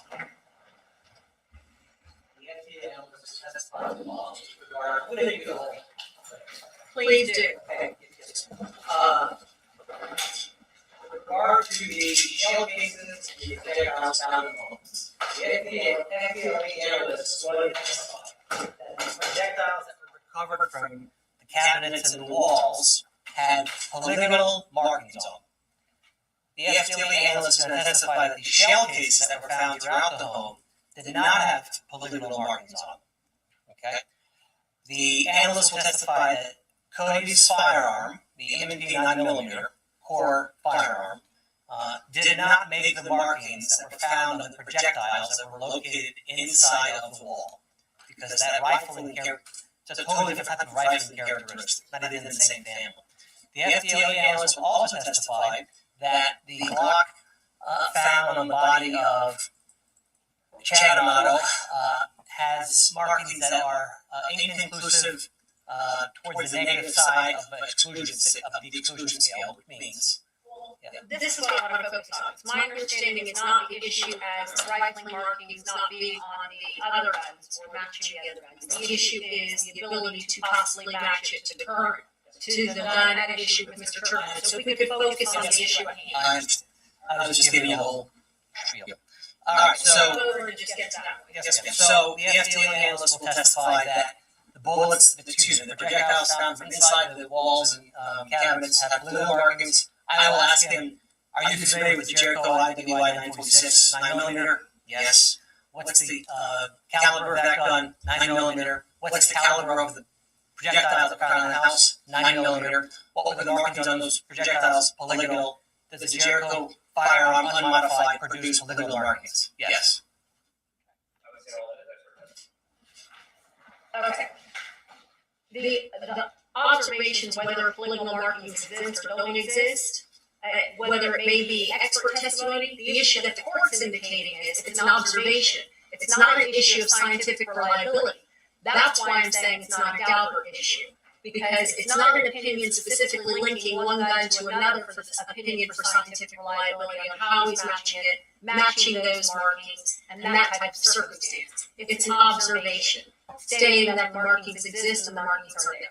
That's what the court's indicating. I will not even address this again, is that they make a determination to elimination or its matching. Both of those require that this is tool mark analysis. So we're not talking about elimination or matching, we're only talking about the rifling observation that it exists. That's what I'm trying to clarify then. Are you also objecting to him excluding it from the other guns that were found in the home on Cody and Chad? Because that's a whole other issue.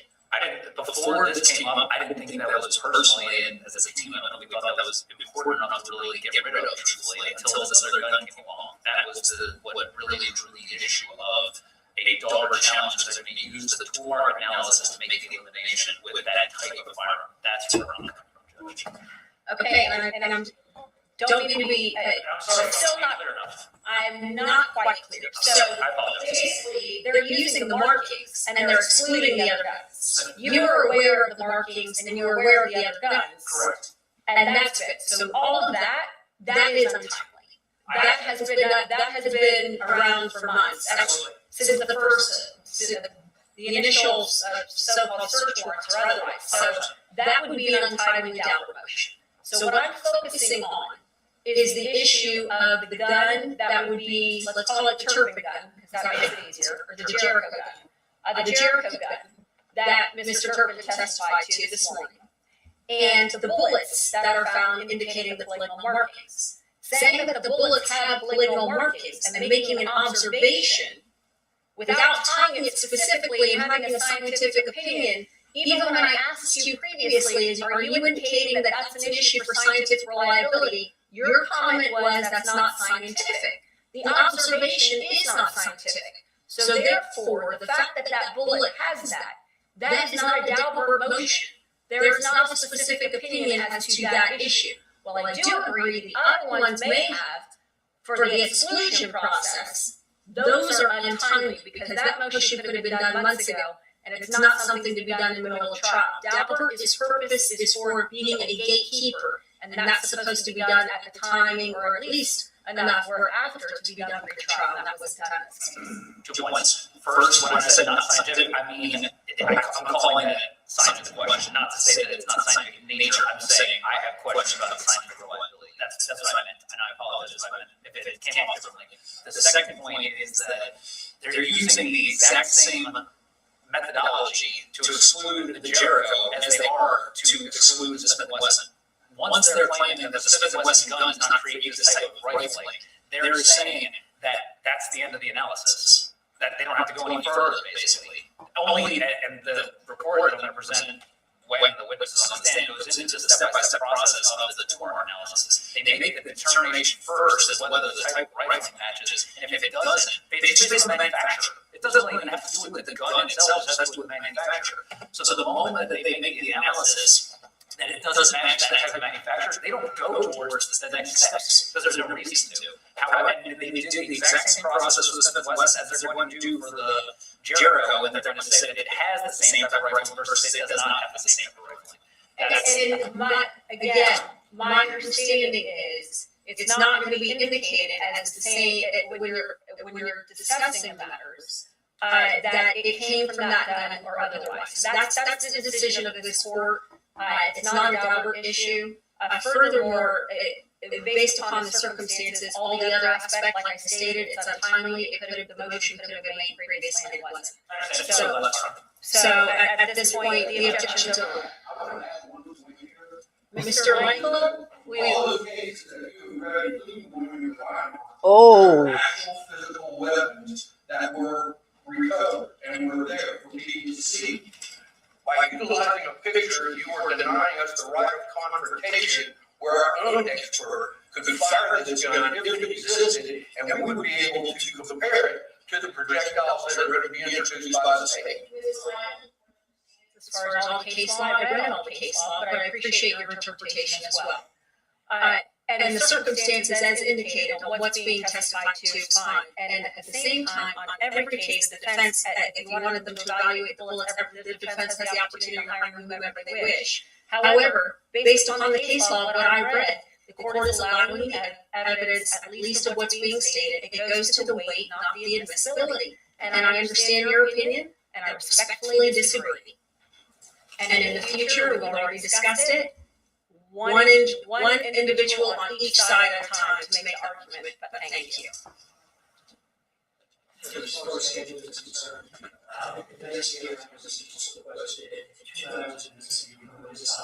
So what they did. Well, we're going to, If there's 2 hours and 42 minutes left. Well, as far as I'll take an appropriate break, Mr. Stone, as appropriate timing. So I knew there was a break based on my notes at 10:57, which is why I allowed for the break at 10:57, because I thought it was perfect timing for lunch. Okay. Well, is that the case? All right, if it's a medical issue, then we'll take a break at 2 hours. And just for the purposes of scheduling, we're trying to figure out who we should have here, or maybe who we should call off from coming here. Because there's been we have a cross-examination investigator. All right, understood. How much longer do you have of this direct? Once this video is over, I probably have no more than 10, 15 minutes at most. Okay, and how much longer do we have on the video? We went from 10:57. 2 hours and 42 minutes to go on the video. Okay, so we'll probably get another 3 hours. All right, and then I anticipate the cross will be at least an hour. Okay, so we probably got another 4 hours. Right there, we're at 5:30. Okay, so we just count on investigators and people else. Yeah. Who else do you have? Probably Jericho Line and Waver and probably Jason Bond. But that would be going too late. I mean, if there was a very, very short witness, we could possibly, but otherwise, well, then we'll do that tomorrow morning and we can start at 8:30. If there's any other issues, we can do a pre-trial before tomorrow morning. Yes. You're welcome. Okay, let's bring the jury in. Okay, so what I think is going on,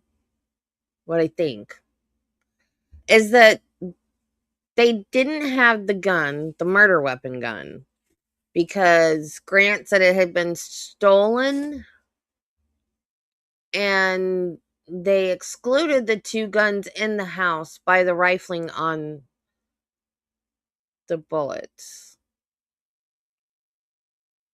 That's what I think happened. And then I guess the gun was found at some point. That's why they only have a picture of it. I guess they're not allowing them to use the real gun. I don't know. But I think they ruled out the 2 guns in the house by the rifling, and that's caused some kind of distress with the defense for some reason. I'm not sure. All right, stay, you may continue.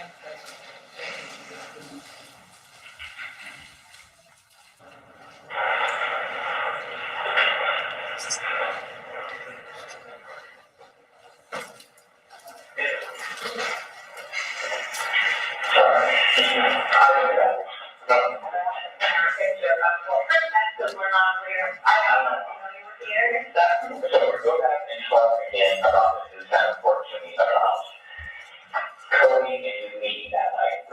So going back that night, which was Thursday night, you meet Cody because and did he ever tell you why he left work early?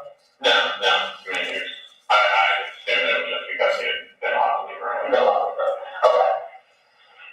So here, I think it's the point right there. So this is, to me, left on for Christmas. Clustermuck? Where would you say you met Cody on for Christmas? So is this that other like Yeah, pretty much. This way is 419. This is no, I think this is. I think this is a violation post. You have to make a right on board. Yeah. This goes in the salt or take it down, right here. Then this is the circle. Is this where are you at? If this is like the entrance to take it down, yeah. There's lights right here, so people don't run in. And did you see the reaction of the young lawyer, the one that was arguing first, when the older lawyer stood up to argue? Did you see his reaction? He started to be like, shut up and sit down, and then he just shook his head because he knew better. Like, that's a no-no. One person argues. You're not supposed to have the whole team take a turn and argue something.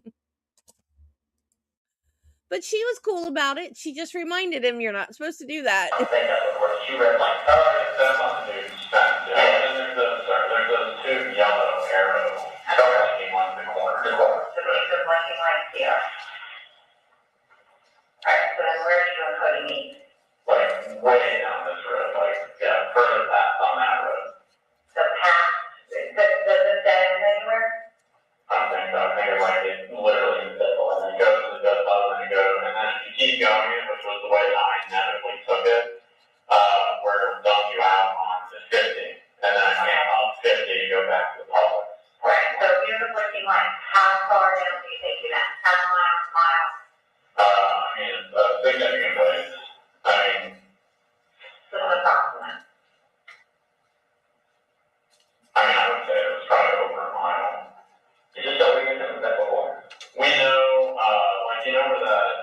if you're on this road, the intersection where it intersects with another road and then it's got like a guardrail or something like that right there, it was still past that area, but it was close to that intersection. Was it in the roadway, like off the roadway or in?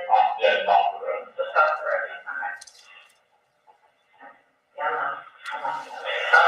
It's back there in the concrete. So you're going east. Right. And it's approximately what time? I'm going to do that before I can get out. Like 10:30, something like that. Only about 10 minutes or so. And what was the conversation? Conversation was basically that he was probably speeding, and that he would take care of it. He was brought up to speed by what? He was brought up to speed on like one hour. Who brought it up to speed? My mom. Oh, he told us. Yeah. He told me that your mom had said something. Right. I just the argument or when? Since I left. You left the house approximately when? I left the house at like.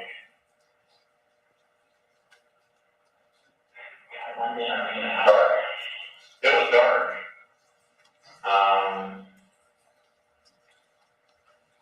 It was after 9 p.m. But I just don't remember. So between 9 and approximately 10:30, Right. you leave. Right. Going up to bed, sit on Fort Wrestling. Going up to talk to you about 10 minutes. And at some point, your mom has spoken to Cody based on what the conversation has been, correct? Correct. And she told him what had happened with me and your dad. Right. Okay. Do you think that's why Cody left work? I mean, no, he never said when he left work, but in my mind, I was just thinking, he had been let off work early, like three times already this week. So, Tell me if you start Cody. What do you drive? he drives in 97, or 97 on the quarter. Okay. Yeah. You had a conversation, and he usually gets going, Right. and you need to go there. And then I stay in that general area just so that if anything happens, somebody knows where I am. Okay, I can stay there. I take it for, like, couple hours, I would say. Did I know where you were talking Like, I would go, like, Oh. down that road. It was his friend's gun. For the most, yeah, I would stay in the general area. It was his friend's gun. He stole his friend's gun. to kill his family. Oh.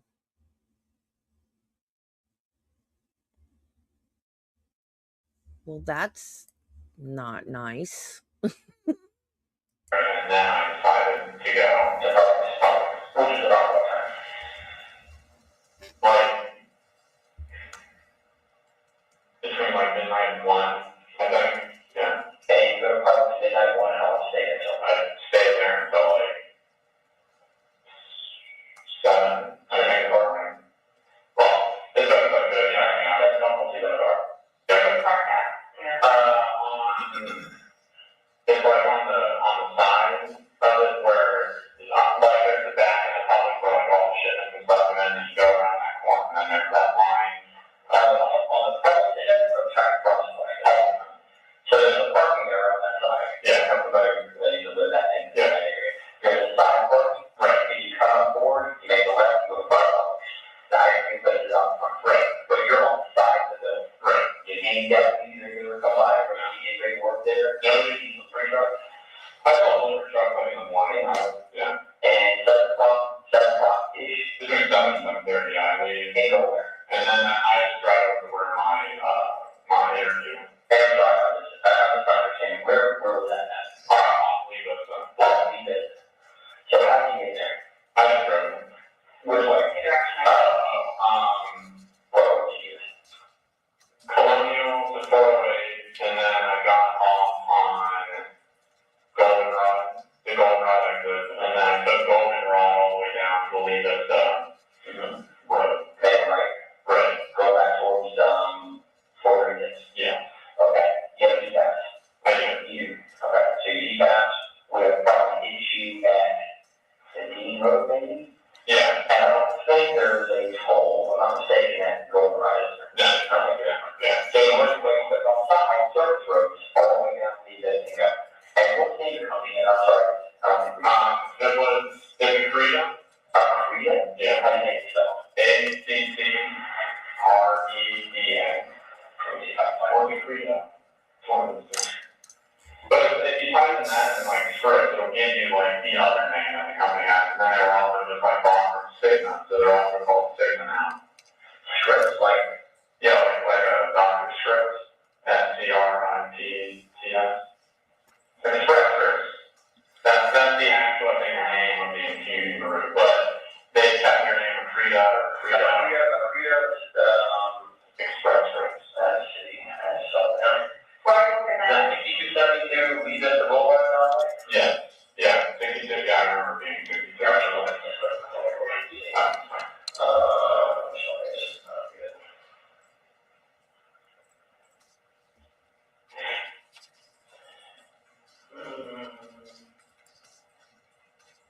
Okay. So the stolen gun. Dang, I wish I could understand more what he's saying. So the stolen gun had the same polygonal. I'm going to say polygonal because I don't think it's polygonal or whatever. That reminds me of polygamy. I don't like it said that way. The stolen pew pew had polygonal markings which matched the markings from the victims, but since it was never recovered, it could not be positively identified as the Red Rum weapon. But it probably was.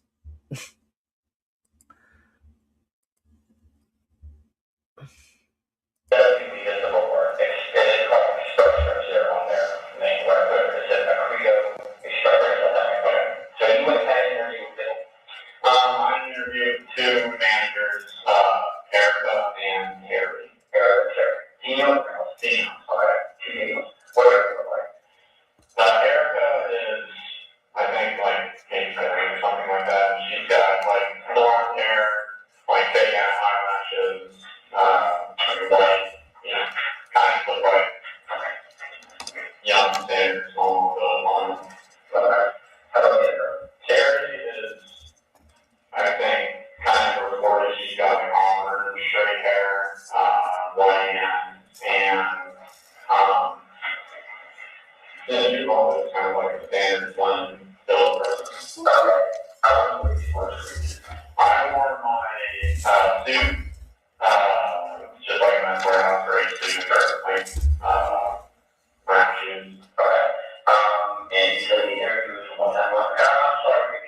My interview was scheduled for 10 in the morning, but, right, because I was told that I had to print out like my resume and my other things, and I was able to the night before. So I brought my service thing and I could print it out earlier. So I got there at 9, like maybe 45 of that. I actually didn't, I mean, they said they couldn't, but they already had copies of it, so I didn't have to worry about that. So you had the interview started approximately about that, like 9:40. That is true. I think it was about an hour. So like 10:30, 10:40 or something. They got the job, that they have something coming for. It's the like conference, and then it does the one person interview on Tuesday or Wednesday this coming week. So, but they said I would hear something from them regarding like Tuesday. Or the fact that second when you back out. Right. What we wearing? I don't know the house. I was just wearing like my like black pants and then just like the black pants go like. No, yeah, just like workout pants. And then I had a black shirt on and then was I wearing a jacket? And I think it's like one of my sweaters or jacket or something. And you changed where to go to in the parking lot at the place. That's okay. You go to that interview, let's say there's maybe 11 o'clock, right? Where do you go from there? From there, I pretty much just drove around. I was thinking of like passing my house, but I had really decided against it. And then I thought that I had to do like a skills checkup for the same exact thing, but I switched into just like scrub. But then I didn't end up needing to be done today, or on the same day. And then I was pretty much driving around. I ended up going to Watford. I got back to the public area at one point, because I wanted to see if I could get my phone service back. But then I was told I'm not like a registered user. You go to home for that? Yeah, the Verizon. The Verizon is right there in the same place. In the parking lot. Right. It's right next to the Zaxby's. It's where the family dentistry. Oh, okay. Right. That's like a little strip, 4-box store. Yeah. Where you trying to go for like this? Right. So, yeah, I tried to get my mom started back. Here we go. What is that? He's a young guy, like maybe in his early 20s. He had black hair. I think he had like a goatee. But I know that probably. I think that was the first place that I went to when I came back. So I got out of there around 11, maybe like 12 or 12:30 or something like that in the afternoon, I think. Okay. Couldn't you tell me because why?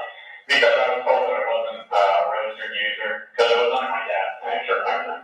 And then I pulled up registered user, and then the basically they can't do anything unless he gives the time out. Right. Right. It didn't work. And then after that, I went back, and I think I just sat in my car for a little while. I was just thinking, okay, well, how am I going to do this? Everything just happened. And from there, that's where I think I decided that I was going to maybe drive by the house. I didn't drive by the house. I was starting to go down that Fort Rose Road, and then I was like, I'm not gonna do it. Because it was where I learned that like, Dad probably at work. I don't know if Cody works again today. And it's like everything that when I drove down there. Yeah. No, I had seen like a couple cars like pass by me, but like just standard, like just below the traffic. But then apart from that, no, I mean nothing. How close is the house? It's like a couple miles. Okay. You leave there and you go over. And then after I choose not to do that, then I go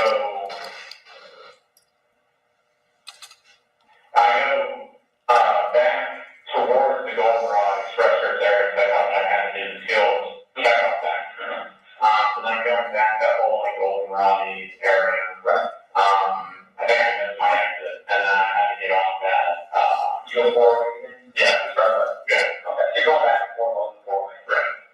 and then I missed the gold run exit, and then I don't even think to get off on town. So then I ended up like needing to go off on Crystal Lake, right?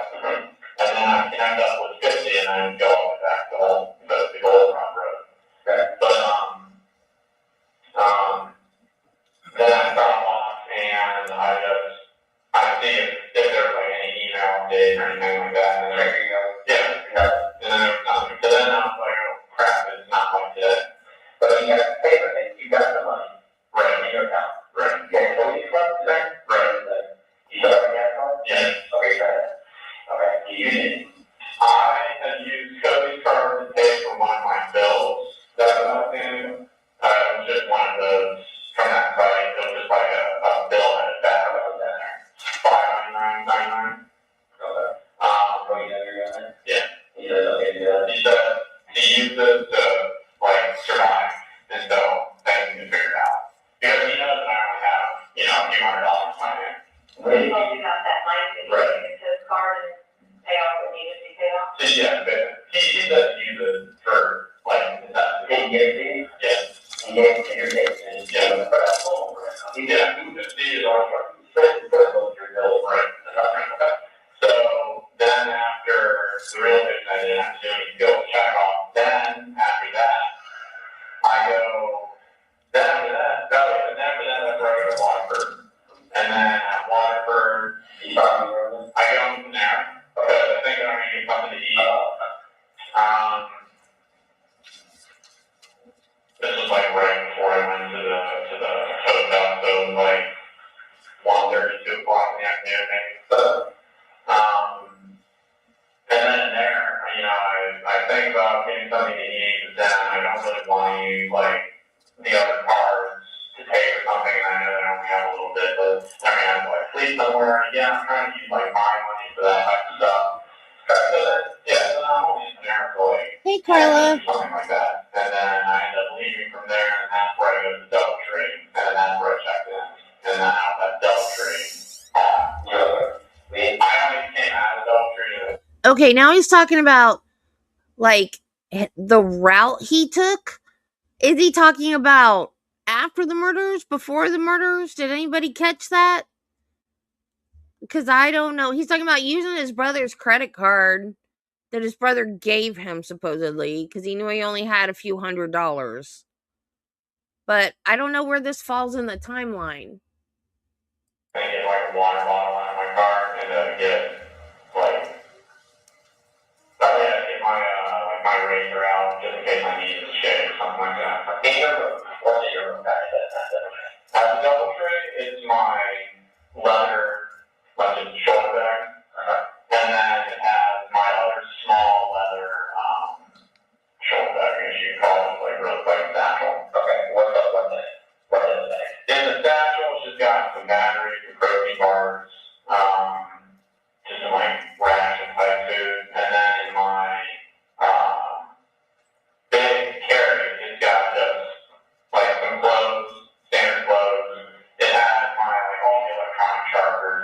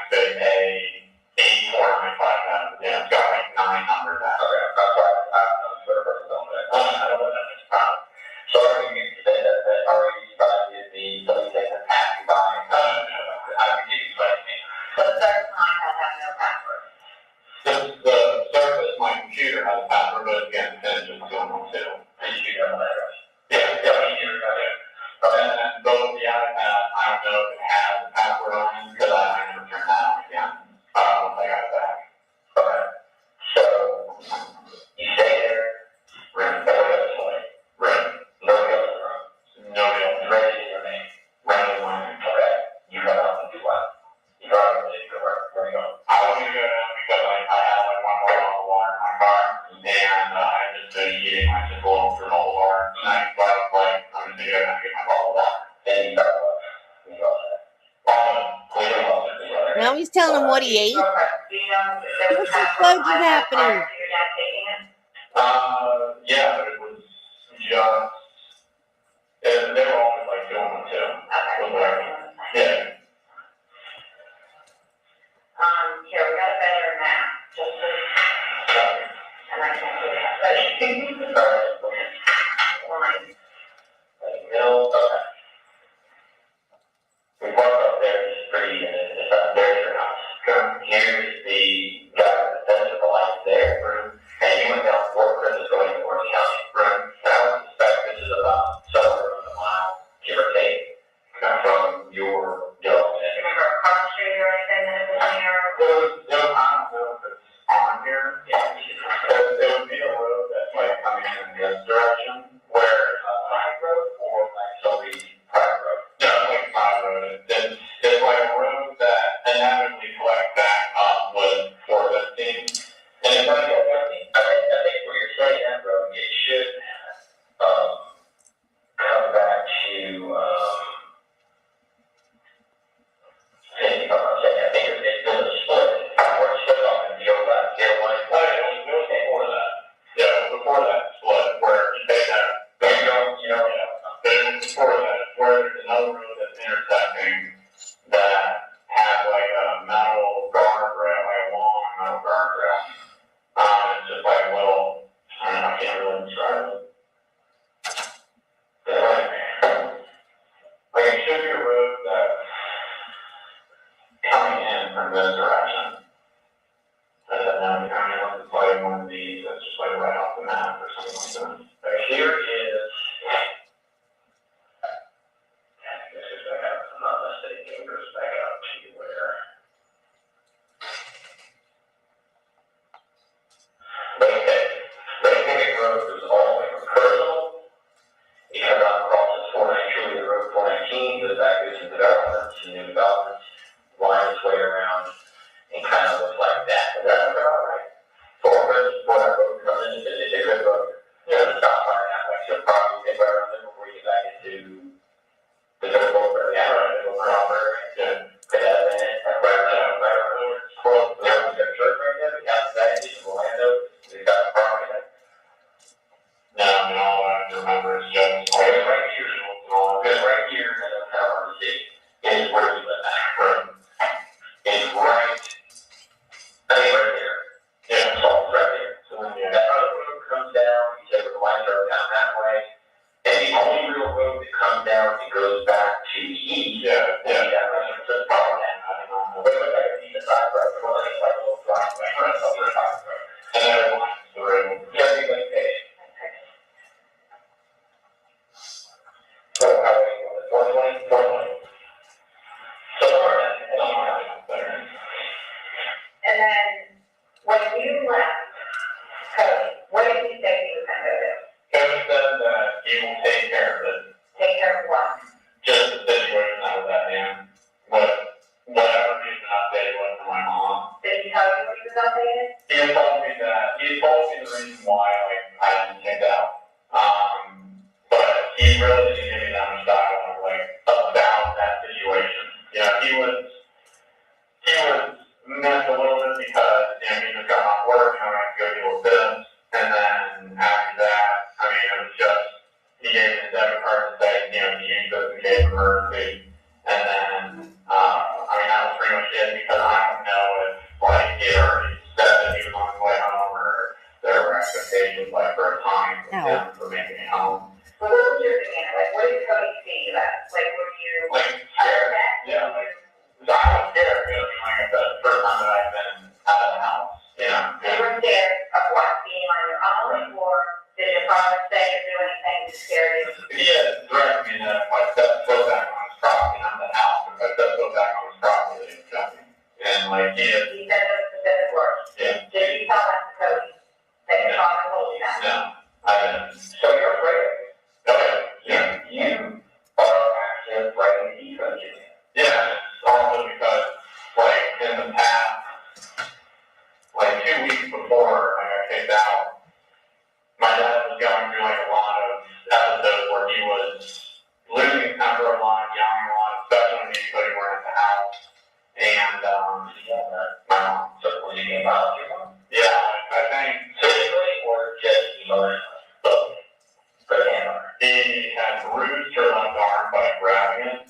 And then apparently she had said that one of the nights that they were in the kitchen together, and then he was like throwing food at her and then banged her head against the wall a couple times. So, and I'm not saying she's got dad. You got a mom guy. Yeah, you have a reason to be afraid. And then the thing I was getting to was that apparently my mom was so scared at one point, because it's been a while since she's been like this, that she had taken like a couple or number of voice memos on her phone whenever he would like come in and start, like she knew that, you know, something like he was going to start getting upset. And then on multiple occasions, he had told her that if you, or he had told her that basically, if I fuck up, sorry, but that if I screw up, he's going to kill me, and then he's going to kill her. He said those specific. Because he blames everything that happens negatively with me and with Jason on Cody, but with me and Jason on her. Because we're her. So you have a reasonable belief in your mind that your dad could hurt you? Yeah. He could hurt your mom? Yeah. He could maybe hurt Jason? Yeah. He's a violent guy. I'm sorry, I've been in a long time. He's not like a violent guy. Yeah. Could he lose his temper with you? Over minuscule stuff? Minuscule stuff. I think that's what he does there off the mountain. Like, I agree with that. But physically, he's abusive. Yeah. And kind of embarrassing as you're an adult male right now. He's been abusing you for years, that's not. Yeah. I mean, more mentally or physically. But it has been to the point where you was a 29-year-old man, right, Grant? And you're afraid that your father could kill you. Yeah. And I mean, again, it's like, you know, at the house, I mean, I have like no access to anything. So I mean, it's literally just like me, and you know, so like, well, you know, he thinks to defend myself. You know, like Did he claim self-defense? He does, but they're like locked up somewhere. Again, yeah, but they're locked up somewhere. Maybe you don't have access to them? I don't know how to.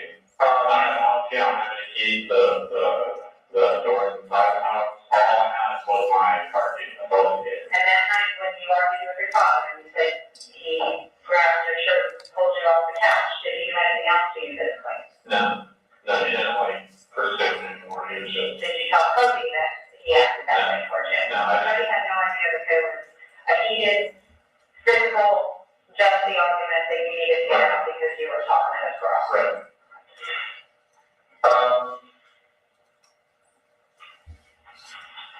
When you come and talk to you, remember that you're volunteering with us to talk to us. Why do you think we're having this conversation? I honestly don't know, but I'm pretty freaked out at this point because, you know, I mean, I know like how the situation was when I left, and you know, I thought that it was weird to begin with that I hadn't gotten any communication whatsoever. I mean, like I told you, my brother Cody the last time when I was away from the house, that he was the one who outreached to me via email because he hadn't had my phone or anything like that. So, I mean, I thought that it was weird, but I just been kind of putting it out of my mind thinking, okay, you had to go to work or they're going to do something. When you were here, okay, watching TV? No, I didn't turn on the TV. I had on like music on in the background. Just kind of.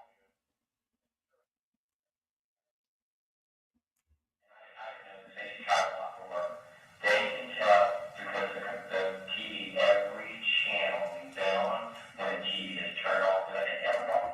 Yeah, and it has a problem with people stealing for that. So the things are well monitored. You know, if you look like a TV. I never even thought the TV remote. I didn't turn on that TV at all. I was just using my service like watching YouTube initially, and then Okay, so he's saying that his dad was gonna kill him? So is he trying to claim self-defense? Or is he saying that his brother did it in self-defense? I can only understand half of what he's saying. Anybody else heard any other words than what I did? Why is this recording system so awful? This is like a big, like, metro area of Florida. This is just south of Orlando. Why is it so bad? We could hear every single word that Sarah Boone said. She was one county over. And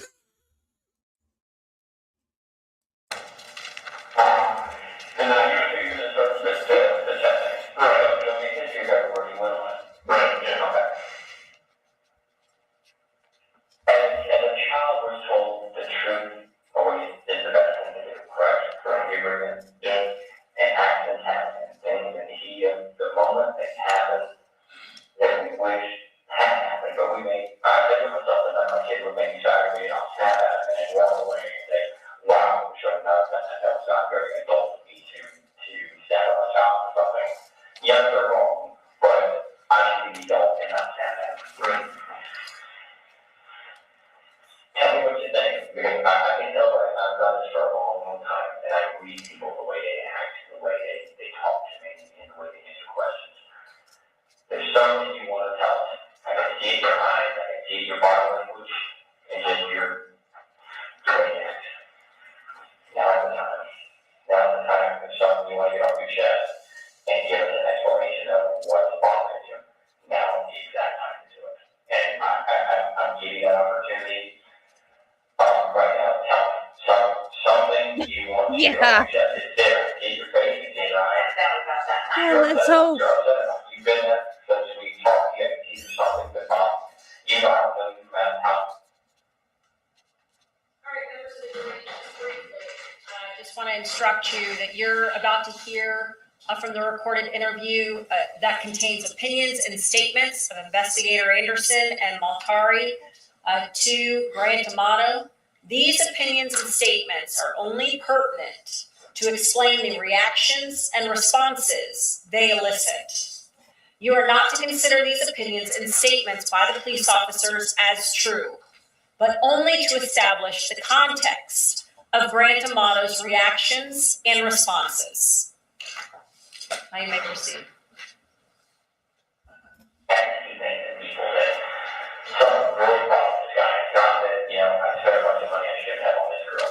So he did go with money to be that. Something wrong.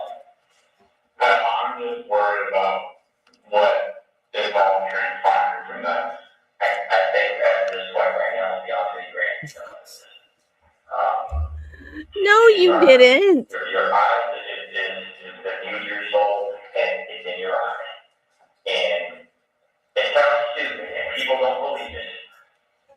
Like I told God this question, and I tell you, I'm going to say I'm going to tell you the truth. I'm going to tell you the truth every time, and I can walk in front of anybody God and say, I don't care, I told you the truth. And we have a motion before we have. I think we, with me,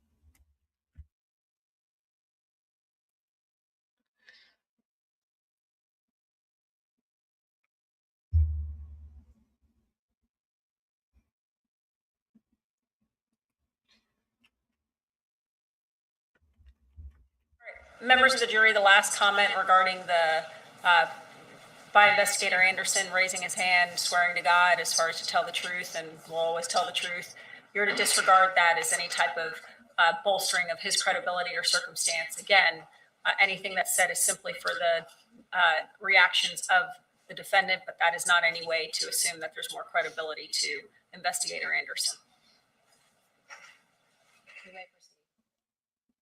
Or we ask you a question. Now's the time to come to Jesus, respond, because you're holding something back. I can see in your eyes. People don't believe that the police will help you, but we are actually here to help you with issues you may have. I think something happened, and you don't want to tell us, but right now the time is on your chest. And I really wish you would, because it will make you feel better in the end. I genuinely don't have anything else that I can say about the night or at the end of the period of time afterwards. There's only one opportunity to make that good impression. And we've done something we shouldn't have done. You call your hand the cookie jar, you do it. Now, anything else that happened in the house that you can tell us that you left out, but we haven't asked you, that would be important? Or during the time that you drove around for those 2 hours? Did you ever really go back to the house that you ever told us about? Something that happened that caused you to defend yourself. No, because again, it's like I didn't have any need to defend myself. I mean, I didn't. Well, we know from talking to there's weapons in the house. Right. We know that to be a fact. Something happened that caused you to defend yourself. Whether you had anything or not, you found something to defend yourself with. I can't tell you everything. I'm not going to tell you everything. But something happened. Whether your dad blew up on you, threatened you, physically harmed you, or hurt you, something happened that caused an altercation. I didn't do anything at the house besides getting myself together and taking out my car. And that, I didn't, besides that one thing I told you guys where I was going down the road to come back maybe, besides that. If you saw nothing that was out of the ordinary? No. In the Fort Christmas area or 419 area? No, did you get up to the playground Fort Christmas area where that guy blinking lights are? No. When I came back, I didn't come up to there. There is, and you're better across something. I'm away from that. There's a digital footprint and ways to see things that we know that don't make sense. Even though your phone may not have service, there's still issues with the phone. Right. And it was on you the entire time. Yeah. You left the house until you were in touch with law enforcement. I can track places you've been, and I know where you've been, and I know what time you've been there. And what everything you're telling me isn't just go something that doesn't add up. Because again, this what I think, what you think, what she thinks, and then they're saying the hard facts you can't manipulate. Right? You know what I'm saying?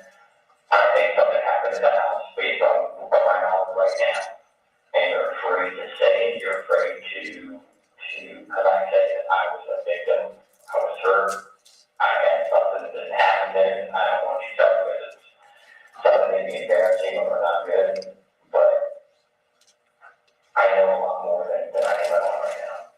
And then you're not something I can't help you, you won't let me help you.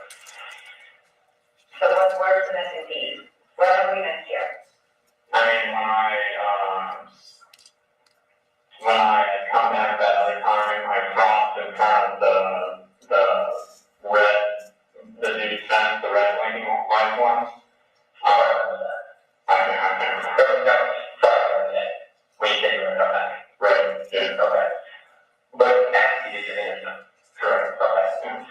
If you did that, you would have seen something, and it would be something out of the ordinary that you would have seen. If you had that, you had something out of the ordinary. What was it? I saw like a news van, and then I don't know, there might have been like a cop car there. There was like traffic games.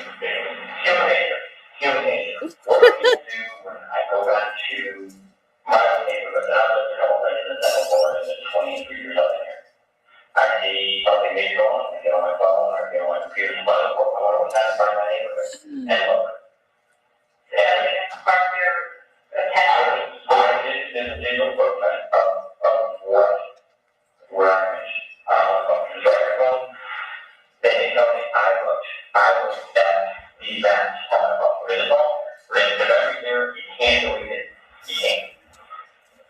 You came back to the neighborhood. You saw some things that are really out of the ordinary. And I don't believe for a second you thought that I'm not going to put all that in my neighborhood. I didn't search it up on anything on any of the sites that I have. You search it somewhere else. Remember, like I said, I know things that you don't know. And honesty will get you all the thing I can do for you. I can't deal with someone like them, but I'll deal with someone and help them until the end. No matter what, believe it or not, that's just me. It's just like I'm wearing it's what it is. I'm going to be honest with you. Members of the jury, we're just going to we have a couple matters to discuss, but we're going to just take a short 5-minute recess. All right? It'll be just very brief, and then we'll come back.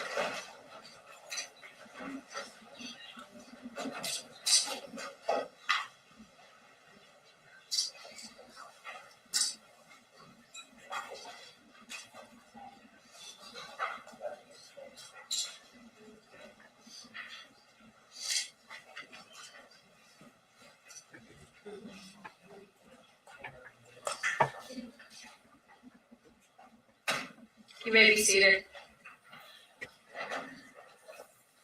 Tell you, I believe my notes were after that a lot more paying attention to that point. So if you're already past the points where I had, then you should be fine.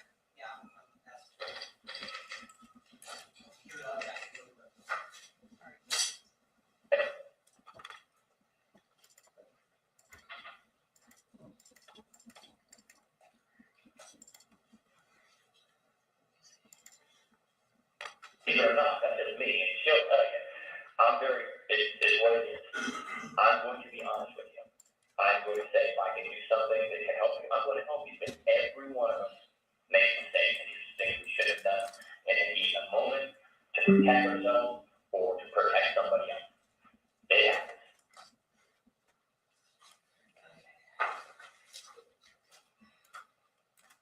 All right.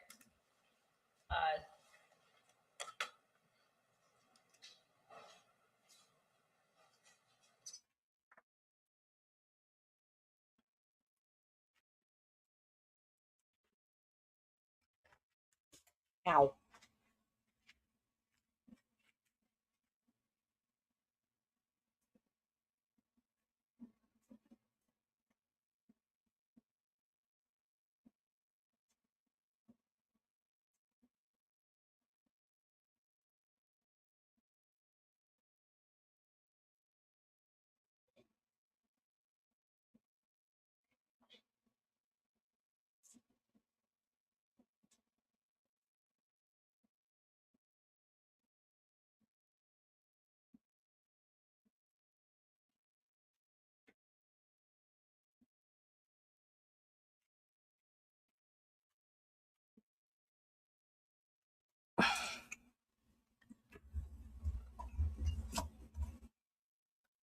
Spike got his ice cream.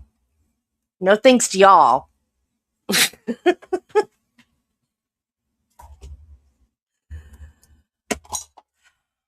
You guys, for those of you who weren't here yesterday morning when I told you guys who Grant Amato was, after he was sentenced and sent to prison, he had a spiritual affair with Aaron Goodwin's wife, and Aaron Goodwin's wife had Grant Amato find a hitman to take her husband out. And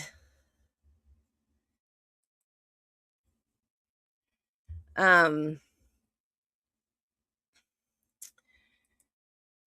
remember, I told you I didn't like Zach Bagans. I used to watch Ghost Adventures, but I just cannot deal with Zach. Well, I just found a clip of how Aaron found out, and that SOB Zach left it in the show. They were filming when he found out, and he left it in the show. Zach will do anything for clicks. It not only that, he is like he is, what's the word I want? He's getting other shows taken off of the Travel Channel, other ghost hunting shows. So he'll be the only one. Like, he's getting them canceled. He's a horrible person, y'all. He's just a horrible person. So, oh man, I don't know if I'll get in trouble if I show this or not.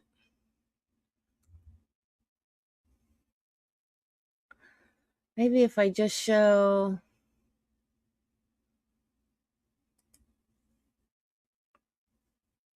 the part. No, maybe not. I don't guess I should. Because I don't get in trouble. But, because it's on Entertainment Tonight. But, yeah. He left it in the show. I feel so bad for Aaron. Maybe later, I don't know, into the trial or something, we'll watch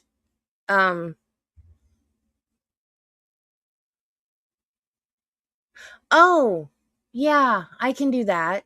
I'll do that. And I'll just remove it later. Like I always do. Duh, Debbie. Where did it go? I lost it. Come back.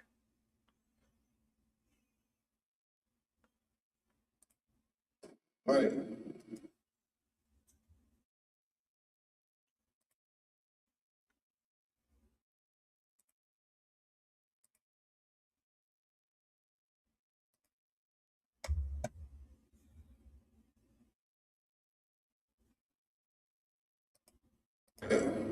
I'm just trying to take pictures.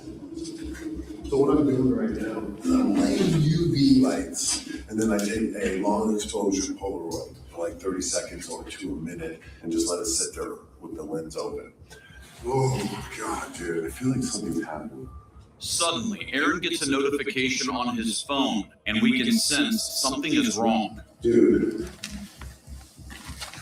And that's Zach's voice telling it. Ugh, it makes me mad.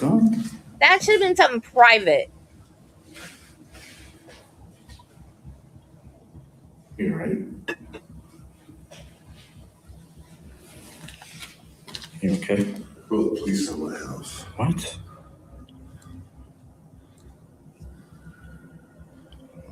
I gotta go outside. It's fine, but I'm not staying in here by myself.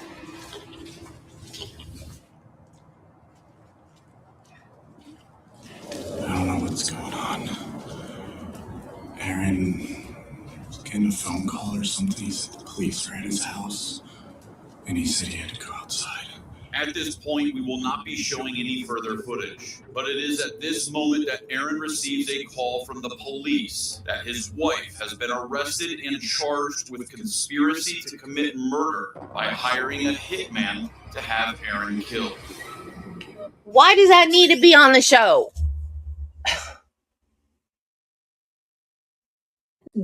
Why?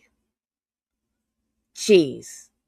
That was nobody else's business at that time. He didn't need, I mean, I know the show came out way after it happened probably, but still. Zach is such a creep. He's a creep.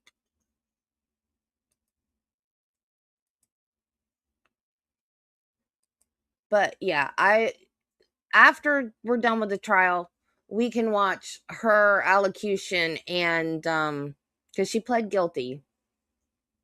So we'll watch her allocution and then his victim impact statement. He cries through the whole thing. It's awful. Go get a picture.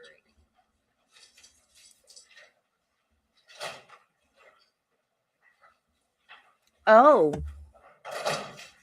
He might have. I don't know. I don't Do you have remember. 1202 in there? Is that I don't one know of if your I times? watched the whole thing or just clips of the sentencing. I have 1204 to 1207. Okay, that's, yeah, right after that point, because 120250, you're right, then it's around 12, right before 1207. So it must be And if you 12. look at their social media posts, they seem so happy. I think she just married him for his money. And he's such a sweet guy, or seems like such a sweet guy. I don't know him personally, but Might be 1203.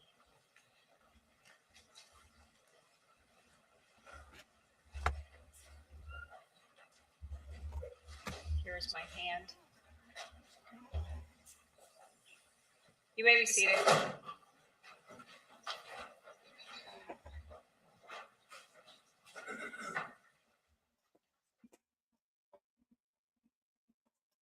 like, can they do anything worse to Grant Amato?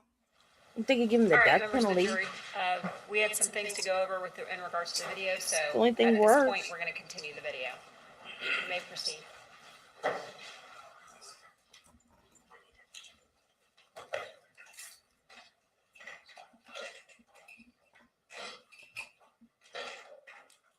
I know you search for something. I know. I can't tell you exactly. But you said you want to tell me how you're going to do what search.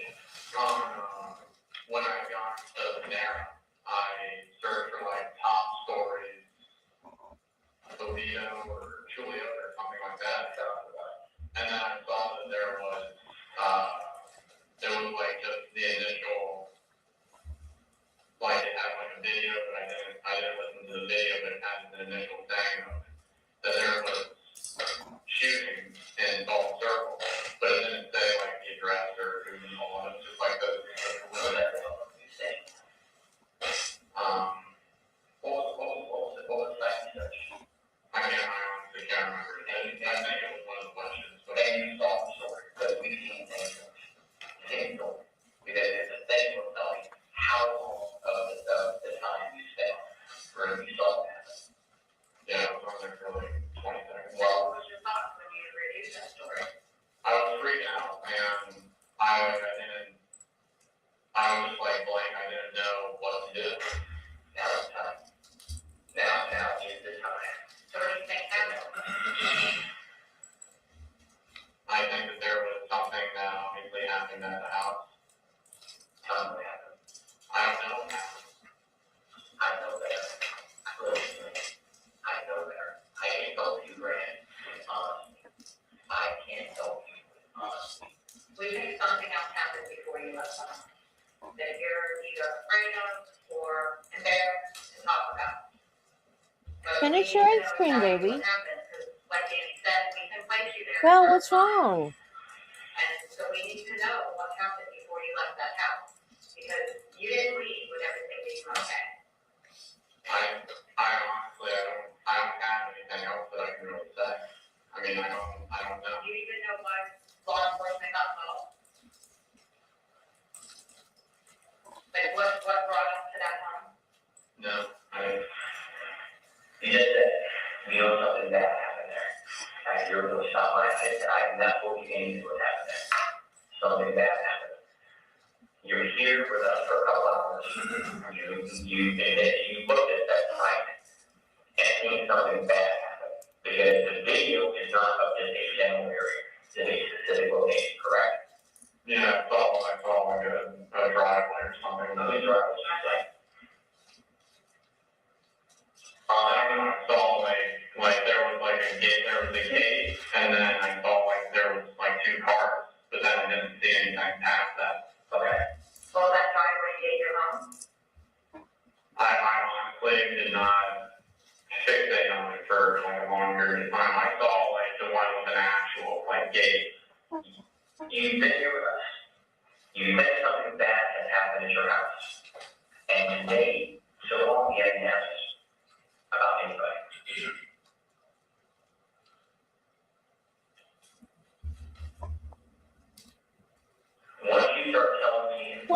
your ice cream, baby. Then we're gonna have a conversation on exactly what happened. I mean, you're a smart guy. You know something happened at your home. You have law enforcement here. You haven't heard for about an Well, year. I mean, I'm just scared of what the answer is. Does he know they're dead yet? Help yourself by filling in the blanks of what happened that night so we can give you the answer. Did anything more happen with you and your father besides him grabbing you up from the couch and yelling at you and kicking you out? Anything else that at all? Did he harm you, hit you? No. Draw any weapons on you? No, he didn't do anything like that. I mean, he was just yelling. This is the time to come to Jesus and be honest. When you know more, look at your eyes tell me exactly. You were hurt. I get it. Bro, I get it. You're hurt. We don't care what to tell you. Because once we get to a certain point, there's nothing I can do. It's in the hands of who has it. Nothing I can do. Honesty is always in that policy. You cross the other car, you think that I did it, how I can help. What can be done to help me? And let me tell you the rest of my story. If that can happen, that you were defending yourself, then we need to know that. If you were protecting yourself because you were in fear, then that makes sense. But we need to know exactly what happened for you to protect yourself. You can't minimize this. Once a wise man told me one time, once a ball goes off, you can't get it used. You can't. It's already out there. Now, like I said, I have to put things on myself to minimize the injuries I have. And we'll give you that opportunity. I won't give you that opportunity. I don't think you're a bad guy. I really don't. I think you're going through a very stressful and emotional time right now, being out of work and just dealing with all the problems with you're probably not used to depending on someone to pay all your bills. You know, you have your mom and dad are having to give you money. Coach just have to give you money. And there's a significant debt to people $200,000. I don't know what I'm doing. I mean, mortgage, yeah, kids or something like that, or a medical bill with my child. Yeah, kids. But it's all some rural, area. You get a friend that you were raised. I think I've nothing to be embarrassed about. And you said you had a connection with her. Here, I want to help you. She want to help you. You got to come to me with the truth now, because I already know the truth. I do. Here's the chance. You can shake your head now and say, I don't know. You know. I really know. She knows. You know. There's a reason you didn't go back to the house. There's a reason why you haven't tried to reach out. I mean, it's why you haven't heard from anybody. Yeah, I mean, I don't, it's like words that, like, I can't think of to even say. But I'm thinking that, when you see that there's a shooting somewhere that is around and that has to do with my family. Your family has no enemies. No problems. No friends.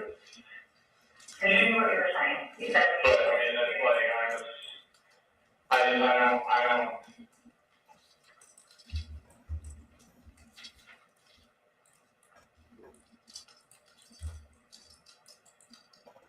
Like, I don't know how to even say the words. well, you're getting around about what you're saying. That somebody in my family's dead. And how does that make you feel if you're thinking that? I have absolutely no ability to comprehend the words. Because, like I said, I've been there for my whole entire life. And even though there's been struggles and everything like that, there has never been any issues. Oh, they haven't told him yet. There's never been struggles or issues like happened Thursday. Never, I believe you 100%. I believe it's never been like that. But something happened Thursday, unlike anything you've ever experienced in 29 years of your life. And maybe you felt that was rock bottom for you. You were getting kicked out of the house. Your mom gave you an ultimatum. I mean, you're already dealing with the debt and, now you have to stop talking to this girl, and now you're being kicked out of the home. I mean, I didn't understand how you would feel. I mean, that you want to lash out, or, you know, if something happens, you want to defend yourself. Absolutely. But we need to know what happened. I mean, I know, I can tell that you guys are like leading me into a certain way of what. All people need to do is want to get the truth from you. I'm not trying to make you say something that's not true, that's not accurate. The truth, that is. That's all I want, is the absolute truth. Because it's got to come from you. It can't come from us. It can't come from us. Do we know what happened? Yeah, we already know what happened. But it has to still come from you, the truth. Because the parties involved, that's in all cases, you want the truth from. I don't want somebody to say that that's not true. Absolutely not. I want them to say, this is what happened, and here's why it happened. Because sometimes there's things that are justifiable. I'm dealing with a case right now where some people were jumped in the house. There was a shooting, and the people involved in the shooting are not going to be charged because they have the right to defend themselves. Nothing in the state federal law says you have to be seriously dishonored or killed. Nothing. You have the right to defend yourself. Absolutely, you have the right to defend yourself. Sure. You being part of your life. But Grant, I just need you to come. It's there. It's there. It's on the tip of your tongue. You want to say, let me tell you what happened. I'm being honest. I think to be honest about 95% of the story. I truly think to be honest about that. I think that 5% of most people really afraid to actually talk to us and tell us their story. And sometimes we can help justify their story when they tell us the truth. It's just a fact that happens that people are afraid to tell things. They're afraid, well, I'm going to get, you're not going to believe me, you're not going to like me, you're going to think back to me. It's not the case at all. I have no opinion one way or the other. I don't know you. I mean, if you guys don't know you, if you're a friend, I would think that if you were somebody I know was something else I ever had previously on that, I have an opinion, but I don't have an opinion. I just don't know. We don't look at the contact because it happened. So there's no reason for me.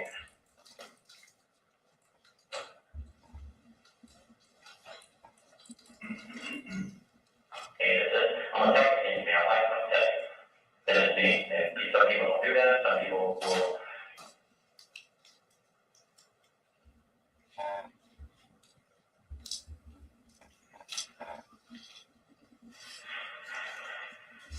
No, it's not my friend. I want to help you. She wants to help you. And I'm telling you, I'm going to help you. Anything I can do within my power to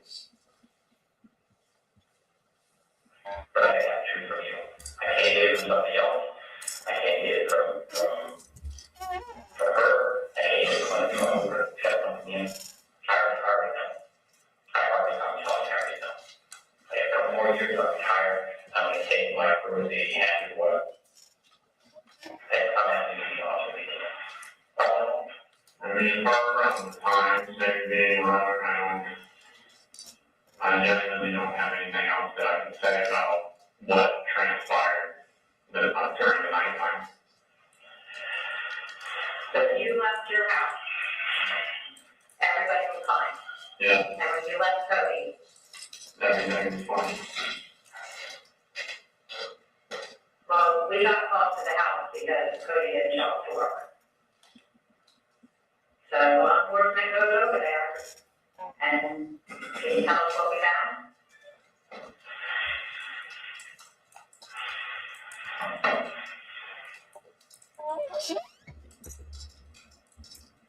What do you think we found when law enforcement arrived at your home? I mean, you guys are talking about guns, and you're talking about other things that.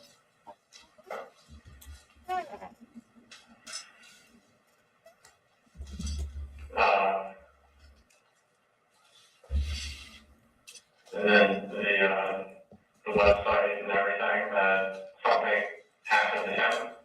Who's that? Cody.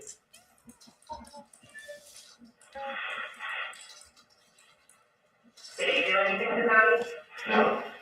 Did he do anything to your mother? No. Did he do anything to your father? No. Do you have any reason to believe that anybody else would harm them? No, the only thing that I was told was that Cody would take care of it for me. That's all I know. But you didn't tell Cody what your father said to you, correct? Correct. So when Cody made those comments to you, what do you believe he meant by that? Have you guys ever talked about? That he was gonna, I thought he was just gonna do what he always does, which is where he just talks about it and he figures out whatever strategy he needs to. So if anything happened in the home, to bring law enforcement there, what would you think happened? That there was a shooting. Between them? I don't know. Between Cody and my dad. And why would you think that? To protect me, or to help me, or to do something with me. So you're telling me you did not shoot Cody? No. Your father or your mother? No. I mean, I don't know, like, what more I can say. Well, when law enforcement arrived, that's what they found. So you're the only outstanding child. You're the one that's been having problems with your dad. You're the one that we haven't been able to find for 2 days. Do you understand now why we would be questioning you about that? Yeah, but I mean, I wouldn't, like, I wouldn't be saying, like, all, like, I don't know the way, I don't know, like, what to even say.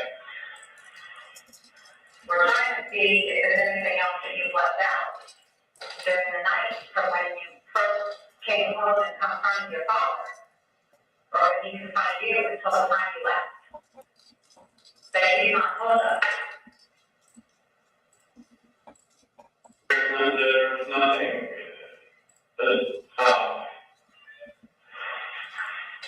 there's nothing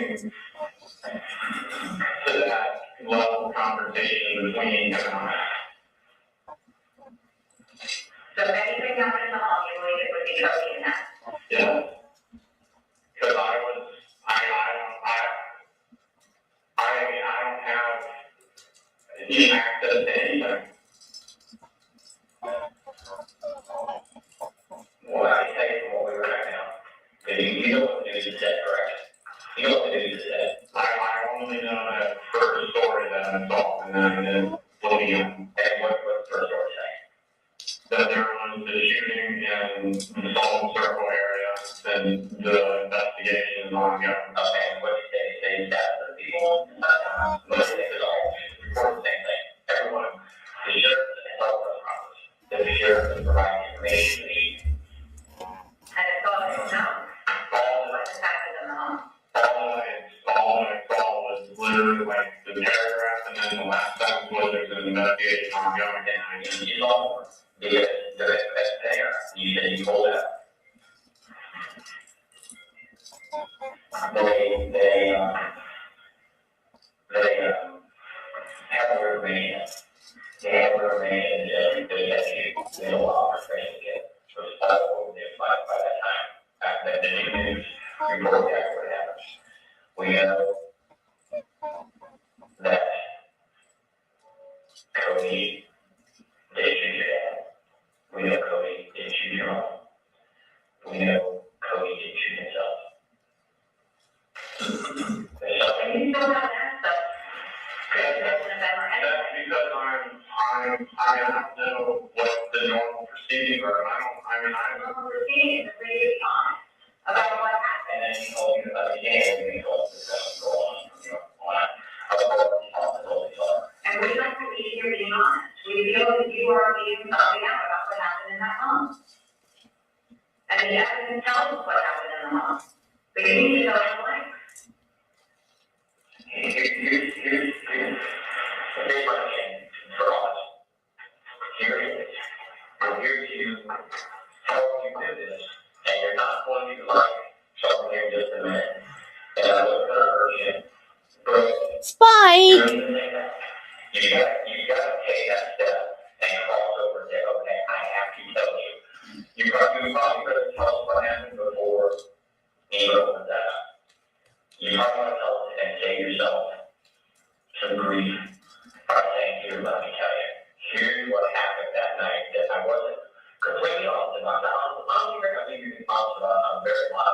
really did. Because I can account for your day, I can account for your night. Just, we have a couple very small holes, 95% of the story already know. That's why you're here with us. And again, your cell phone's gonna put you in the areas.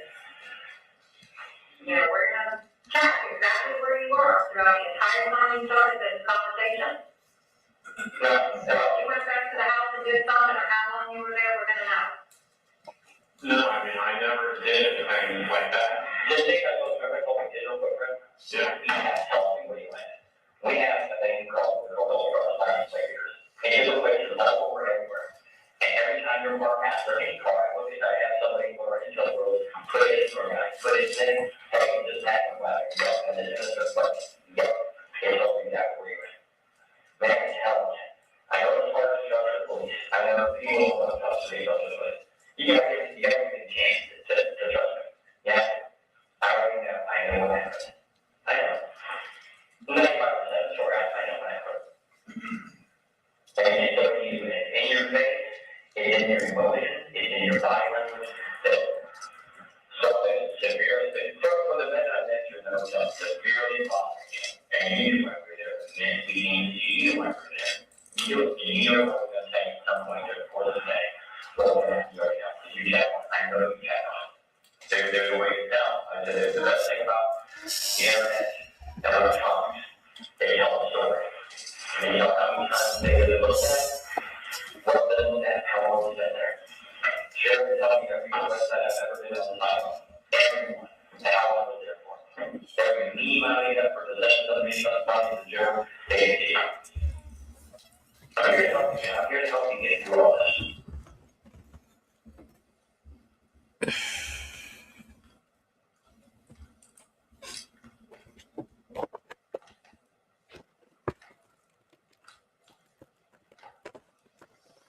But I've got to have you step over that little bit like we're saying and go.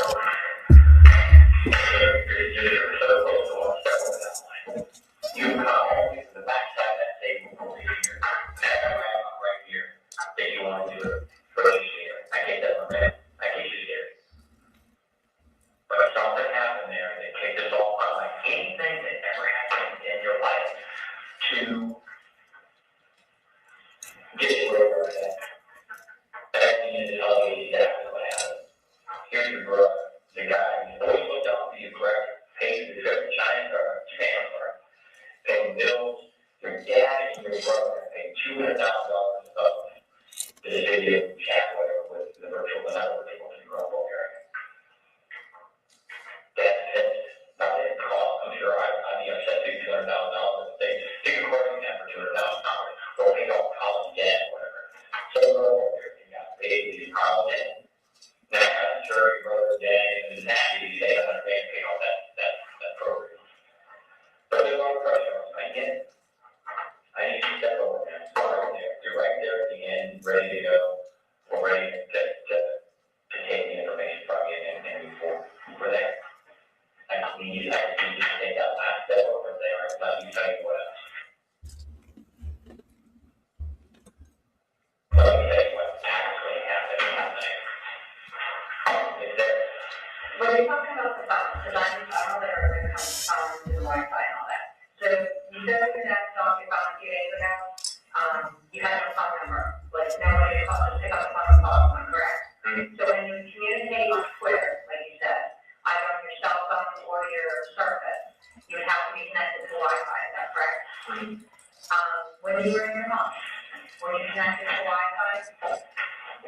Talking to me, you know, when you did Twitter, so on and so forth, were you connected to Wi-Fi at your home?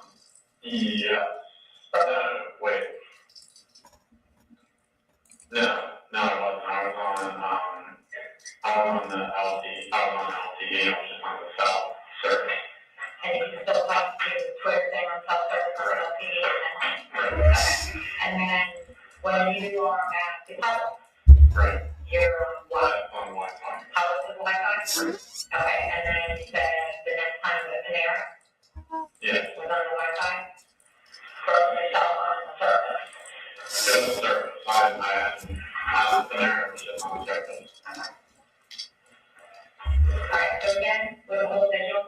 Danny's talking about. You know, that we will know exactly where you were and every time that you connected to Wi-Fi and how long you were connected to the Wi-Fi. You understand that? Yeah.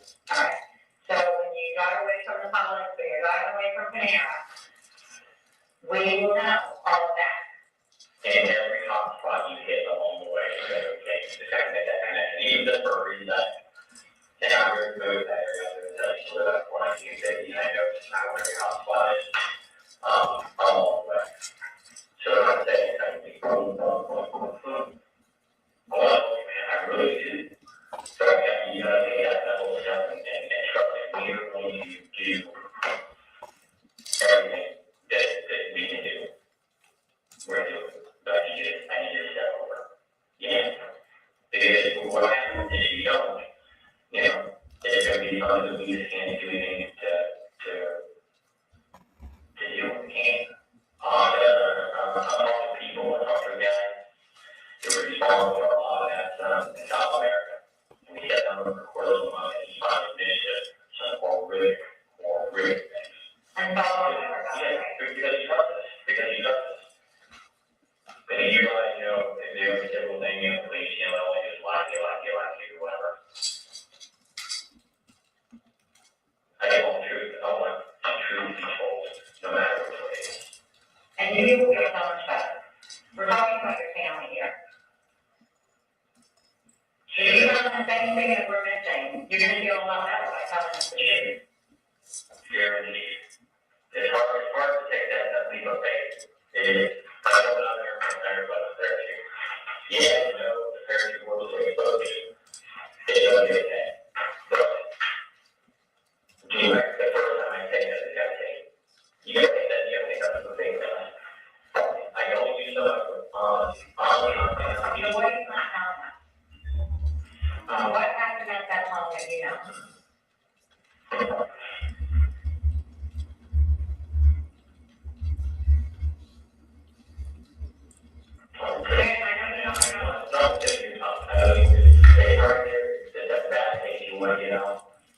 To get it all off your chest and out of your head.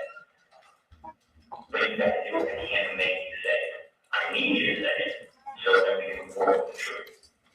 And that we're 95, probably good, 97, 98, that last thing when you say something about the story and it's proven to be wrong, then you have problems. So what do people look at? During the course of investigation, did everybody who's honest who was dishonest? So the explanation is you have to explain them, and you're missing that 2, 3, 4, 5% of the truth. They go back. And that's the most crucial for you right now is the truth. Sound crazy, but that's fact. The truth subject you free. Emotionally, you're probably going to break down because you got this all pent up inside you. Then you want to say it, but you're afraid to say it. I get it. I talk to people that make all this look like nothing. This whole thing like nothing. They're just bad. The one thing you can get yourself in chest, they say, you know, I didn't think I would, but I feel better. I know it's tough, but I feel better. Because now I told them, so I told them, you can't start reading a book and get all the end and conclude and you just shut it. You gotta open up. You gotta open up to me. I'm here to take that information from you, to get you over this hump to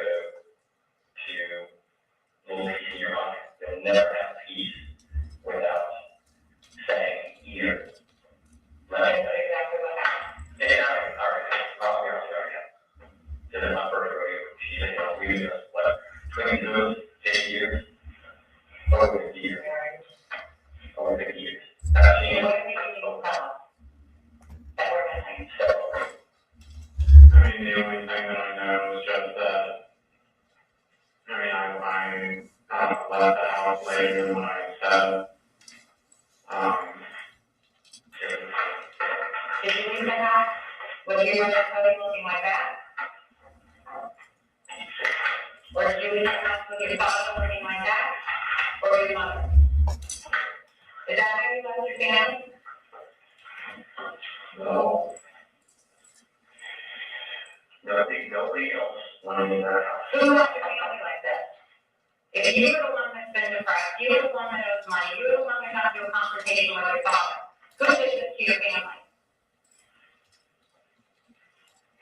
If you were trying to defend yourself or something else happened, we need to know now to help you. So tell us what happened, Grant.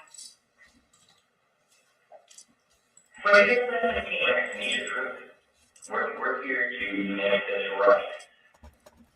You gotta tell the truth. It's all it took your time, man. I get that. Did you want to go after you and try to protect yourself? No, I didn't do anything.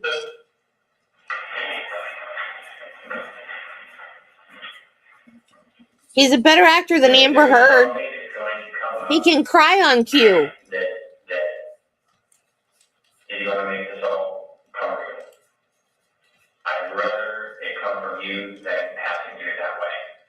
You have to tell us what happened. You have to tell them why. They can't tell me what happened. That's fact I know. She never held a gun. She didn't have a gun at night. Fact. He never fired a gun. Fact. He never fired a gun. He never did.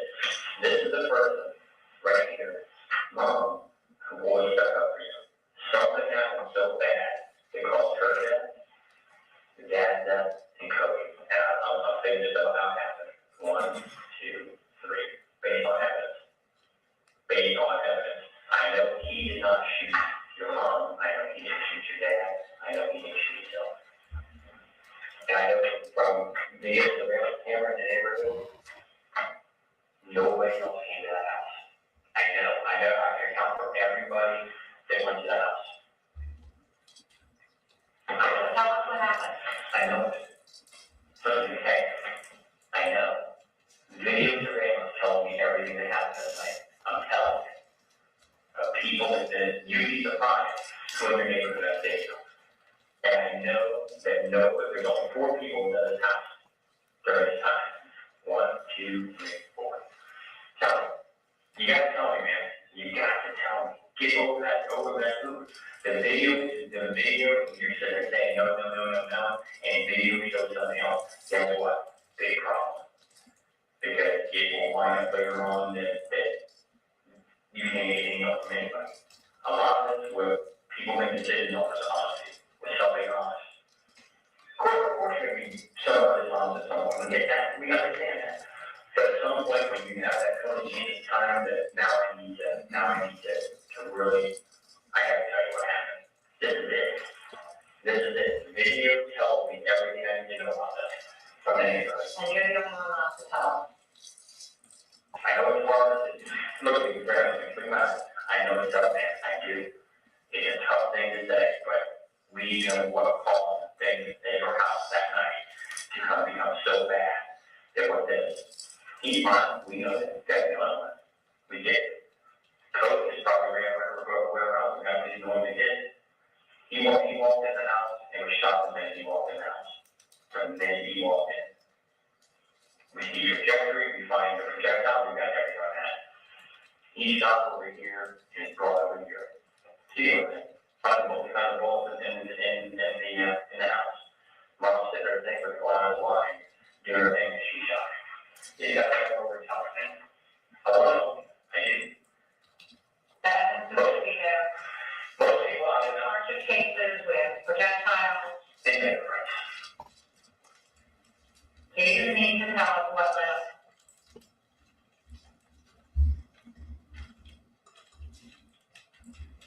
This way, so I can't do it. Even there, it's not there. Did fire gun. Not it. Not it. Cody did not go. Or did you file a point about the jail? No, there's nothing else that I can say. That this is not made up of what you want to take for what we're right now, right now. Factual items do not support what you're saying. Nothing we can make up what I think, she thinks, or thinks. You gotta be honest. The minute you start being completely honest, you're pretty honest, I'm not gonna say you're not. The minute you know what happened to get this in here, it is the second that we start moving forward with healing. You say you can't, but yes, you can. There's something that you have done that proves it. I'm telling you. I don't know, I can't make it any clearer. There's something there. Just tell me. Tell me. Your emotions, your demeanor, your body language, your eyes, tell me everything I need to say about you. You want to tell me in the worst way. You want to get this pain off your chest. Do it. Come forward, tell the truth. Start going to church and doing your best. When I go to church, a few times I go a year and I get up there and ask for forgiveness, I feel 100% better for all the crappy things I've done and didn't do what I should have done throughout the course of the year. Show my coworkers, show my kids, not living the way I should live. Get me too. And when I go up there and make my confession to the pastor, it makes me feel better.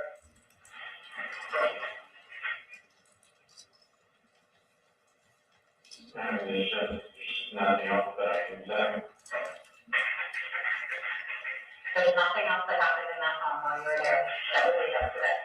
So, Your father didn't point out to you, there was nothing else more than what I said. then who do you think did this? I don't know.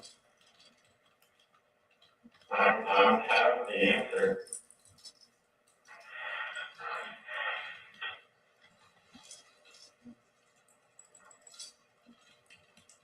He not giving it up, guys.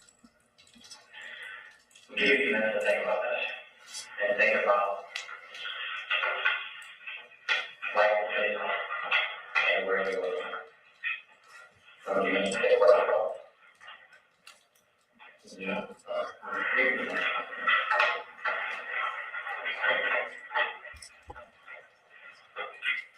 You need a drink anyway? No.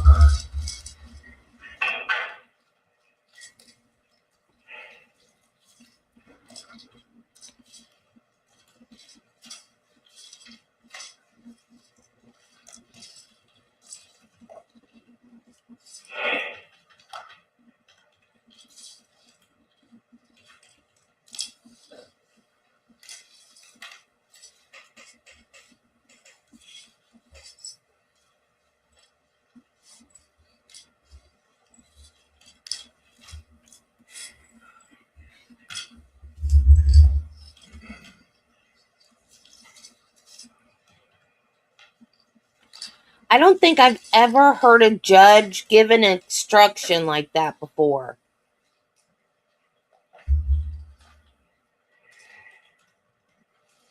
The statements you hear from the detectives are their opinion. In other words, they're doing whatever they can to get a confession. Don't listen to anything they say. Just what the defendant says. But I don't think I've ever heard a judge give that instruction during a viewing of an interview.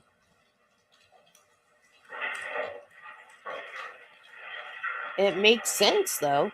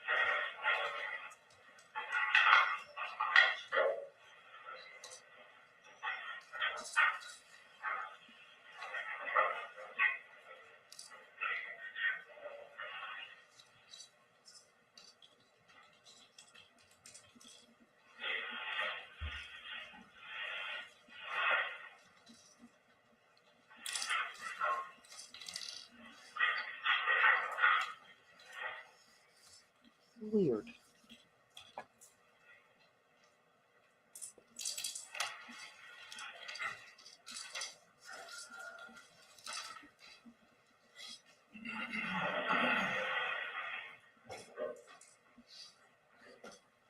And the only thing that I have is just the times in which I left the house. And there was there was an argument when Cody had gotten home, and then there was nothing that he can do to help me. So I don't remember the exact time when I actually left, but I had left later than what I said. So you were home when Cody got home? Yes. Tell us about that. What time did he get home, and why did he come home? I mean, he got home at, I think, like 10:30. I still think that's when he got home, was like around 10:30. I don't know why he was able to leave early. And what was going on at the house when you arrived? My dad and my mom were arguing, and then I was still just packing up all my stuff, or gathering the things that I can gather.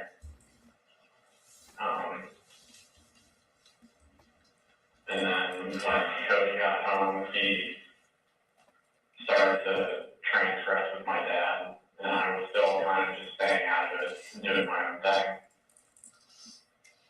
And then the end result, still the end result, and I still leave. And then so was it true that you still had Cody at the locker, was that? No, no. So you didn't meet him on the locker? So why did you tell us that? I don't know.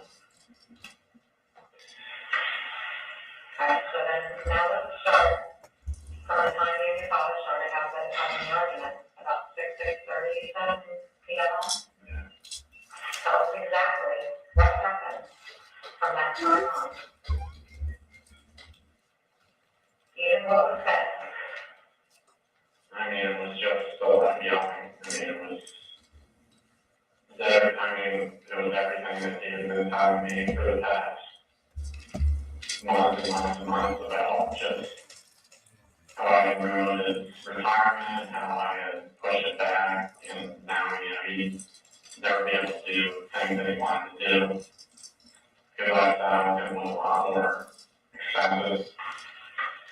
And I told him that, once I can get a job, then I have plans to make amends for the things that I caused for everybody.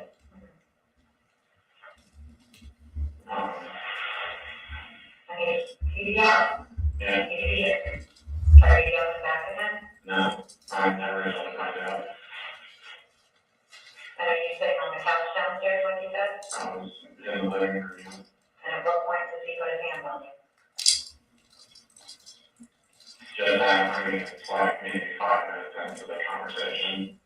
So it's not, there wasn't really anything that was a trigger that I can think of. What was your reaction when he grabbed your shirt and pulled you up?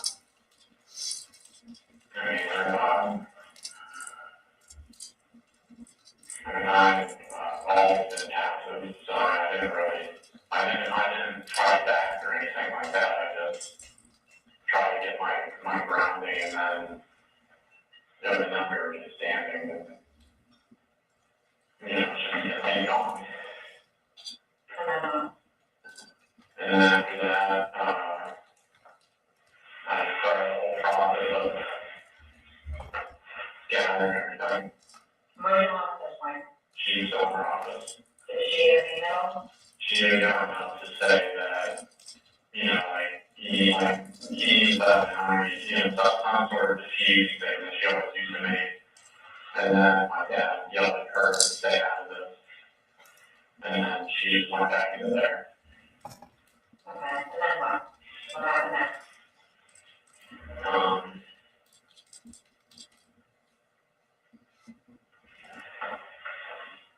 I mean, it was just a lot of like, there was just a lot of yelling and confrontation between me and Dad, but there wasn't anything more physical about it. And like I said, I was just going up and out, getting my stuff and taking out my car and getting back whatever I could gather. And where did that you were doing that? He was just following me around. Just making sure you were gathering the stuff to get out. My possessions, not taking anything to. And how long did that go on before Cody showed up? I mean, that was like 3-4 hours or something like that. So you did that for 3 hours, gathering your stuff. And dealing with Dad, and because it wasn't just like he And one of those 2 little bags you brought was 3 hours? Yeah, he wouldn't just. I mean, I went on my computer to back up some stuff onto like some flash drives and I mean all that other stuff, but it wasn't just like with him where I could just go and do my thing. You know, I mean, he would stop me and then we would talk for like an extended period of time, and then I would start to do my thing again, and then it would stop again. And I mean, that's all it was. Was your father wearing this? Yeah. And what about that gun in his waist? No. He didn't have that on? No. Is this normal? No. I mean, I didn't see him have a gun since high school. So he doesn't walk around like this normally? No. Why do you think he would be like that? I don't know if it's because of what he told me that if I came back that he would kill me. But he said you're a person. Yeah. But we're here this is a person that is coming to solve a problem for you, or came over to solve a problem. There's political ways to accept it, including talking to girls she thought that you were all very busy. She ain't hard, it says that you're not a bad guy, how this is great, basically, that we had this trouble with that. Here's the problem with that. This one behind you supports you, that one behind you supports you. This one here cares about you, but doesn't that? Because like you said, you have ruined his planning for retirement, so he can't retire because it's plan long. That's what Cody did.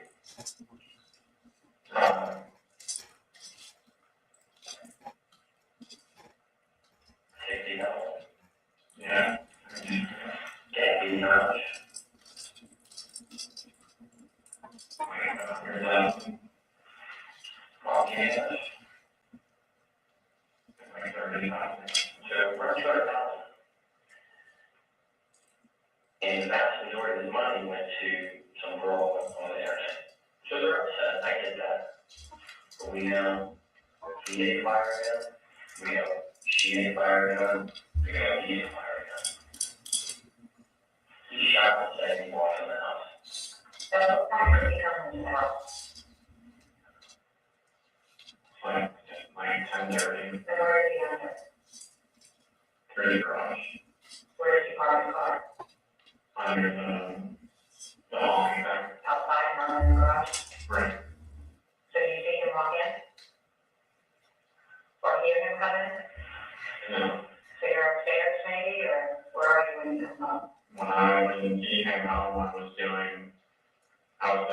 gathering some of the like power parts into my little shoulder satchel And thing. where the power was, in the kitchen, or? In the kitchen. So you see him come in, I hear the door, but then that's it. and then when do you see him? I see him when he walks into the kitchen. And what do you guys, what is that? I basically asked me what I'm doing, and I basically tell him the quick short story, because at the time my dad and my mom were talking. Where were they? They were in her office. Okay, so what is the short story you tell? That code that dad caught me still talking to the girl that caused all the problems, and that he was kicking me out of the house because I broke his rule. Did you tell Cody that he threatened to kill you if you came back home? No, I still didn't talk to him about that. I I told Cody previously when I went to Cornerstone that that's what Dad was gonna do if I made one mistake on a specific one that I called. But if I made one mistake, and then Cody told me that he was going to do that when I went into one of the side offices with him for the officially dropped me off. with Mr. Cornerstone. So your dad had told you in the past before that he would kill you? Right. For what reason? For if I did anything related to this, again, costing him a lot of money. And Cody knew about that? Right. He didn't know about, the one that was just said, whether or not he knew from the papers that I had written out of all the consequences and everything like that. Where did your dad write this paper? I was thinking the same thing. Can't get me on. Not a tear in the interview room. Do you know where the paper is or what it's written on? That's written on like Not a tear. And the way she threw those pictures down, did you do this? Excuse me. Did you do this to your mom? Did you do this to your dad? Did you do this to Cody? Not a tear at all. Like almost no reaction when they told him that they were dead. And the way they told him. Yeah, I was thinking the same thing, Judy.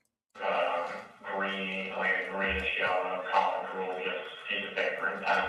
In the office or bedroom? I don't know where it keeps all this stuff. Alright, so what else do you and Cody talk about? So then after talking about that, he said that he'll take care of it, and then him and my dad, they're the ones that all yell and raise their voices and everything like that. Did your dad eventually enter the kitchen? Or did Cody go to your dad in the office? No, my dad came in when he heard that me and Cody were talking. And what was the conversation then? When they started to talk, I just left the room, and I just went back upstairs. So you didn't hear what they talked about? Not I think it was more just that he was defending that's just, that I just did this, and then it's not like it's costing any money. Were they yelling? Did they raise their voice? They were talking? They were yelling. Did you hear any threats or? My dad said that,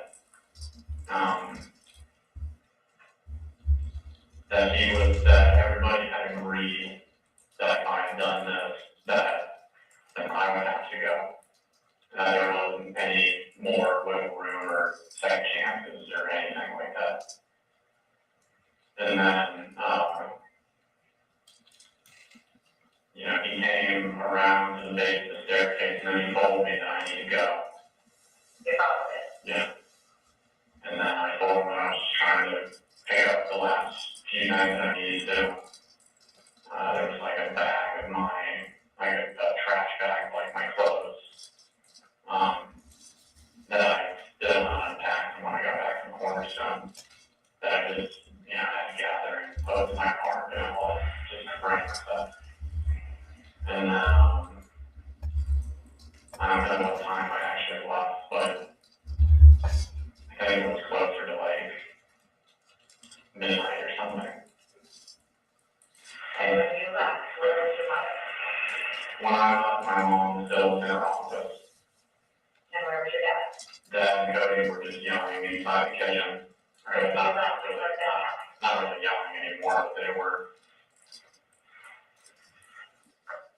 It was basically just the same exact conversation that had been going on, where there was nothing left, and that they had looked through some of my things, make sure that I wasn't taking anything that wasn't mine. I think the only thing that he had a problem with was that I had taken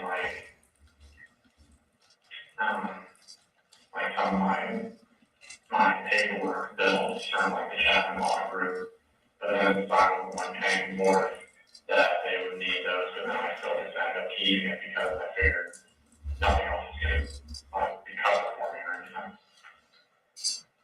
So then after I left, I took the Fort Christmas Road that connected up with 50, and then I was just at Pilot for the rest of the time.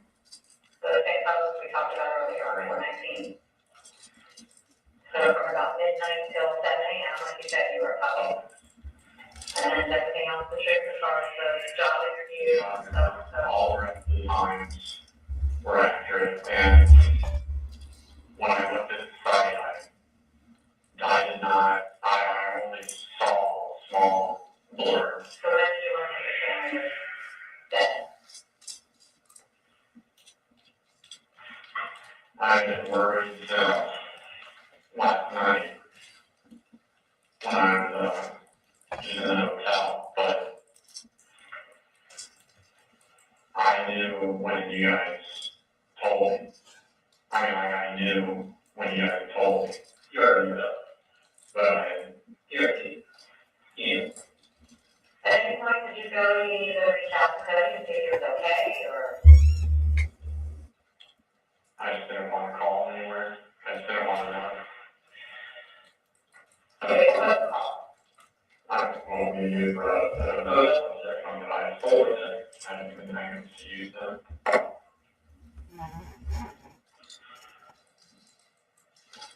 You guys come back on correct? Yeah. You're putting on autopsy?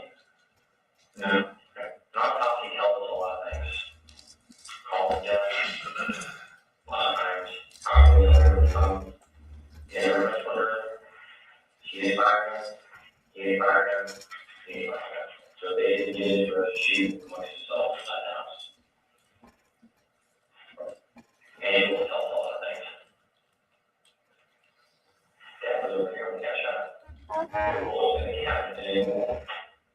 We know that so it was back to the came to. See what Shelton is over here. See what Shelton is around here. See what Shelton is around here. Cody was shot the minute he walked in the door. When he first got him.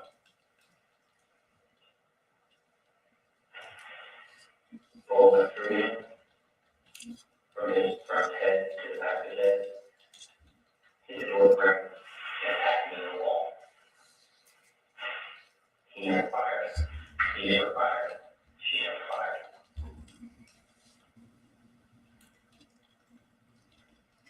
And we know what time goes that work. I mean, from his boss, from his coworkers. You gotta remember, we talked to everybody before we talked to you. So we know what time he left work. We know why he told his coworkers and his boss why he left work. And we know what time he got home. And we have text messages that he had sent people afterwards. So based on what you're telling us, that he comes home and has a conversation, talks to you, talks to dad, you leave about midnight, and he's still there talking to your dad in the kitchen, none of that adds up. Can I approximate the time of death based on the body? That was the time, right?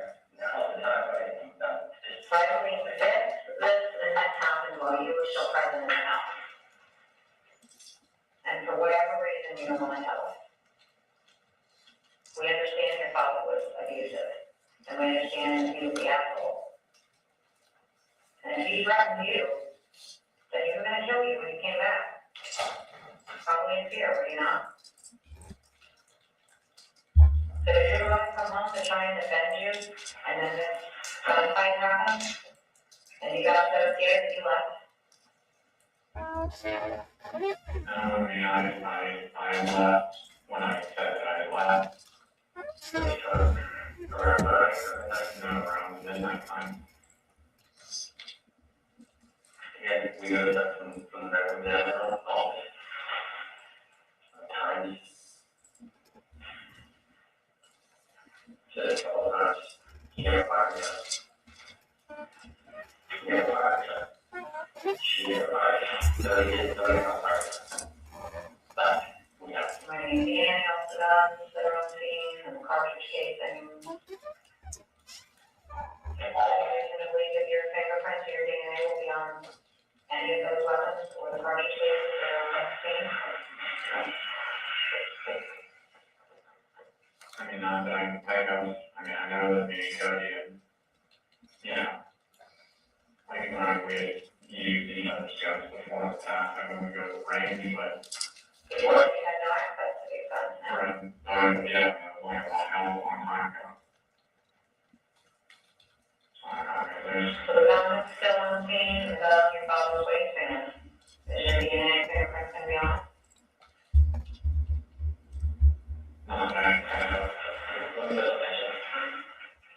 We pulled my neighbor from your dad, you, Cody, your mom.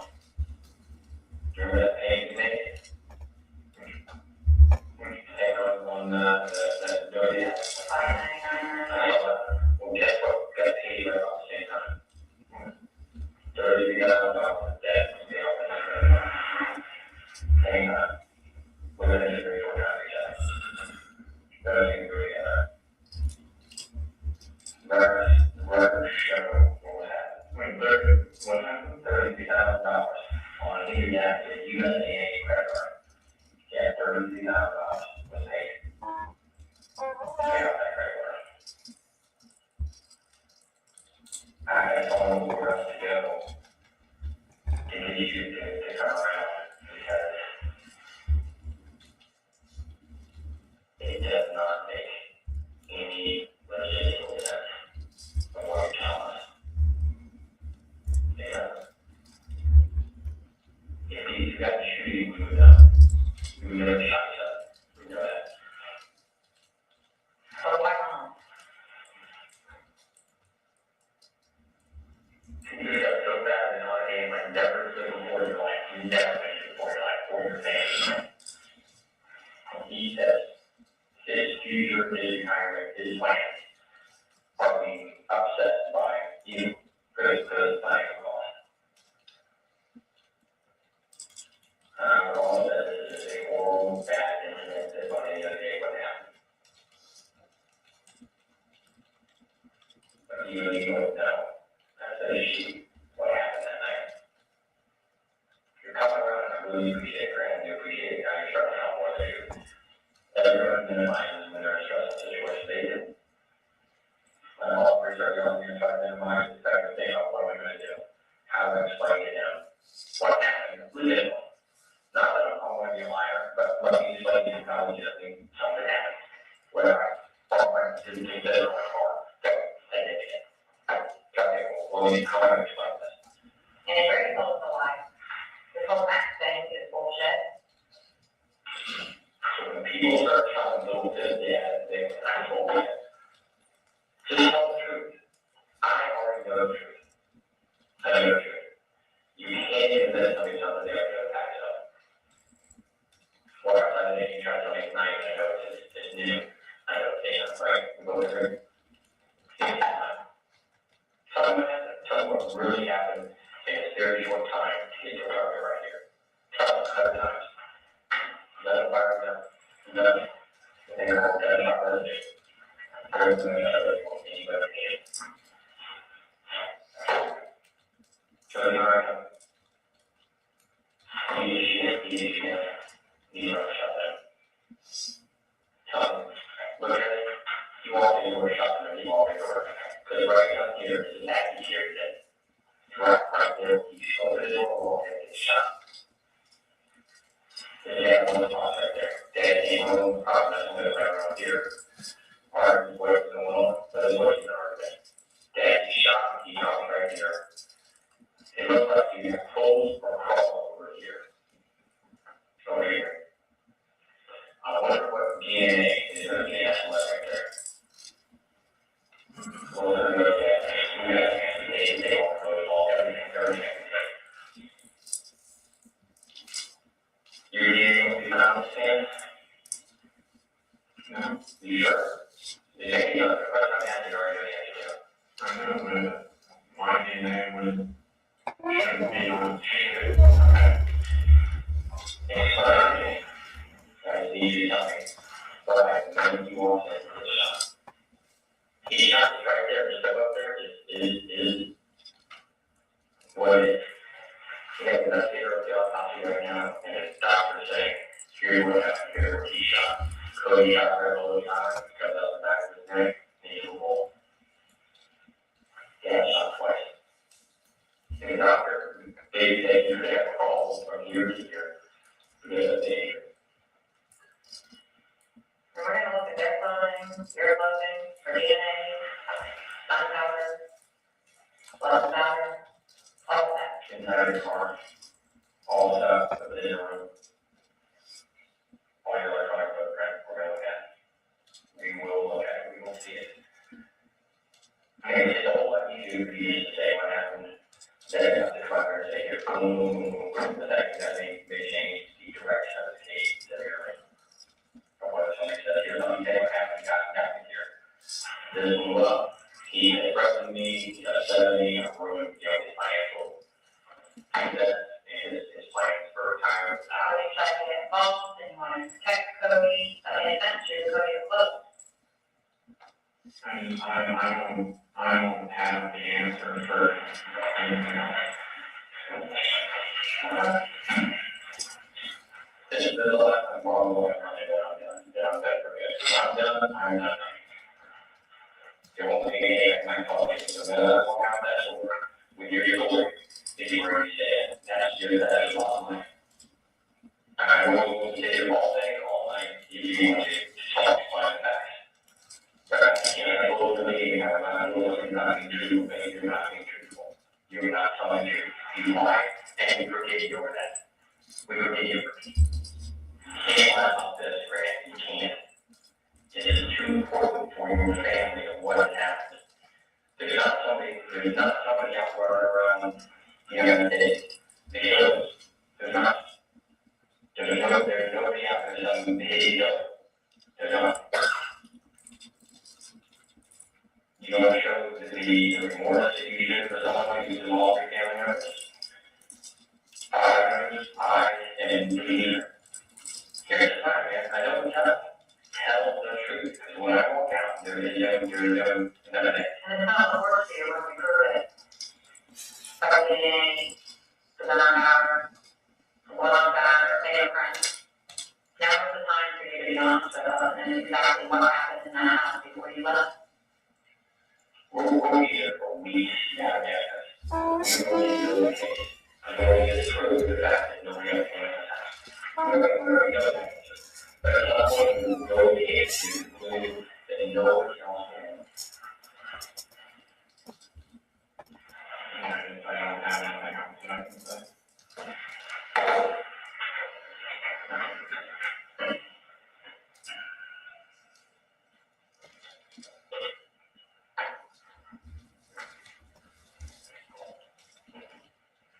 My brother even said the same thing, like, when all the financial stuff was happening, like, why I couldn't show, like sadness towards it. And, I just don't know, I mean,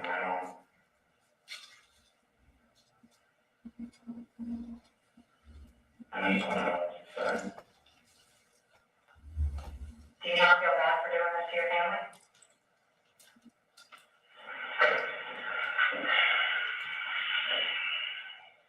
I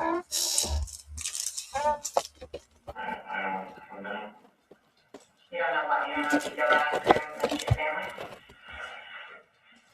And I've been blaming for the last half year for everything. I've been trying to move forward into a positive direction.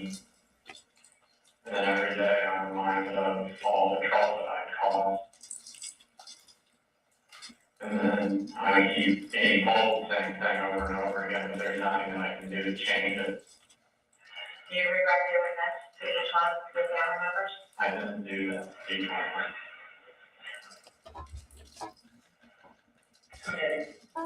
I'm going to ask you right with your family, because they shot them twice in the head, and go ahead. Come here, you sit my feet first. Sit my feet, get out of here, sit right here, come here, sit right here. Get out of the seat, sit right here. Sit right, look at for a bar, right? Look at the bar side. Think you can walk away with that. Independent. What are we here for? One thing. The Bible lady with justice. Justice, all we're here for. Justice. Look at it. Who has motive? Who has motive to hurt your family? You get Jason, but we already know Jason. I can count for every bit of Jason's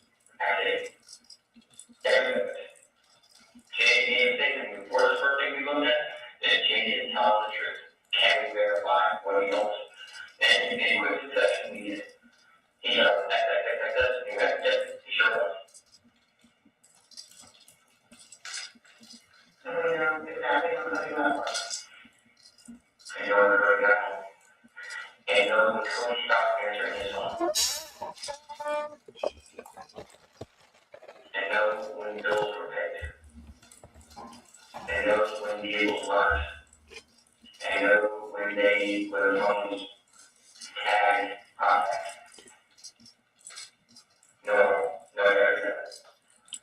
not time for you to admit to what you know. If you say, I didn't do something, I know something. It's easy to say yourself, but you can't say it. Because facts and evidence don't lie. I've got everything to do to get to the bottom of the truth. And when I get there, but I promise you down at some point, the facts will be there. And you're gonna have, hey, I talked to you and tell you what happened. And the answer is no. After we walk out and I said, right, it's done. There is not a second chance. There's one time to make a first impression. Hear that before. This is it. I don't even know that guy. I do. I believe he wants you to tell us what happened. And there's a reason it got so bad. There's a reason.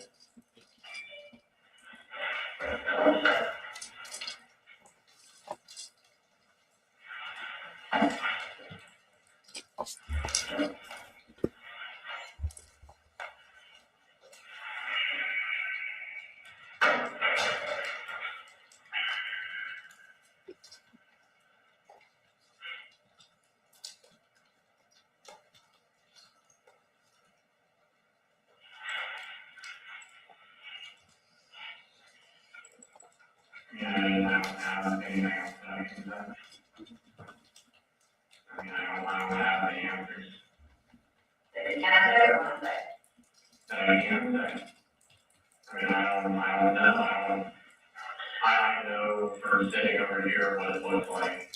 I mean,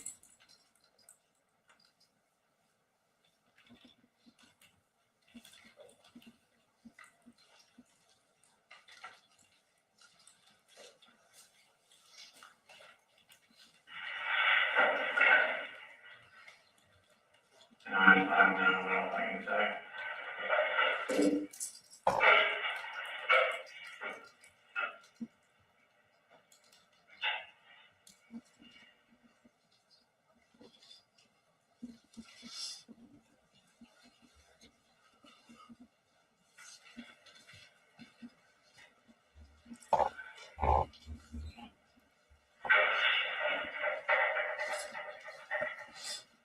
Two things happened here today.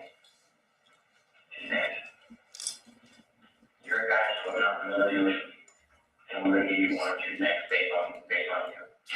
You can have a life preserver to keep you around, or you need a boat anchor. And which one do you want? Because we will give you whichever one you ask for. The life preserver, the boat anchor. I don't know the life preserver makes everything that I can. You want it, and I believe you do, but you have not said everything you can do today. Be careful of locking yourself into something because just like this, you lock yourself into $1,000 for Christmas. That's what we including that, which we proved to be a lie. We already do that. We already do that. But I'm gonna let you say it. I'm gonna let you say what you want to about being honest in here. And at some point, we will pick that apart from why you're not honest and what physical evidence shows to be. What physical evidence shows to be.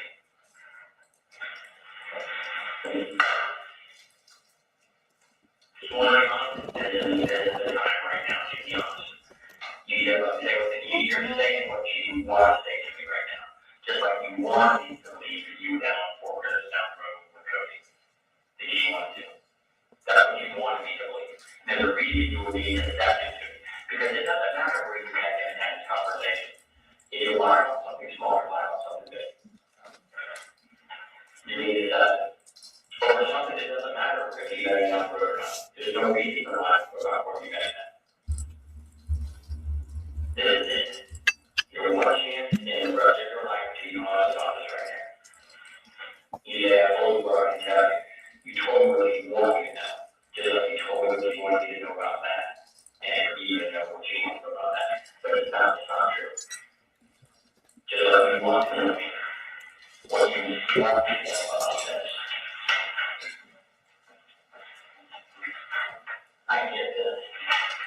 get that. I'll get that.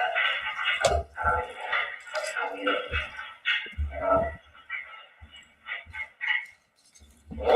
I understand.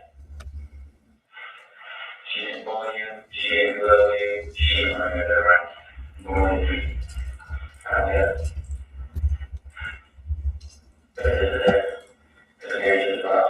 I got a number in my life that I'm going to get to walk out with 10% of the driveway. You're going to have it 20 to go. So we asked for that reserve. When they cross the line, I got to step over. Can't do it. Won't do it. Think about that. Think about the last reserve I can give you. Think about it. Take a few minutes just to reflect on it, and then we'll come back in a couple minutes, and then we'll go from there. And what happens is what happens. Fair enough.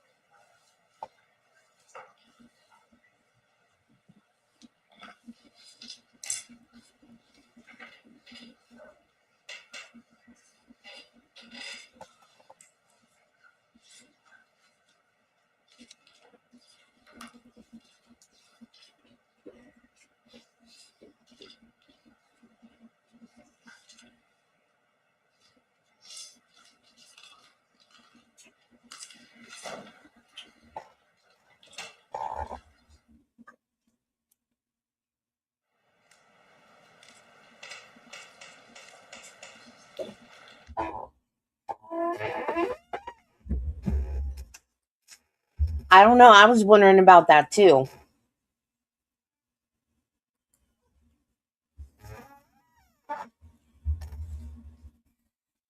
Did he really think he wasn't going to get caught?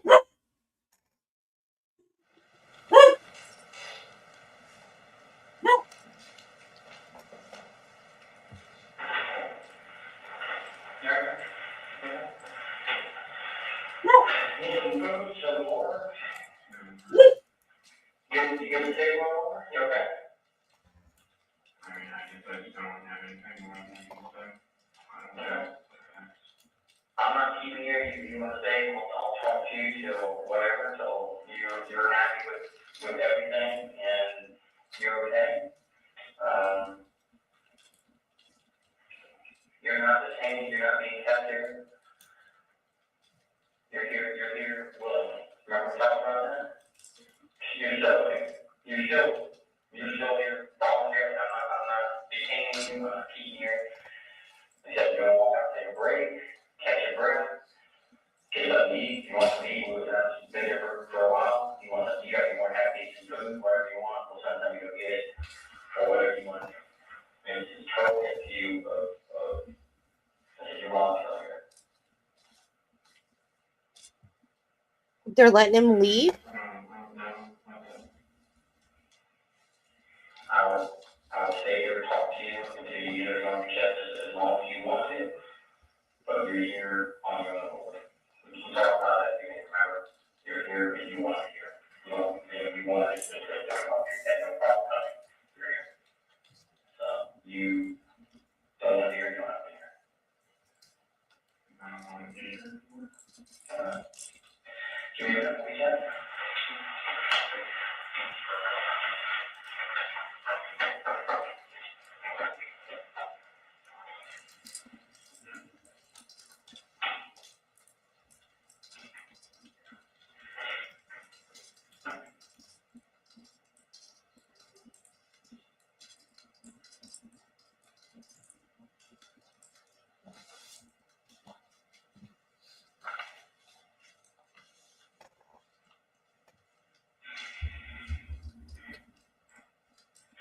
If I was him and they told me I wasn't being detained, I'd get up and leave. I mean, I know he's guilty, but still. Oh, now he's crying for himself.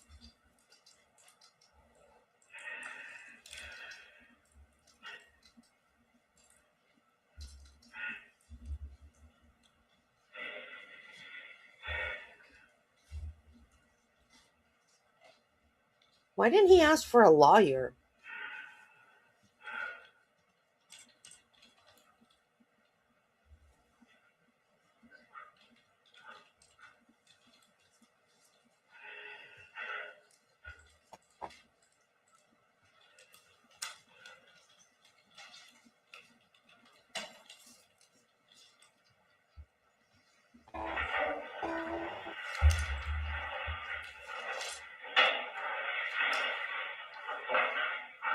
Yeah.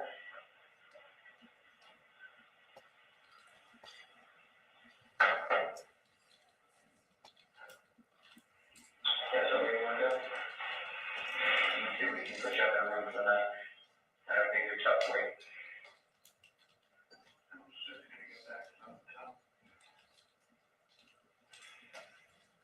I don't think you're gonna be able to get back into that room.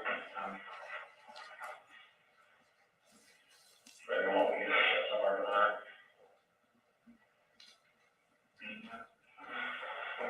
Yes, where you want to go? I don't know where I can go. Got your area you want to go to? Friend? So we don't have to get by the top of the night.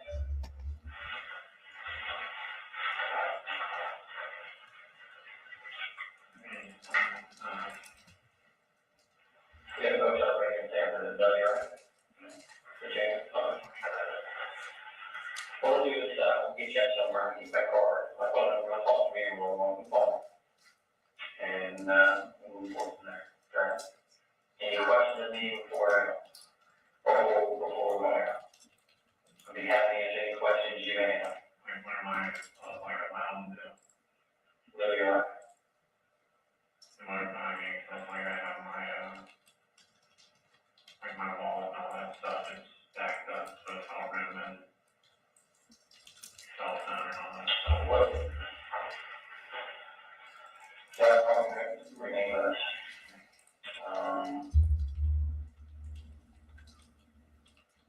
We make sure you get hotel, get some food, any food, let you know, you want to want to eat, grab any food, grab something to drink.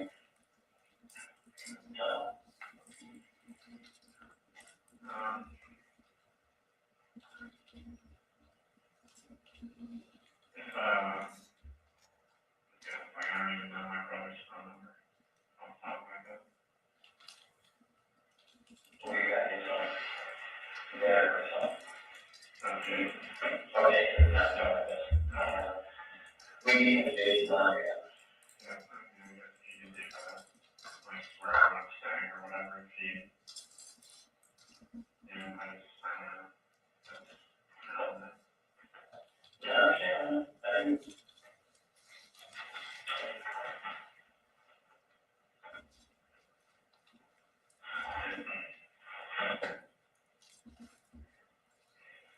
I mean, I guess that's it. So, yeah, we're trying to figure out if we can work with you anytime. I said, try to figure out a place to take the day, get you a day, right? It's just more trying to figure out what we'll match it to. You're free to go, but we're gonna get you to a hotel here somewhere here in Sanford. You can stay in, right? Just trying to find our answer for that too, Scott. Got water open. You can come in the week after, right?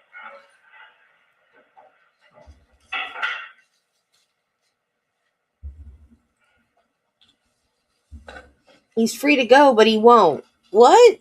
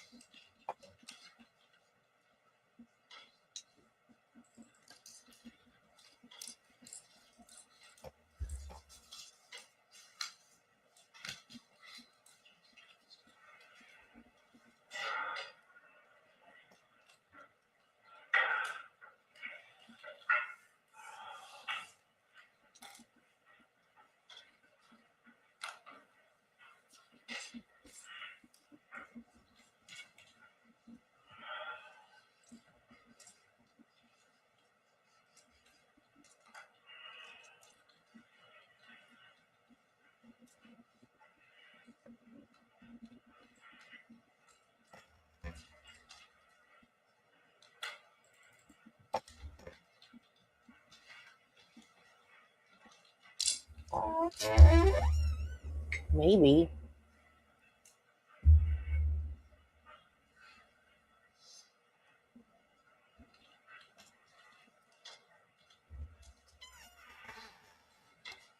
There was a case, I can't remember if it was last year or the year before, where this guy, adult, filed a missing person report on his dad. And the cops actually convinced this guy that he had killed his dad. They got this guy to confess and everything. And then his dad showed up. His dad had just gone on vacation and not told anybody. And this guy was in jail. His dad wasn't even dead. Hey, Debbie. So, always get a lawyer. In this case, the guy did it, but, Grant did it. But in this other case, the guy was, hey, Elle. So the guy in the other case, he was, mentally challenged, but not like where he couldn't take care of himself. But he did live with his dad, and his dad, he told his sister, and his sister didn't know where his dad was, and they talked to his sister and they talked to him, and then they ended up arresting him, and then his dad just showed back up. Oh no, I'm fine. I went on vacation and didn't tell anybody. And they arrested his son. No, he's not been arrested yet, Elle. He is free to go. I don't know why he's sticking around. They've told him twice now he's free to go. I don't know if he's waiting. Did they seize his car maybe and he's waiting for them to arrange a ride for him or something? I don't know why he's still there.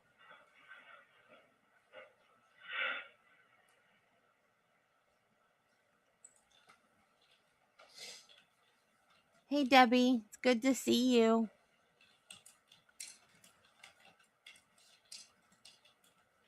And he showed little to no emotion compared to the emotion he showed in court. Yeah, like Marty just said, maybe he thinks it's a trap. Which I suppose that's possible.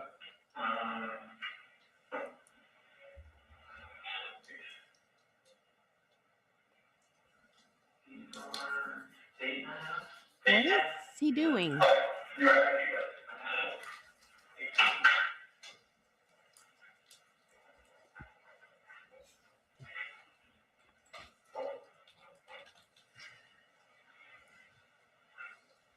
He was staying at a hotel, but I don't know what kind of hotel, if it's extended stay or if he was still checked in or what. I don't know.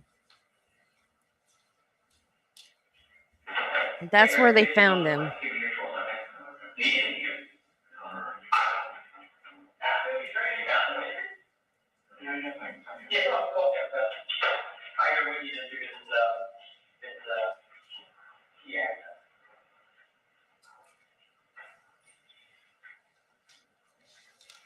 Oh, and he had to take his shoe off and look at it to know?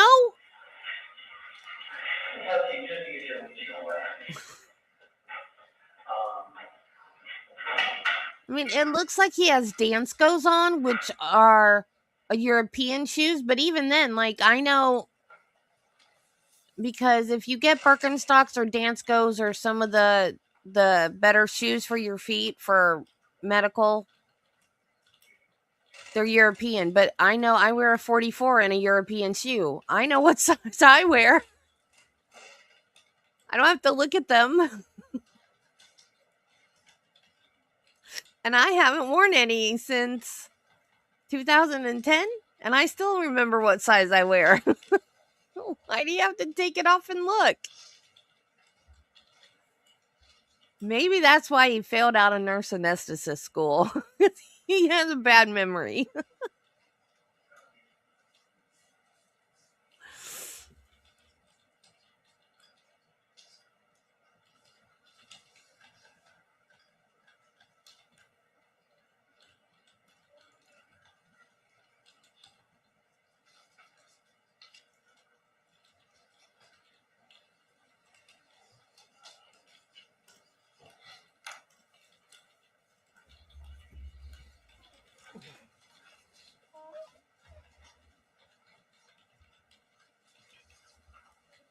So it's a guy thing. Women always know what size shoes they wear.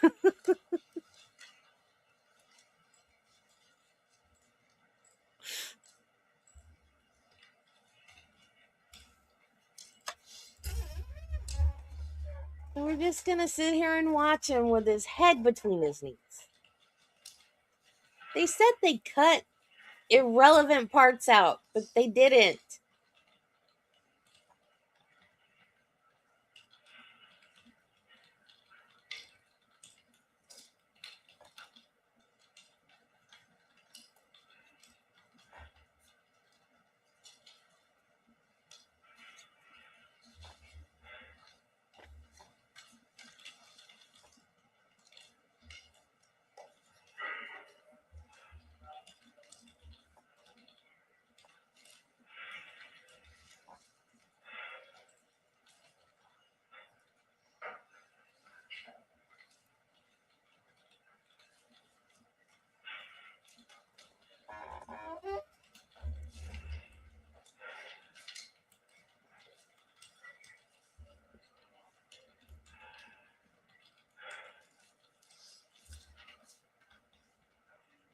He's not crying. He's just breathing heavy now.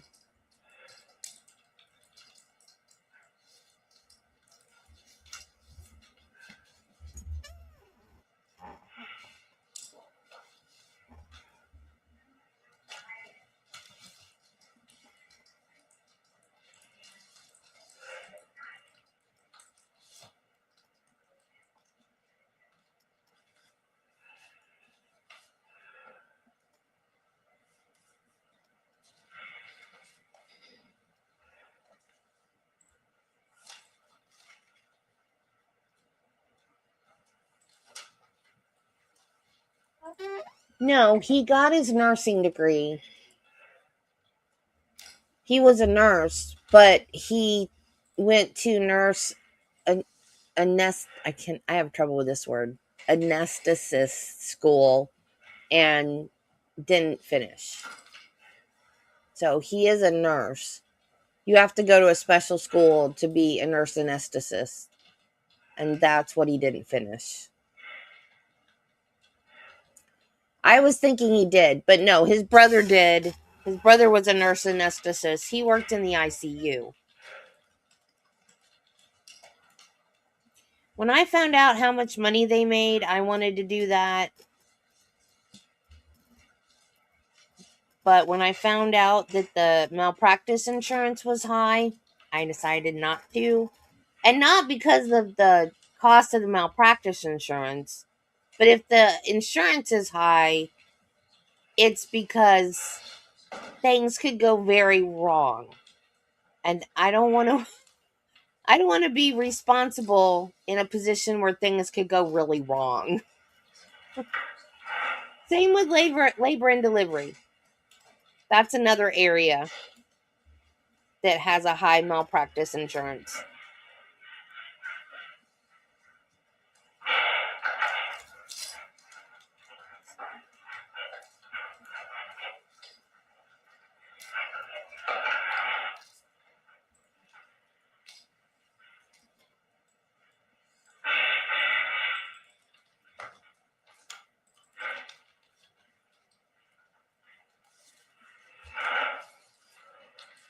Maybe it was crying. That didn't sound like crying, though. That sounded like heavy breathing. I am, Marty. I absolutely am. 100%.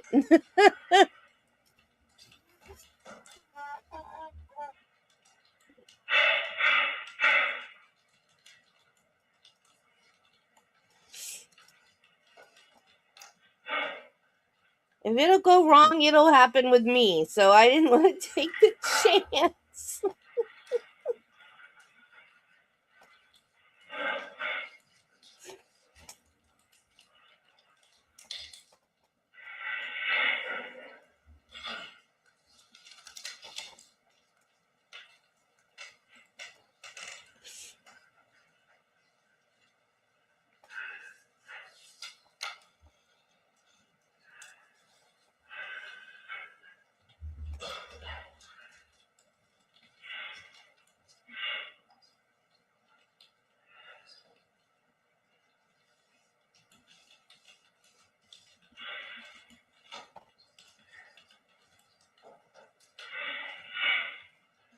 No, I was a good nurse. My patients liked me.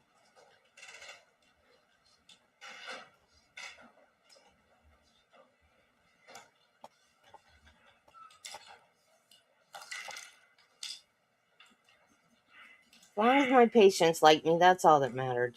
To me, anyway. I didn't care if my bosses liked me or not.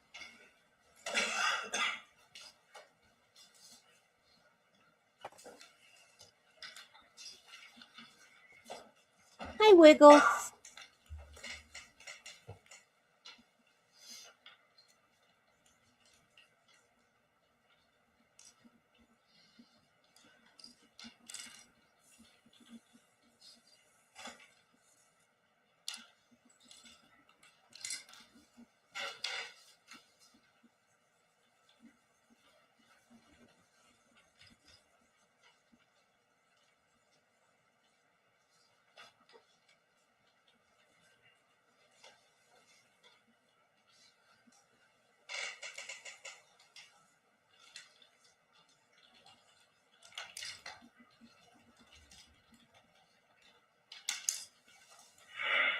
Seriously?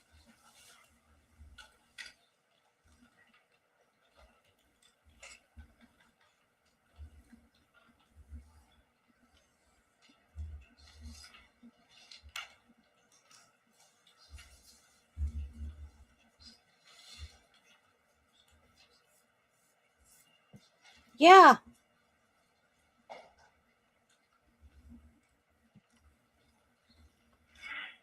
And told him he was free to leave. So I don't know what's going on.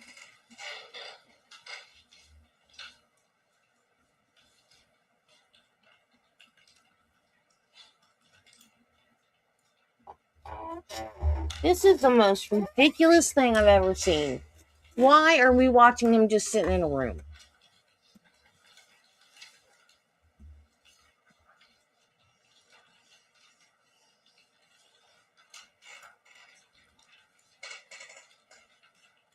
Some, but I didn't know how much.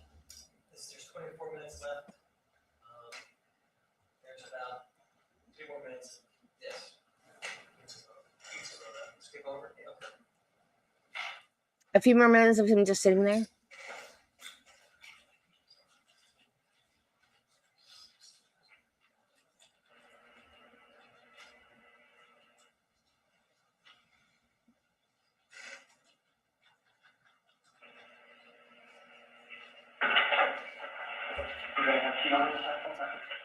On the record.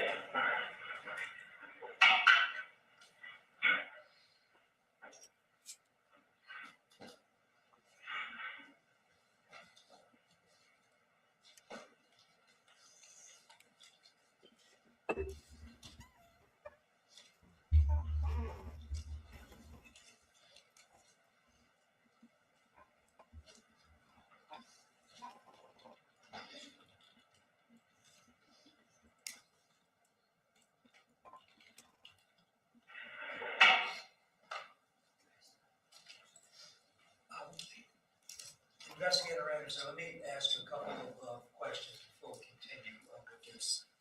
First, you notice that he's dressed differently now. He was in the scrubs, and then now he's wearing a green kind of shirt and other kind of pants. Can you explain to the jury how that came about? We collected his clothing as evidence for this investigation, so we supplied him with new shorts, a new shirt, and shoes. Earlier in the video, you see where I asked him what size of shoes he wore. We want to make sure we were able to get him some shoes and some clothing to wear from the sheriff's office. Okay, and a couple of real quick questions concerning the interview. During the interview, as an interview tactic, were some misstatements made to the defendant, to Grant Amato, during this interview? Yes, sir, they were. And such as license plate readers being in the area, the video surveillance of the house, were those misstatements? statements used to elicit a response during the course of the investigation. Okay, is that a standard interview tactic, not just with this case, but just a tactic that's used as an interview, a tactic to try to elicit a response? In some cases, yes, it is. Now, it may not have been entirely clear, but towards or at the end of the interview did Mr. Amato, I'm talking about Grant Amato, the defendant, did he request the presence of his brother Jason? He did. Okay, and were arrangements made to get Jason over, or to contact Jason and to get him over to the sheriff's office? Yes, we were concerned of having him a place to stay for the night, and when he mentioned his brother, we started the ball rolling, trying to locate his brother and see if he could come to the sheriff's office and meet with him and possibly provide a location for Grant to stay during the course or after this. Oh. And during, at some point, Jason, Yeah. I'll refer to him as Jason because we have several Amatos in this case, so I'll refer to him as Jason. I didn't even realize he had another brother. Jason actually got over to the sheriff's office. He did. And he was allowed to go into that interview room and have a conversation with his brother, Grant Amato? Yes, sir. We allowed him to go in and have a conversation with his brother. And were you present during that conversation? Yes, sir, I was. Now, you see the video of that conversation, correct? Yes, sir, I am. And you're not visible in the video, is that correct? That's correct. When I came inside the room, you look in the corner, the bottom right corner, I'm standing right there later on when his brother, Jason, comes into the room.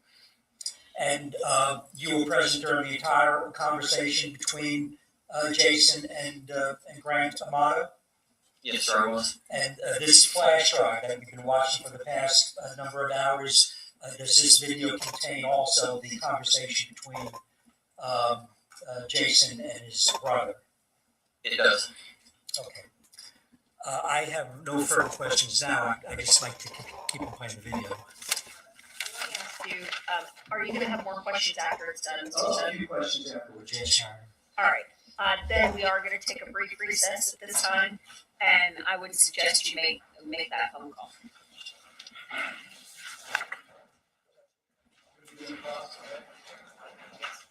Okay.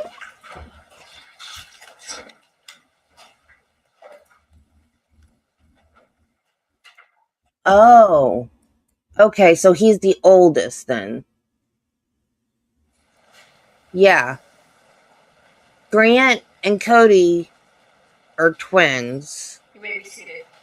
And okay, so we'll take a short recess, just a 5-minute recess or so, stretch break, bathroom break. You can step down, but you can't talk to anybody.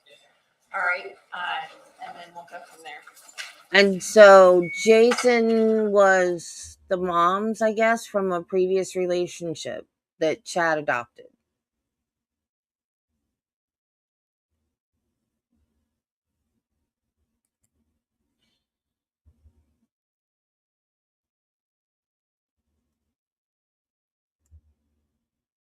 Well, Cody and Grant are twins, right?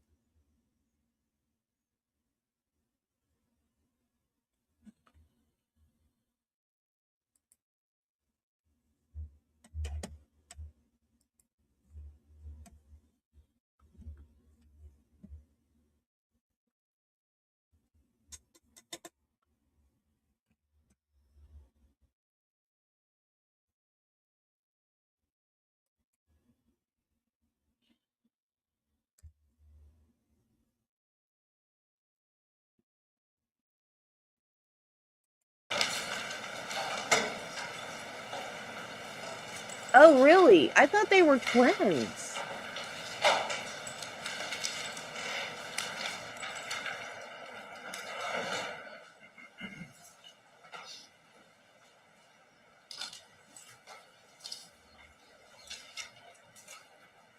Cody was born the year I graduated high school. They look so much alike.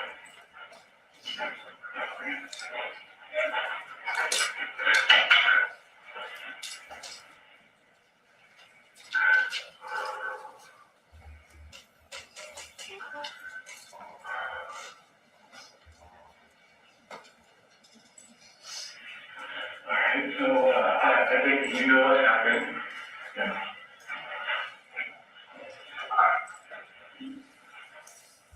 I'm gonna ask you plain out, you are not part of it anyway. So how, when was the last time you saw everybody? I left the house at midnight, like 12:30. On Thursday night, so Friday morning, why? You said when you went to a hotel? No, first night I stayed just in the public parking lot by the Tractor Supply. Okay, and why did you leave though? Because Dad kicked me out Thursday, because I was still talking to the woman that caused everything. I was using Mom's cell phone to. Deb, this guy, he was in love with a cam girl and he spent a bunch of money on her, and he was a nurse and he got fired from his job for giving propofol, which is a heavy duty like surgery and ICU kind of drug that they use to medically induce coma and stuff like that. He was giving it to patients it wasn't ordered for. I have no idea why. So he got fired from his job, spent all his money, borrowed money from his brother, stole money from his brother and his parents, was just at home doing nothing, talking to this cam girl all day long on his computer. And his dad kicked him out of the house and he killed everybody. He killed his brother and his mom and his dad. It's a Florida case. Seminole County. But that was not kill your dad. So the dad found out somehow. And that was one of the things that he had said would lead to my being removed from the process. So he forced you, he basically told you you had to leave. Yeah.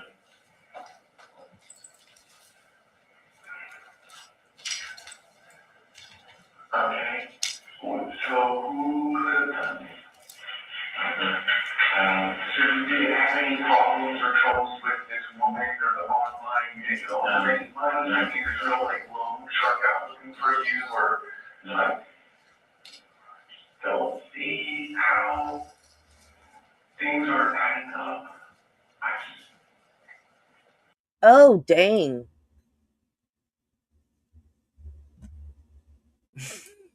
Yeah, pretty much. Oh, I didn't mean to do that.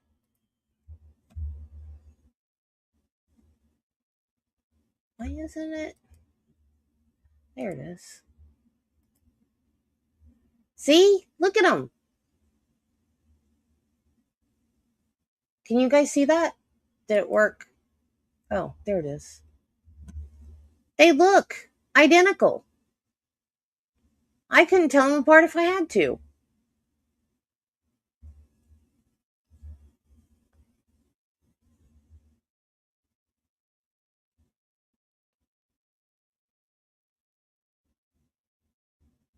I don't even know which one's Grant and which one's Cody.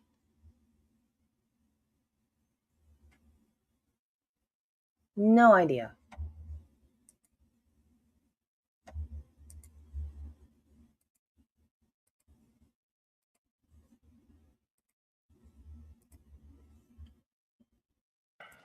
I'm not confused, Chris. I don't understand. How did you get money to pay for a hotel? I still have a few $100 on mine. Hey, Debbie lives in Florida too. Watch what you say about Florida. Debit card. Cody gave me his debit card. Okay. And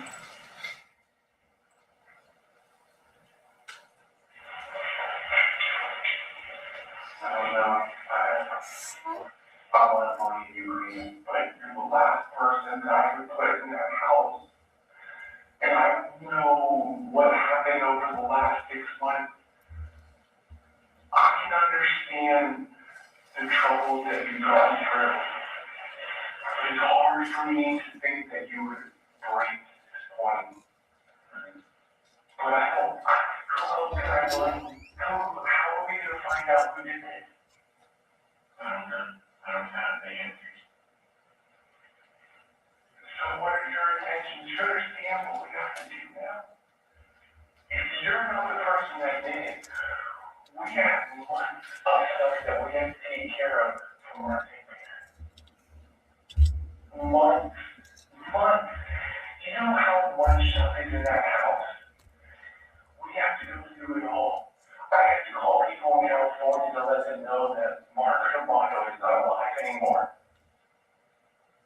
I had to call at 3 o'clock in the morning because Cody's 30 years old and has perfectly good organs to go me.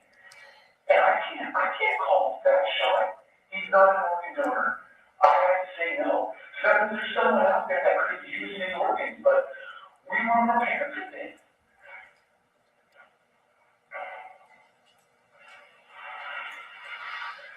Aunt Wiggle says hi, Shadow. More than anything in this world, just like I love Cody, Grant, and Dad. I know Dad was an asshole. I know Cody was an asshole.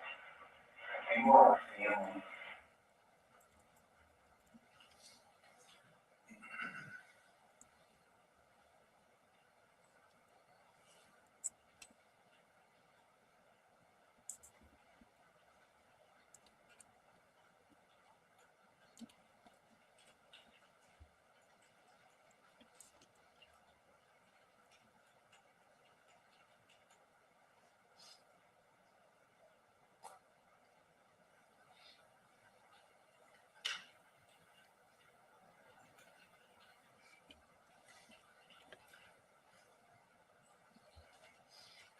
Elle says hi too, Wiggles. Everybody loves you.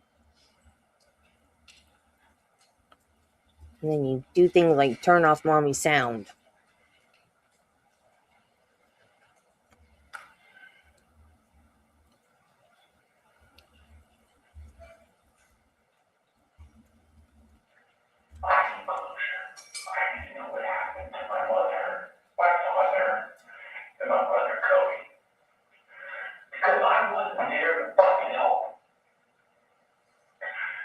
And that hurts me.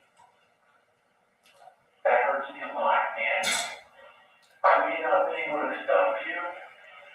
You probably may hurt me too. But at least I would have known what happened. And I'm in fucking who knows what I lost. And it scares me that you want to leave here.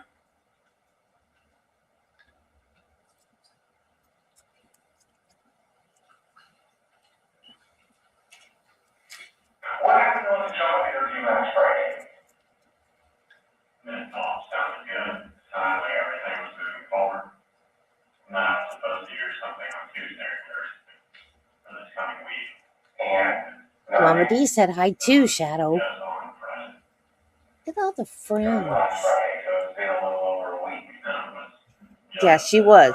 Your Aunt Judy said you were running amok earlier. Friday was yesterday. Yeah. So you're telling me you got a job interview yesterday, but you got kicked out Thursday night? Right. I needed my suit and everything, so it's been hard. Okay. Where was your job interview? Over on A little bit left. Company's Chris. So they'd be able to verify that you were there for an interview. I'm gonna feel really bad, and this is just, I understand, and I really do. I understand all your thoughts and what you're thinking and everything, and this is just,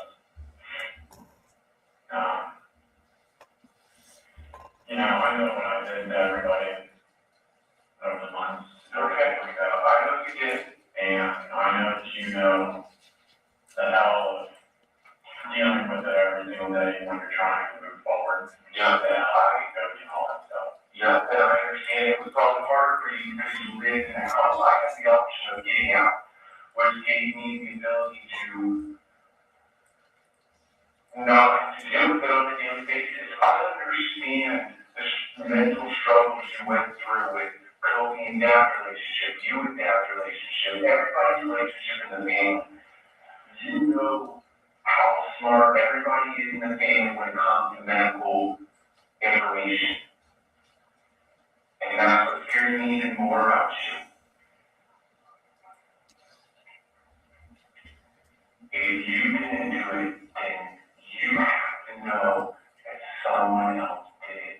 There is no way that there were people out there looking for our parents or brother.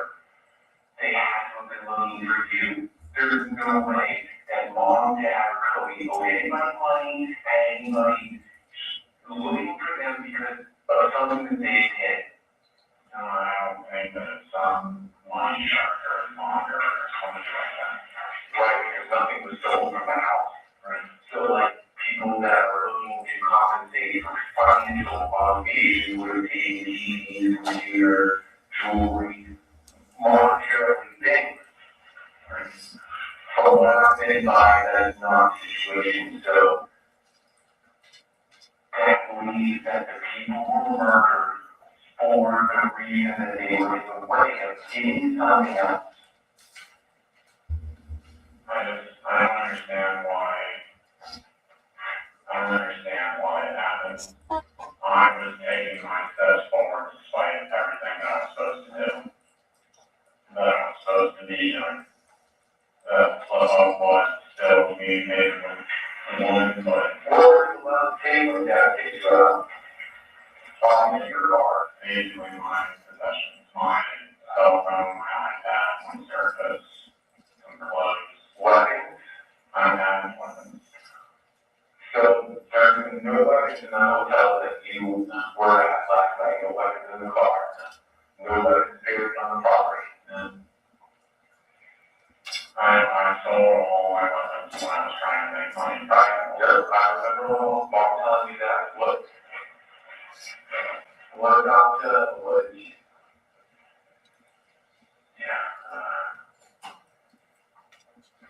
I don't know what else to say, but I'm scared for you and I'm scared for myself, and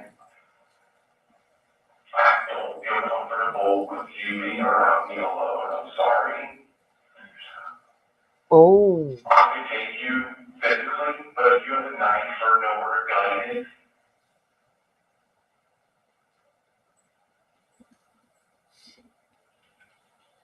Oh, wow.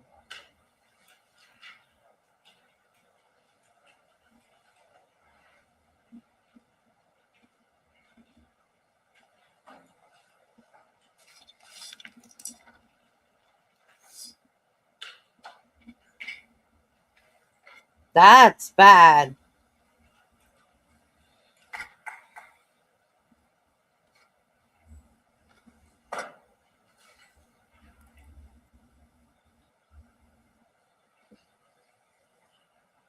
I need you to be honest with me, and I need to have closure. And if it doesn't come from your mouth, and you're an attorney or a law enforcement or the news, it's going to be harder for me. And I know if you can take mom and dad and Cody's life, it's hard for you to comprehend. He thinks I get the feeling that he thinks that Grant did it, but Grant wanted him to come pick him up so he'd have a place to stay because he can't go back to the house because it's a crime scene. And Jason said that he doesn't feel comfortable being alone with him because he's afraid something will happen to him, not because he's afraid Grant will kill him, but he's afraid that the reason why his parents and brother was killed was because he thinks that Grant owes somebody money, and their intent was to go there to kill Grant for the money. And since Grant wasn't there, they killed mom, dad, and brother. So now he's afraid something will happen to him if Grant is alone with him. So I don't know if he's thinking Grant will kill him or if he's thinking someone that Grant owes money to will come there and kill him or rob him or something. So he's afraid to be alone with Grant in his house.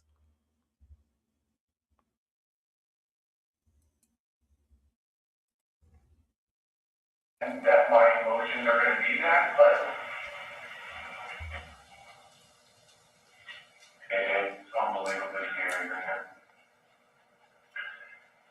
And I don't believe in God. I don't have a strong religious belief, but I will pray that this is solved justifiably because it was not fair that Mom, Cody, and Dad's life were taken. They did not deserve it. No matter what feelings were felt by anybody, they were bruised. You're welcome. By protecting me all the time. But Dad kicked you out. I can understand Jason much better than I can Grant. I don't know why. It's weird. Because I still broke the rule, and that was apparently Dad's job to be the hammer person, or whatever he was described as. Right, I was told that you were not to have access to be able to contact this woman. Why do you feel the intent to still contact her? It was just the whole emotional thing. I mean, that's okay. So are you saying that you love the woman? I feel like I did, yeah. Okay, you feel like you did, so you don't feel that way now? Well, I mean, now it's pretty much, it's not what it used to be, is all I can say. Because she's aware of what has happened in the last several months, right? So why do you feel the need to still contact her? I don't know, I mean, I don't know, apart from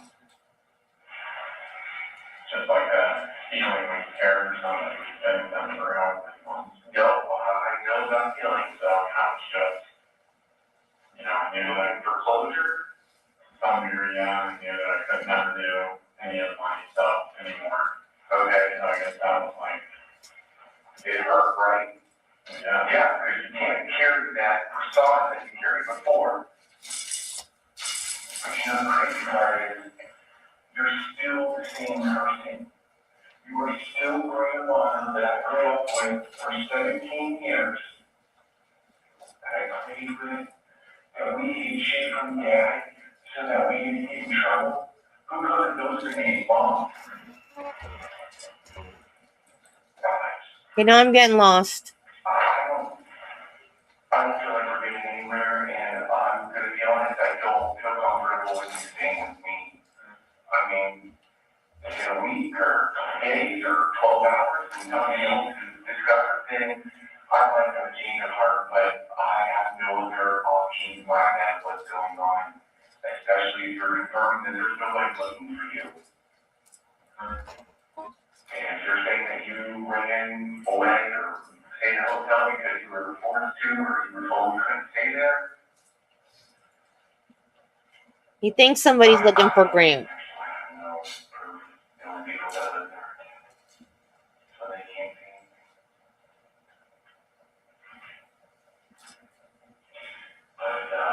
More called me this morning, so I have to make decisions for Mom, Cody, Greg, and Dad in the next, a couple days. So, just letting you know that, I'm making those decisions because until I'm given verifiable information that you did not do it, I don't think you have the right to make that decision. You already made a decision on whether or not they know this or not. Oh, he does think he did it. That's not their job. I do love you. Just remember that. Just like Mom, Cody, and Matt loved you. Nobody loved you any more or any less.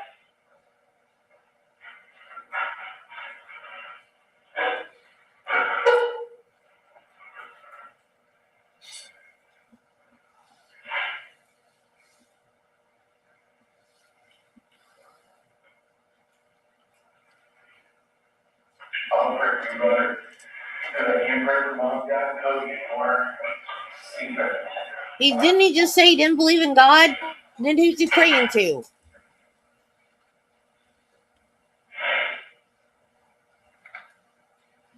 Why aren't you crying now, Grant?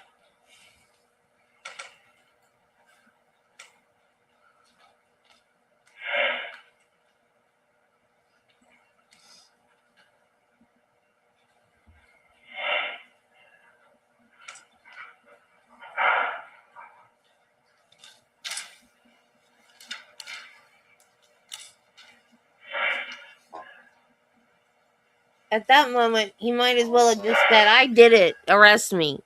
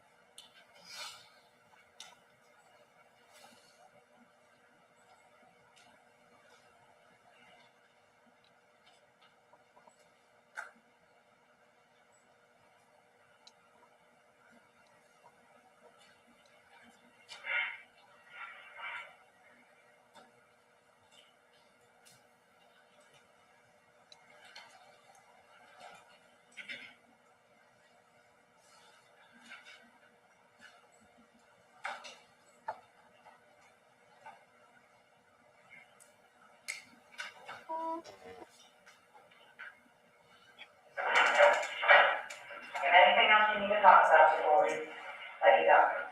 Because now's your time, you know that. Like Danny said, once you're out of here, there's no coming back from this. We're giving you every opportunity to tell us what happened in that home that you've not told us.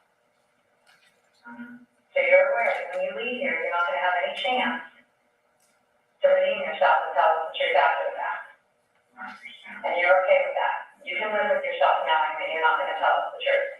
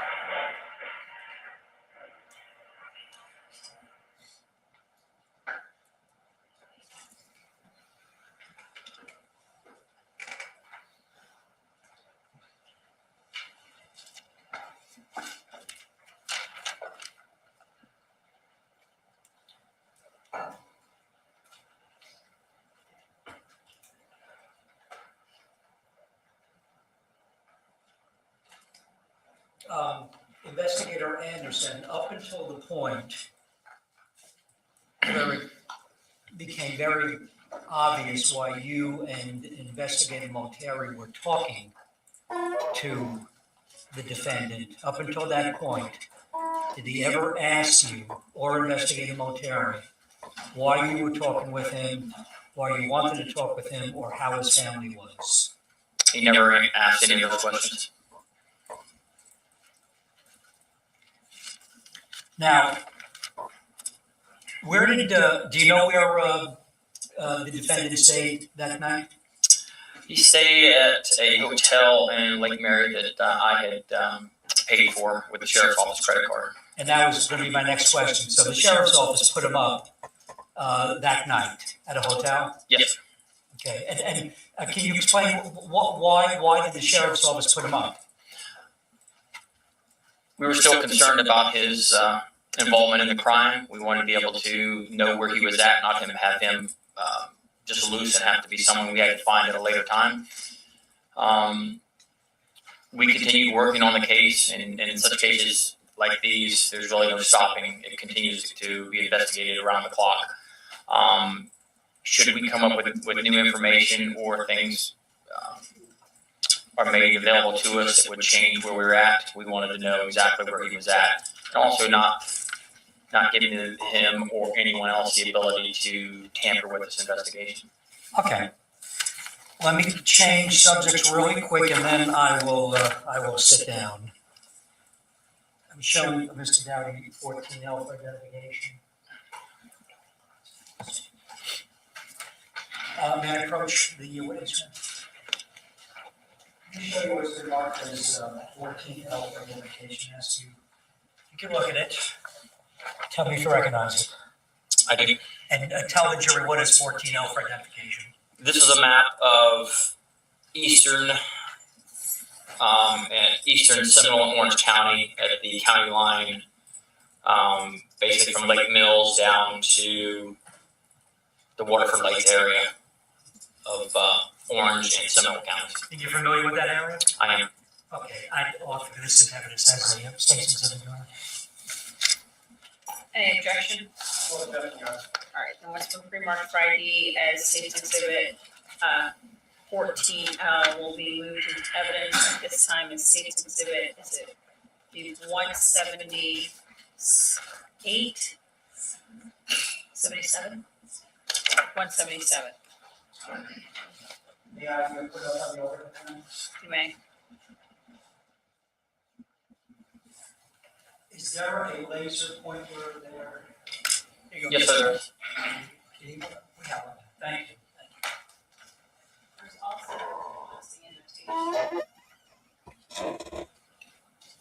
Oh, yeah. Do you know how to there's work a mouse that? there, Mr. Anderson. Yes, ma'am. All right, and you just click on it. Okay. If you click on the right arrow, the arrow will see up on the right-hand corner of your screen. Click on that arrow. So that should indicate your inputs. Okay, so I think it's already set for red. If you want to head on red and make whatever markings.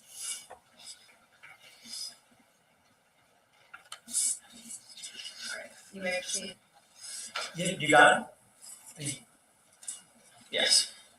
Okay, on this map, can you show us where the where 408 intersects with the Dean Road?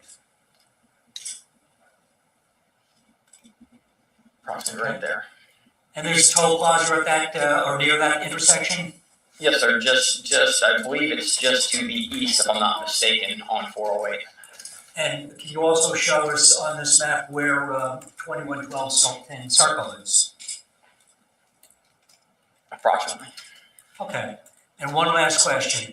Can you give us a sense, approximately, in terms of driving time, can you give us some sense of how far it is from that Dean Road toll plaza to Sultan Circle? About? Depending on traffic, of course, time of day, approximately 20 minutes, give or take, depending on the speed you're driving and the traffic present during those times you're passing through there. Okay.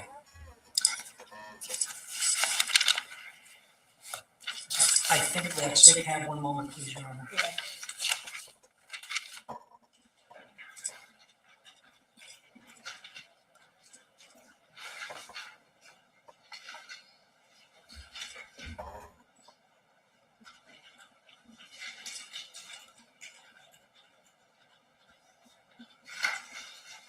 Thank you very much.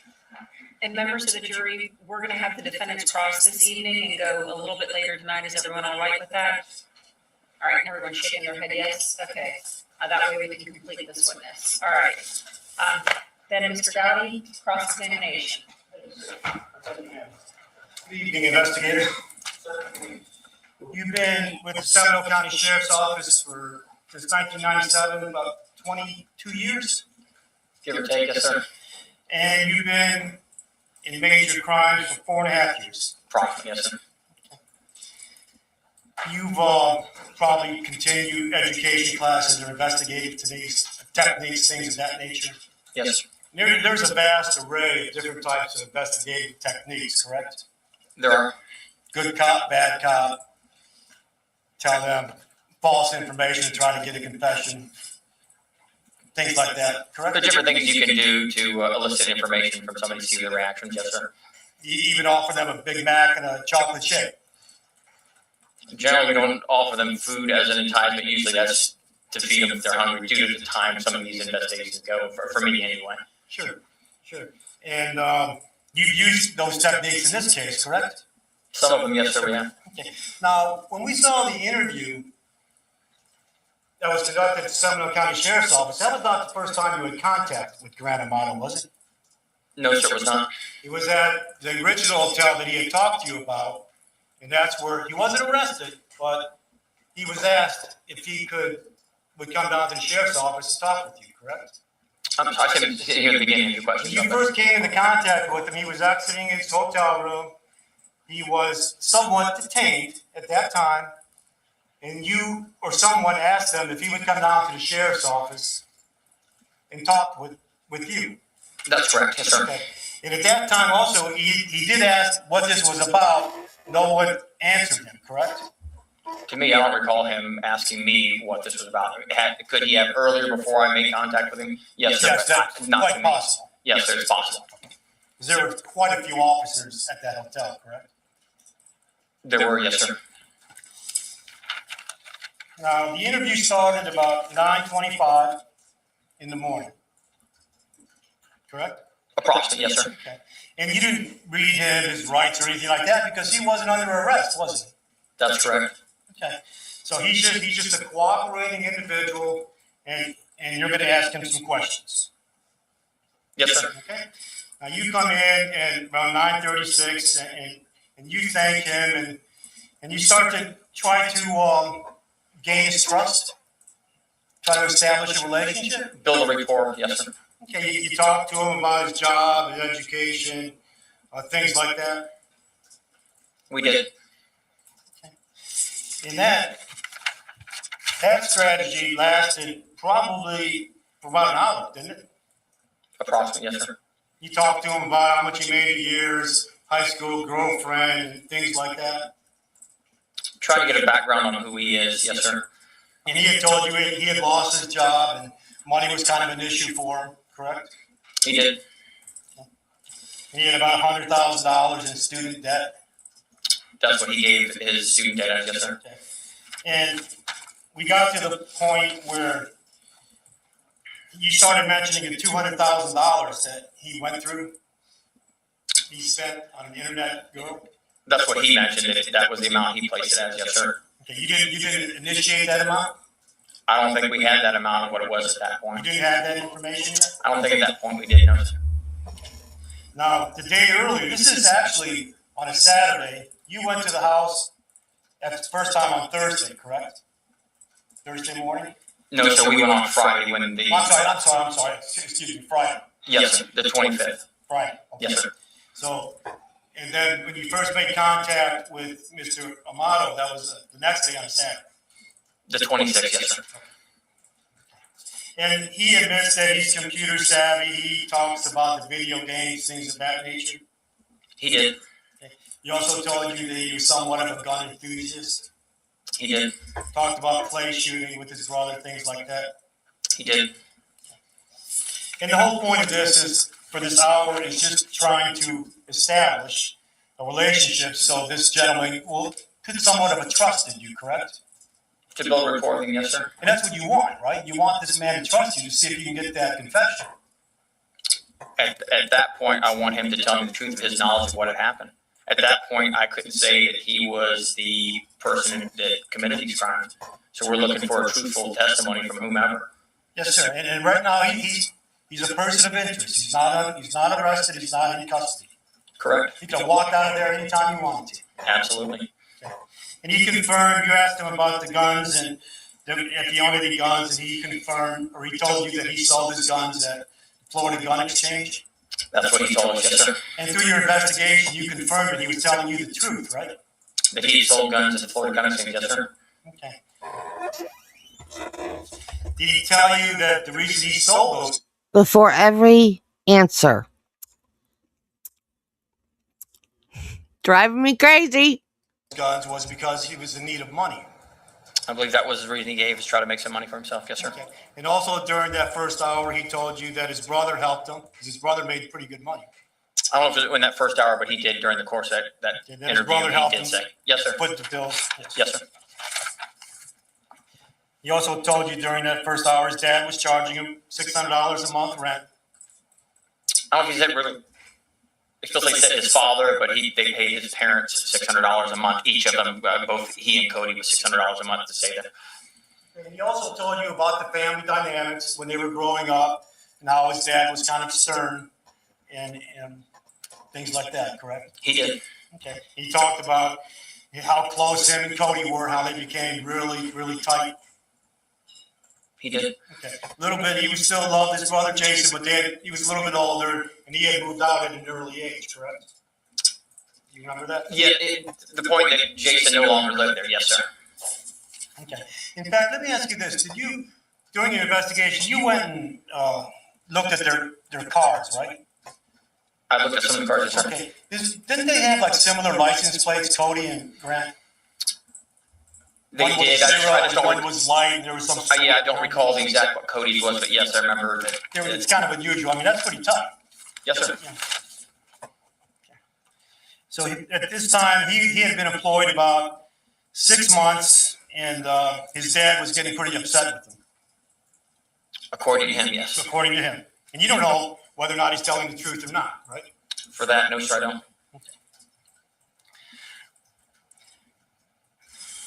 You're still trying to build up a relationship with him. And while you're talking to him about his family dynamics and how he gets along with his brother, his mom, and his dad, all this time he's talking about them in the present tense, correct? I would say so, yes, sir. Well, we watched the video for the first hour. He's not talking, well, mom used to be a great cook. He never used any terms that they were deceased, did they? Did he? Not at that point, no, sir. Said his dad was very focused on his future. Yes, sir. He also mentioned in that hour about his dad, and his mom had some domestic violence issues while they were growing up. He did. Did you ever confirm that through Jason Amato? Jason didn't mention, other than dad could be stern and rough at times. Okay. Well, you just heard Jason with the interview. He called his dad an asshole, right? He did. Grant sort of conveyed to you that he was like the jokester of the family. He was like the calming effect. Said he was the one that got lighthearted of the bunch. Yes, sir. Okay. But for the most part, it was the first hour was a pretty normal conversation between you and him, just like I said, establishing a relationship, correct? Yes, sir. Okay. You had asked him when's the last time his dad put his hands on him, and his response was in the middle of December, correct? Correct. Okay, and he talked to you about what happened. He talked to you about the Cornerstone, the rehabilitation center that he went to. He did. Okay, and through your investigation, you confirmed all this to be true, right? Did you confirm that he went to the Cornerstone? Yes, yes, sir. Okay, so you didn't lie about that. That was Give him time to answer. I don't like this attorney. And he talked to you about his financial problems, and the family's financial problems were a result of his behavior.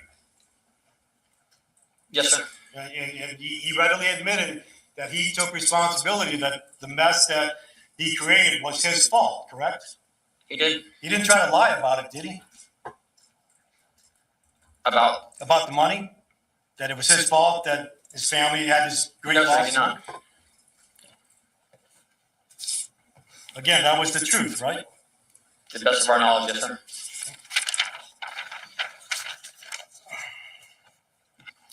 Now, he talked to you about when he came home from the Cornerstone place that they had met, his mom picked him up, and then his dad had sat down and he listed the rules that he had to abide by, correct? He did. And it came to a point in January that his dad found out that he was still having contact with this internet person, right? According to him, that's what he said, yes, sir. Now, after we get to that part, say about an hour and a half in, now you're starting to talk to him about what things you might have known, correct? Yes. Okay. You still haven't told him his parents are dead.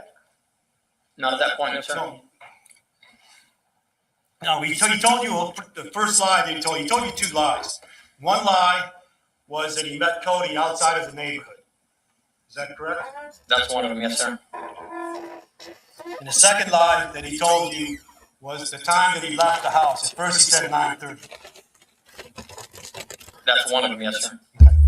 Well, those I'm just pointing out, those are two lies right there. Those two are lies, yes, sir. Okay. Now, later on, when it got heated up and you and Malteri were pressuring him, he came clean and just said, no, I didn't tell you the truth. Actually, I was there when Cody came home, right? That's what he said. And then he changed the time and said he left around midnight or some time thereafter. That's what he said, yes, sir. Now, when you were talking to him, this is around 11 o'clock in the morning, you start talking to him about, you know the truth, you know about, your digital footprint, right? Yes, sir. You're telling him that, you can tell where he's at from his cell phone location. Yes, sir. And you can tell him that you know where he was because of his cell phone. In some cases, yes, sir. Okay, but that wasn't the truth, was it? Not completely, no, sir. Just a strategy, because he didn't have a cell phone. Sir? He didn't have a cell phone that was operable at that time.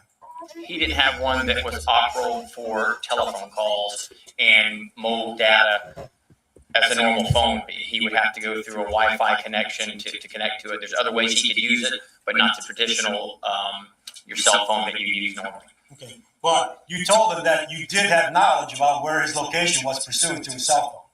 Yes, sir. Just like, again, just a strategy to try to get something out of him, right? To gauge a response from him, yes, sir. Okay. Now, he told you that he did have a Surface Pro. It's like a laptop, like Mr. Leo's right there, right? Something Yes, sir. like that. And he told you that he had Wi-Fi service at the Publix on Colonial. Yes, sir. And that's when he left the house, that's where you went, right? That's what he said he went, yes, sir. And through your investigation, you were able to confirm that he was telling you the truth, right? We confirmed that at about the time he said that a device connected to the Wi-Fi at Publix. And that was part of the digital footprint. Yes, sir. You had asked him, he had told you that when his dad came home and, so everything stirred up, all hell broke loose, they were having a family argument, that his dad pulled him up from the couch. He did. And he started packing his stuff, and somehow the chicken came out. He confirmed that they were going to have chicken for dinner that night. At some point during the interview, trying to get a timetable down, we asked him about dinner because that's one of the things we saw during the execution of the search warrant was a chicken breast on the counter as if somebody was about to prepare dinner for the evening. Right. So he was truthful about the chicken. But for whatever it's worth, he told you about the chicken, and that in fact was the truth, right? Correct. Okay.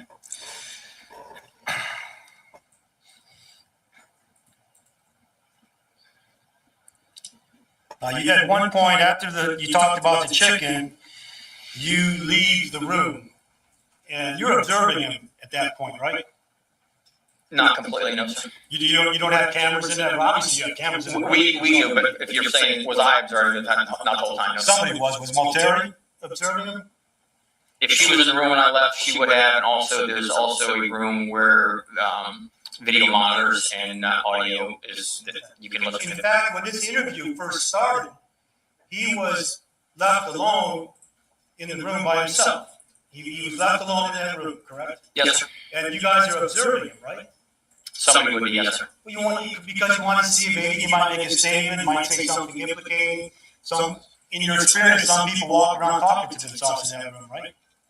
Not for me, no, sir. You never had that experience? I have not had somebody get in the interview room and start talking. Just me personally, I have not. Tell me this, what's the purpose of leaving him in the room at the beginning of the interview? What's the purpose of leaving there? Alone. We're getting prepared. We're speaking to other investigators, what we've learned over the course of the night, to make sure there's any questions before we go in. We can start asking any questions or things we may know or things that come out during the course of the investigation. As you see in the course of the video, I'm getting texts constantly. People are telling me questions to ask, things to do that they're seeing during the course of that. But to leave him in the room initially was so we can start getting our game plan together, because it's a very short time from the time I first contacted Grant Amato until we get him to the sheriff's office. I got to collect my thoughts, see where I'm going to go with my interview. Collect your thoughts, strategy on how to plan, how to make this guy confess to you. No, that's the plan.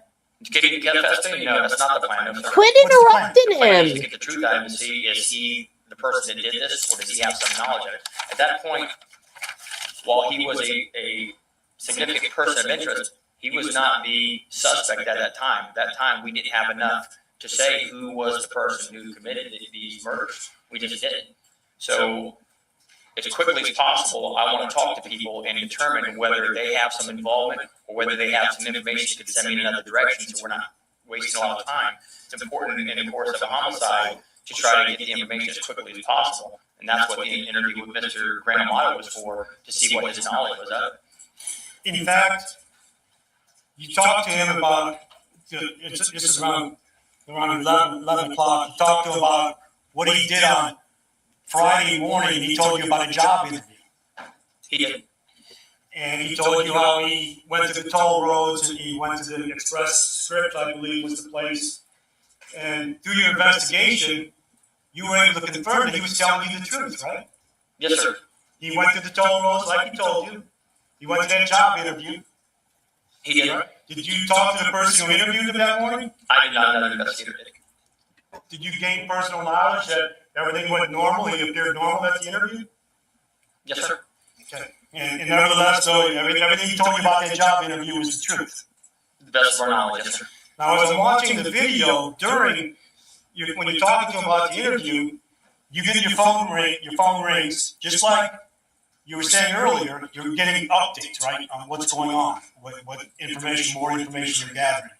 And you say, that's not good. Was that supposed to, like, invoke some type of response from him? No, sir. Well, why would you say that in front of him?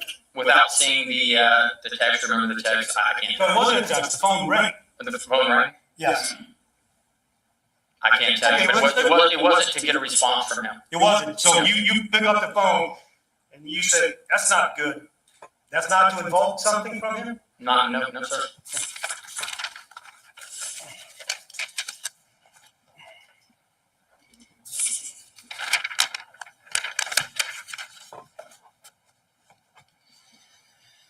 Now you're talking to him about, and you tell him, why do you think we are having these conversations? That's when you first started kind of pressuring him a little bit. Because so far you're just establishing a repertoire with him and talking to him about his history and the job interviews. So now you're starting to press a little bit harder, right? It changes here, yes, sir. Yes, sir. Okay. You tell him this is not your first rodeo? Correct. Well, now, when you say, why do you think we are having this conversation, as I asked you earlier, you're not personally aware, but it's possible that he had asked, why do you want me to go to the sheriff's office? You just weren't the one that he asked. I didn't see it from reviewing the body camera from Orange County. I didn't see it. Could it be there? Yes, sir. But I didn't see it and didn't have any knowledge of that. Okay. Now, around 11:37, we've been there now for over 2 hours, and it appears from the video there's another type of strategy that's going on where you say, get it off your chest, you'll feel better. Is that right? At some point, yes, sir. And then Maltera, she starts chiming in, you'll feel better, you just get it off your chest and tell us what happened. That's more of like trying to make him feel guilty now?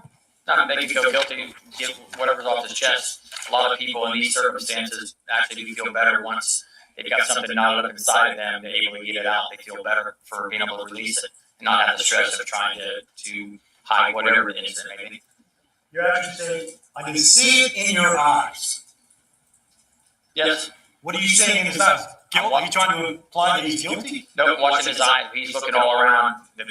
Most time when people are, in my experience, when they're talking to you, having a conversation with you, they're looking at you, he's looking all around the room. And to me, that has some concern for me. Why is he not looking directly at me like I'm looking at you right now because I'm talking to you? He's looking around the room And I'm not trying to figure out what he's looking at. Okay, well, sort of like I'm having a conversation with you right now, but you keep looking at the jury, right? I mean, he's just When I talk to the jury, yes, sir. Oh, When I provide my absolutely. answers, yes, sir. perfectly understandable. Yes, sir. You tell him that you're here to help. I mean, I'm here to help you. What exactly are you going to help him with? Help him get it off his chest, figure out what's going on, figure out what happened at his house that night. And like you said, it'll make you feel better. You've done something you should have not done. Is that another form of strategy to see if that might invoke some type of response? No, because based on the interview, that started my beliefs began to change that he had done something that caused the death of his family. Okay. And then Terry, at the same time, she comes in and says, something happened that caused you to defend yourself. Now, was this like a strategy to say that would invoke, well, you can tell us what you did, and we'll say it was self-defense. Is that sort of the strategy for that? No, sir, not to say, we're going to say something that's not the truth. The facts are we want to find the truth. And in some cases, there is a justifiable use of deadly force to defend yourself. So if that was the case in this instance, we wanted to give him the opportunity to tell us something happened that was so bad that night that it caused him to defend himself. Dude, what kind of questions are these? Seriously, you're a criminal lawyer. Why are you acting like this detective was asking inappropriate questions? He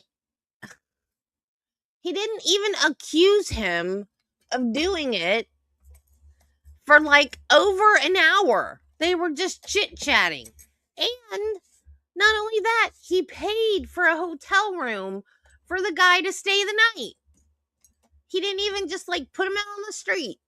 And you're oh my God, I don't like this attorney. Plus, he's cutting him off. He's interrupting him when he goes to answer his question. I don't like this attorney. I like the young one better. Okay. And that's when Terry starts planting that seed about self-defense. Because she starts talking about it, and so that's on her part. You know if that's trying to invoke a response? I can't say what her intentions were, sir. But you two are working as a team, though, right? Yes, sir. Okay. It's called interrogation. The other thing we're talking about, the phone location. It's illegal. You told him that you can tell where his legal. phone It's location a legal was. form of And we know getting his phone was someone off. to confess. That was just sort of a lie, or to get him to say something? No, I don't think so. His phone, his service was off, but when even with 911, any cell phone that has no service will still call 911. It still has GPS availability for 911. So there are ways to track it. There are also ways to track it when his phone connects to a hotspot, Wi-Fi. There are ways. So while it is an investigative tactic to elicit a response, it is also, part of it is true that you can track the phones. Right, because you told him that he'll leave a digital footprint and he can't delete it. Truth. Yeah, that's not a lie. You came to the point. They're allowed to lie, said, though. I know things you don't know. Correct. Another strategy to try to get him to say something? In some cases, yes. In this case, no. There were things that we know that had happened that I was not going to tell him that we knew. Right. Yeah, well, yeah, and that's a strategy that you use. In some cases, but it also is the truth. As compared to earlier, when we talked about trying to tell him something to elicit a response that may not be factually correct. In this case, there are facts we know that would help us in this investigation, and we were not going to give all of them to him at that time. Right, and that's exactly what you said. You said that, but you said you needed to know the truth. You're a smart guy. Correct. Just trying to make him feel better, because that would build off that first hour that you talked to him. We were building that repertoire, right? Not so much to make him feel better, just to let him know that at some point people minimize factual things, and there was things I want him to know that there are facts we know that he may not be aware of at that point. And you tell him you can help yourself. It is in your hands. Honestly, I can help you if this was self-defense. Did you really mean that? I don't recall telling him. I just don't think it was self-defense. I told him I could help him based on other facts. If there's something that happened and it is self-defense, absolutely. If there's a self-defense argument to be made here, it's our duty and responsibility to find out all the facts, not just to have a closed mind of what happened. We want to know, again, as I said many times in it. I want to know the truth of what actually happened that night. And I'm sorry, you said a closed mind as to what happened? Correct. Right, because you want to keep an open mind of what happened in that home, right? Of course. And that goes back to 2 days ago when you helped and supervised the processing of that crime scene, right? I walk through it. I don't do anything as far as processing. The crime scene handles all of that. You're the lead investigator of the case, aren't you? Correct. You call the shots, don't you? No, we work as a team. You work as a team?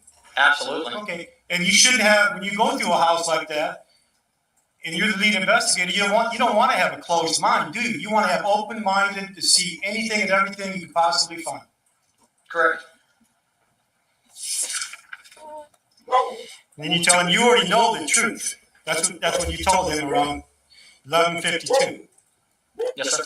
You didn't tell him Yeah. exactly what you knew, but you. He's ridiculous. Maybe that it might get a response from him. Yes. While Terry chimes in, you want to lash out and defend yourself. You want to justify your story. So she's still trying to plant that self-defense. I can't say that's what her thoughts were at that point. No. Okay, well, let me ask you this. As lead investigator, did you ever have an opinion that this might be a self-defense case? I left everything open until we had more information. I gave all facts, what it could have been. At that point, I really didn't have. At some point, my beliefs began to change based on information we had, but Yes. I was open-minded to what could have happened that night. Now, we noticed on the video while Terry's saying those words that his voice is starting to break a little bit. His voice was starting to break a little bit. Yes, sir. He seems to be getting a little bit upset. You told him that 95% Bell. I know what happened. Right? Correct. Bell. So there's only 5% left that you just don't know. Maybe that 5% might come out from him, come from him, correct? Possibly also a tactic to use to elicit a response. Right, and then right after that, electronics tell the story. So correct me if I'm wrong, is that sort of like the purpose? I know where that surface has been, I know where your cell phone's been. You might as well tell me now. Just in general, yes, sir. Okay, thank you, sir. And then, again, you say, I'm here to help. Yes, sir. You confirmed the public's Wi-Fi, correct? Confirmed that there was a connection at the public, yes, sir. You said that Motari says you'll feel so much better if you tell us. And then you say, you give an example of a case, of a horrific case that you did a few years ago. Yes, sir. And the point is that person felt so much better after he told you what happened? He did. Did you do anything to help him? What's that? Did you do anything to help him? Yes, sir.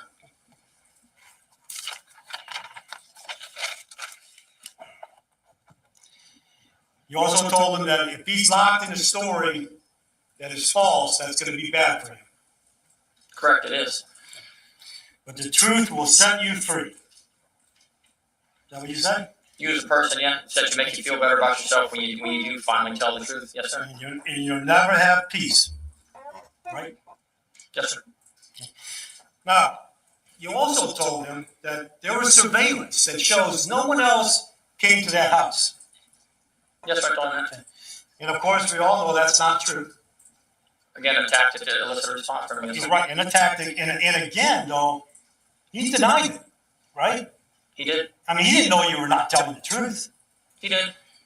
Okay, right? He for all he knows, Yes, you're sir. telling the truth, but he's still adamant. I'm not part of this. I didn't do this. You continue that story, yes, sir. Poor court reporter. Now the strategy seems like Maltari's getting a little frustrated, and he's starting to cry when she takes out the 3 pictures of the family and plants them right in front of him. Then he starts crying. Well, I differ on that. You differ on that? Yes, sir, I do. The video would speak for itself, right? The video, when you're sitting there looking at him, there's not a tear in his eye. To me, it's a faint cry. Nope. As compared to later on in the interview, you see him actually gets down and starts getting tissue to wipe his eyes. Never wiped his eyes. There was no tears in his eyes at that point. Waltari said, "Who did this? We need to know now." And your testimony is he was not crying at that time. Is he crying now? I believe it to be a faint cry. Okay. In my opinion, yes, sir. And it seems that things are getting, Waltari says, the mob has no guns. Cody didn't fire this gun. Chad didn't fire this gun. You got to tell me now. We know what happened. That's Waltari trying to attack and trying to elicit a response. Try to get information from him, yes, sir. And even at that point, this is sort of like the good cop, bad cop. When you come up to him and you put his hand on his shoulder.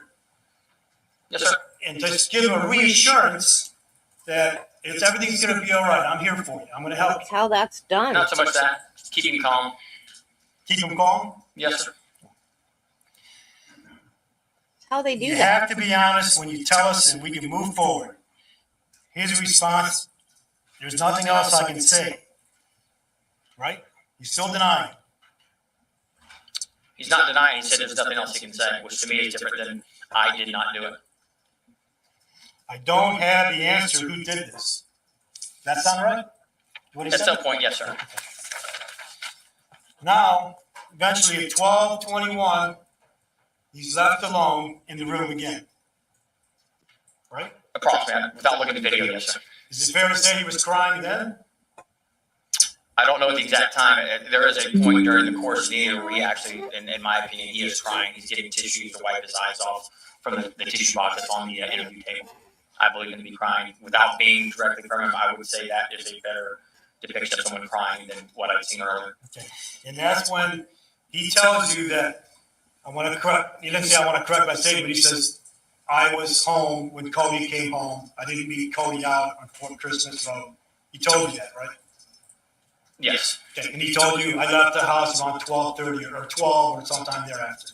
He said he left later than he originally said, yes, sir. And his digital footprint confirms that he probably left around midnight or so, right, or 12:30? There is digital evidence that he left, yes, yes, sir. And digital evidence tells you a lot, right? Which is Sure why is. he changed his story. There's also, and you've investigated this case, I know you know this case very well. There's digital evidence that shows that Chad's phone was accessed at 11 p.m. Correct. Was again accessed at 12:30. I think it might have been a little earlier than that, but Oh, after okay, might 12 have been o'clock, a little yes, bit sir, early. yes, sir. That He was was the dad's talking phone, over correct? him. It was. This poor court reporter. Well, Terry keeps pressuring him, and then it seemed like around 2:39 there's another new strategy. That's sort of a softer approach, sort of like you're not getting exasperated, but you're just trying to be kinder to him a little bit and see if you can elicit something from that. Or is that true? So Somewhat, yes, sir. somewhat. Yes, sir. Then we get to around 1 o'clock. Now this has been almost 4 hours he's been there, correct? Approximately, yes, sir. You start talking to him about the autopsy, Yes, sir. about the medical examiner, you know, how the angle tells us a lot of things. Correct. One thing the angle doesn't tell you is who the shooter is, does it? Truth. You say you know for a fact he never fired, and she never fired. You're meaning Chad, Cody, and Margaret. They never fired. They didn't fire the gun to kill them, no, sir.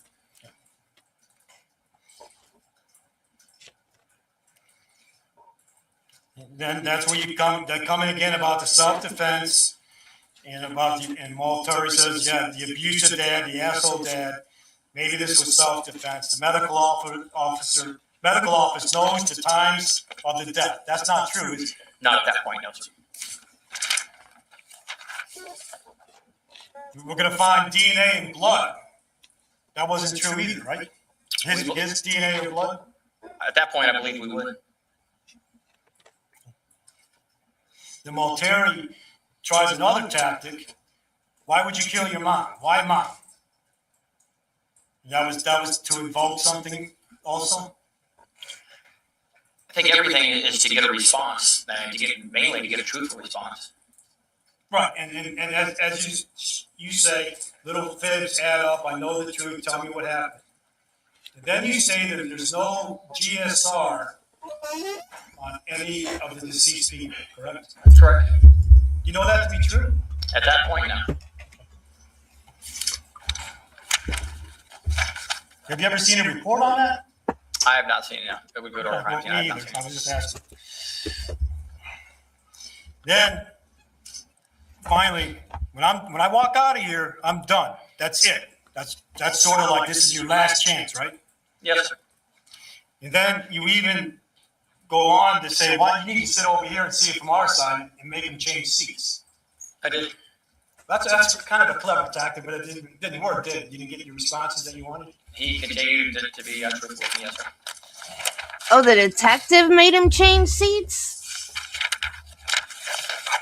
Okay, that's Then, weird. around 1:07, this is after 4 hours, you leave, and you left the photos on the table.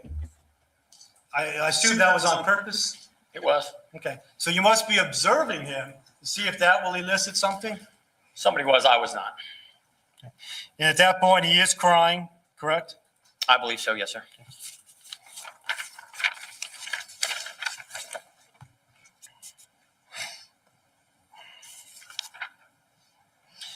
Now, at some point, you brought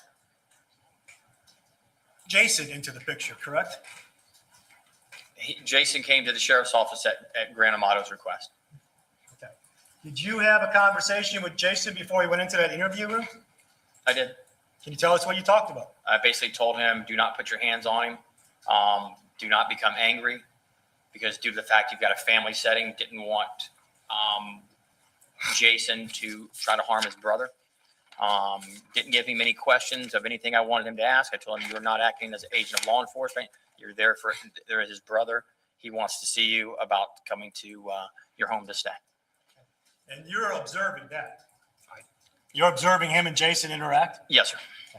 And you're hoping that he might elicit something or say something that would incriminate him? Yes, sir. Okay. And that's sort of a tactic too. In your investigator experience, sometimes you'll bring in like mom to come and talk to him and see if she can talk to the person. You know, it's just, Johnny, I know you did wrong, but you need to tell law enforcement, right? Things like that. That's been used in the past, hasn't it? This was a little different than than we're asking someone to come do something to bring them in. He was asked, I had no intention of bringing Jason up to the sheriff's office to interact with him. But once he said, I want to see my brother, we did allow it. Yes, sir. Okay. Now, this was on Saturday morning, goes into Saturday afternoon, really. It looked like it was around 3:00 when Jason was talking to him. Approximately, yes, sir. Okay. And he wasn't arrested, was he? He was not. Okay. Well, and you've been an officer for a long time. When you arrest somebody, you have to have probable cause, correct? Yes, sir, you do. That's a term that is universally known amongst lawyers and law enforcement, correct? If you have probable cause to arrest somebody, you handcuff them and take them to jail, right? A probable cause, yes, sir. You didn't do that in this case, did you? Not at that point, no, sir. Okay. And you took him from his old hotel, and you had to get new clothes because you weren't going to let him go back to the old one. I'm sorry, sir? You weren't going to let him go back to the hotel where you first met him. No, sir. We were executing a search warrant of the hotel room, so he would not be able to go back there. Right. And the purpose of that was to try to gather more evidence. Of course. Such as clothing, his footwear, whatever he was wearing. Maybe there might be some blood there or something, right? Yes, sir. Or DNA of something that might be incriminating, correct? Why are you Any acting evidence like that's of wrong? Of that crime, yes, sir. Okay. So you took him to this If hotel he in Lake wasn't Mary. guilty, it would have ruled Is him it the Westin out. Hotel? I believe it was the Hampton Inn. The Hampton Inn. Okay. Jeez. And he was free to leave, right? Yes, sir. But he wasn't going anywhere, was he? That's up to him. If he would have left, we would have followed him. Correct. But we would not have prevented him from leaving at that point. He wasn't walking out of that hotel room and boarding a flight to Detroit, was he? At that point, he could have. You would have let him do that? Without probable cause, absolutely. Okay, because you didn't have probable cause, did you? At that point, no, sir. At that point, you didn't. The next day, he was arrested pursuant to an arrest warrant that was signed by a judge. I believe it was 2 days later. I believe he was arrested early Monday morning, if I'm not mistaken. Okay. Between that time and the time you got that judge to sign that arrest warrant, what additional evidence did you come up we looked at the truthfulness of his statements, the things he had lied about. We found some information there in our belief that when you're looking at the crime, we're looking to see who else would have motive and opportunity to do so. And we couldn't find anybody else with motive and opportunity to kill the 3 people at that house. After consulting with the state attorney and our legal and other investigators, we sat down and wrote out an affidavit and said, we think this will give us probable cause for his arrest. Forwarded to the state attorney for approval. They approved it, sent it to the judge for approval. The judge approved it, and we executed Like that. Well, it wasn't that just like that. It took some time, but the whole thing is that we want to make sure we have the probable cause. Okay, but you didn't come up with additional physical evidence in those 2 days. You just came up with your opinion that he wasn't being forthright with you. Not just that, but other evidence we had, and Well, tell me, what other evidence did you have? okay, there were things that he had told us that made absolutely no sense to us whatsoever. In his interview, he had told me that his dad was kicking him out of his house for the rest of his life. He goes so far as to tell his dad is going to kill him if he sets foot on his property. So everything that this whole case is around is this money and this Bulgarian cam girl. So dad gives you, he's giving you the ultimatum, you're out of the house and I'm going to kill you if you set foot on my property again. But during the course of the search warrant of his room, we find dad's credit card. Why would, in our minds, why would dad give him a credit card to use if he's kicking you out of the house for the rest of your life? To go on with that, the lies he continually told, he said his brother Cody gave him a card for necessities. Now, he didn't use Cody's credit card. He said earlier in the interview that you saw that he went to Panera, but he didn't want to spend any money. He didn't want to spend $20 on dinner, but he went and spent $599.99 contacting this cam girl again. So these are his priorities. It's not eating. It's not staying somewhere. It's contacting this girl and anything he can do to make contact with her. When you look at our side, this father is so upset at his dad that he's violent and he's kicking him out of the house for the rest of his life. He's not going to give him a credit card to take with him for his well-being. Everything that he says does not make sense to anybody. Okay. And then when he starts to give the statement of Cody came home, Cody is shot the minute he walks in the door. He wasn't walking around having this conversation with dad. He walks in the door, he's shot right inside. It's not the minute, and I misspoke, it's not the minute he walks in the door, it's the second he walks in the door. He walks in the door and he's shot immediately. He drops his little satchel bag right there by his body. It's there. We have the guns there that are not, you'll see through bullets again, I don't know if this is brought up, don't match. Right. Don't match the bullets there. The guns that are there at the house, the 2 that are on, one by Cody and one by his father, don't match those bullets. The whole thing does not add up to a factual basis based on what he's saying. Based on what we see and our belief, he was there when it happened. He's the person that did it. So we did narrow in on him. His story makes no sense. His explanation is impossible, and he just continues to lie about the most mundane things. Telling me what time he leaves, it doesn't matter. You'll find later on that somebody else, I'm sure, will bring in evidence that shows you things that happened that we know could not have happened the way he describes it. Okay. But you knew all that on Saturday. I did not know all that on Saturday. No, sir. You knew where the bodies were on Saturday. Correct.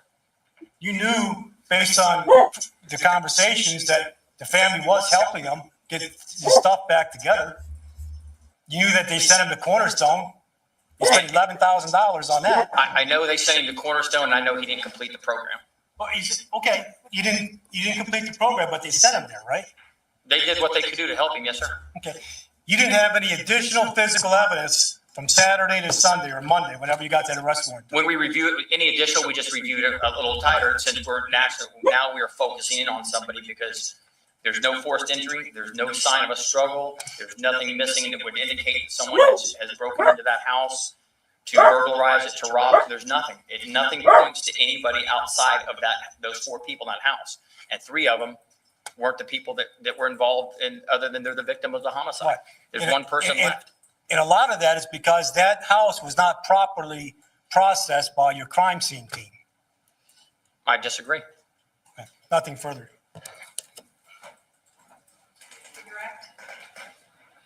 Yes.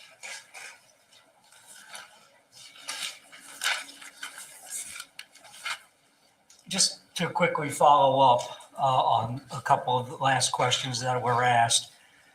In between the time of the interview on Saturday, January 26th, and the time that Mr. Grant Amato was arrested, did the medical examiner also conclude that Cody was not a suicide?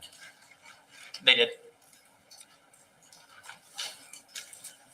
Now, I just have a couple of real quick questions, because I know it's getting late.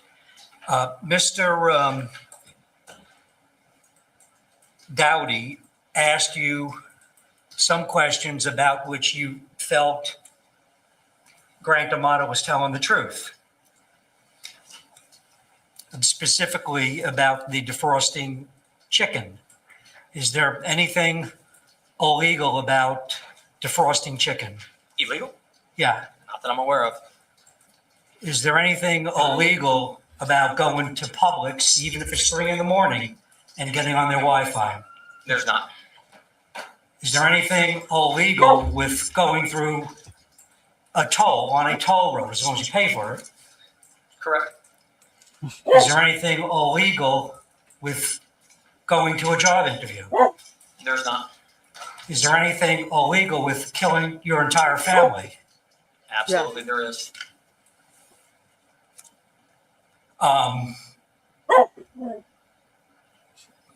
Now also, Mr. Good Dowdy questions. I like asked that. you about a certain point in the interview when it appeared that Grant Amato was crying. Did you know why he was crying? I do not. So we don't know if he was crying for the loss of his family. Is that a fair statement? It is.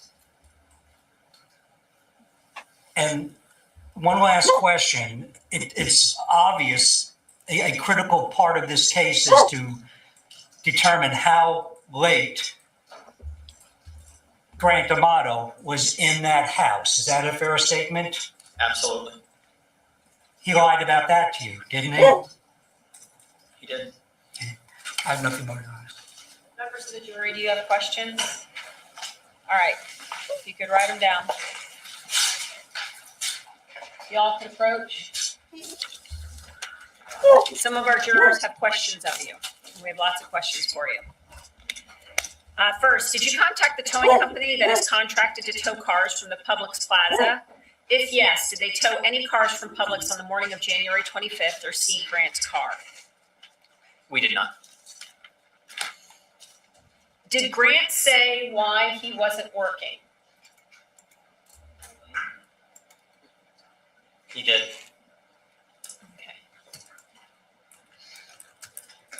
Does the Publix have cameras in their parking lot? They do. You didn't find the conversation between Jason and Grant strange, like Jason was setting him up? Has Jason's financials been gone through?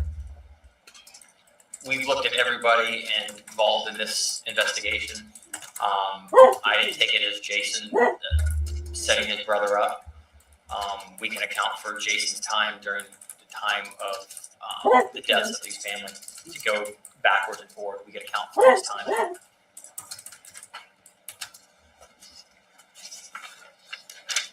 What is the criteria, if needed, to determine a person of interest or a suspect? Person of interest to me would be someone who may have some information would be valuable to our investigation. A suspect is more pointed that they would be involved more likely than not.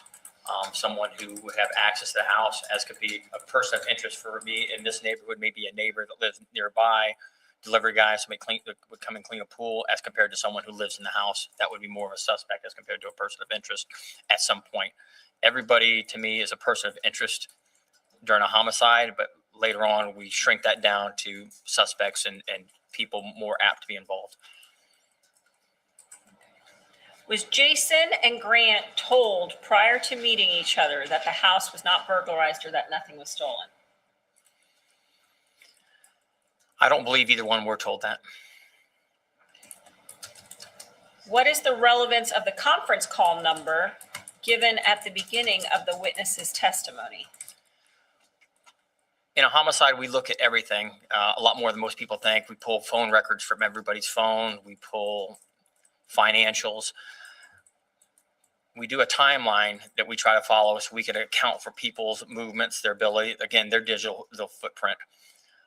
From the house at the time that was only Grant Amato and Margaret Amato home, a phone call was made to that conference service. We wanted to determine what that was made for. Since Grant wasn't employed at the time, it would make sense to us as moms using this, because she ran a company that did medical transcriptions. She supervised, according to him, had a couple of supervisors and then people that worked underneath them. So it would be something that she would use, since she worked from home, to conference in with people who may work for her or with her or have contact with her business. When you say access, do you mean Chad Amato's phone was unlocked or used? I'm sorry? It says, when you say accessed, do you mean that Chad Amato's phone was unlocked or used? We know it was unlocked, and I'm not sure whether I can say how we know it was unlocked, but I do know that it was used and how it was accessed.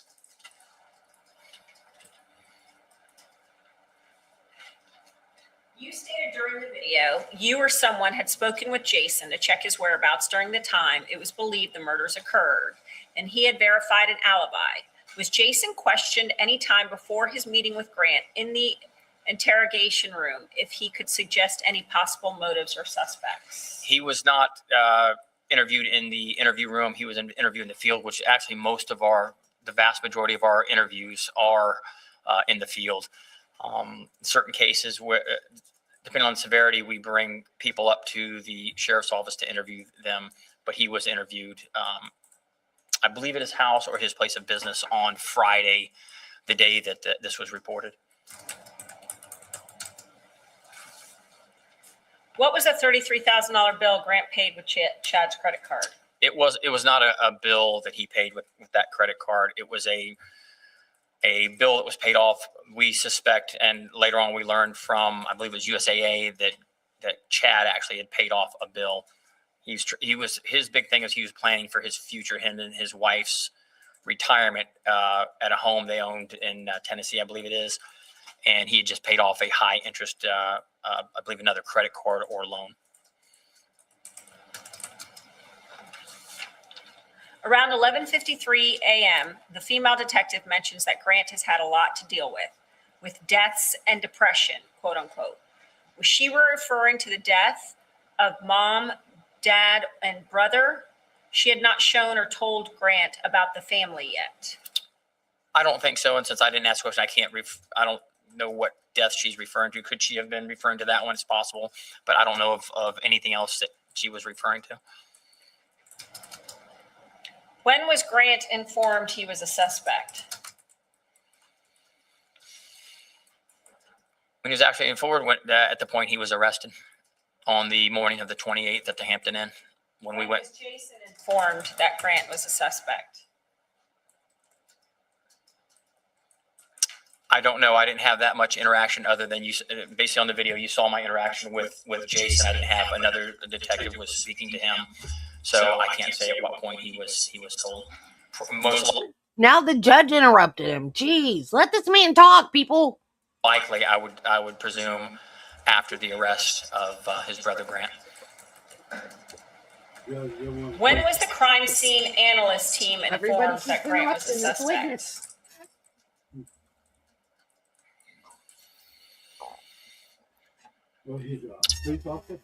I think would probably be Saturday when we started talking about what we had and who, in our case, again, we said we start broad and then narrow it down. We narrowed it down, basically looking at the crime scene, the lack of forced entry, the lack of anything that would show that there was some type of struggle inside the house or a fight.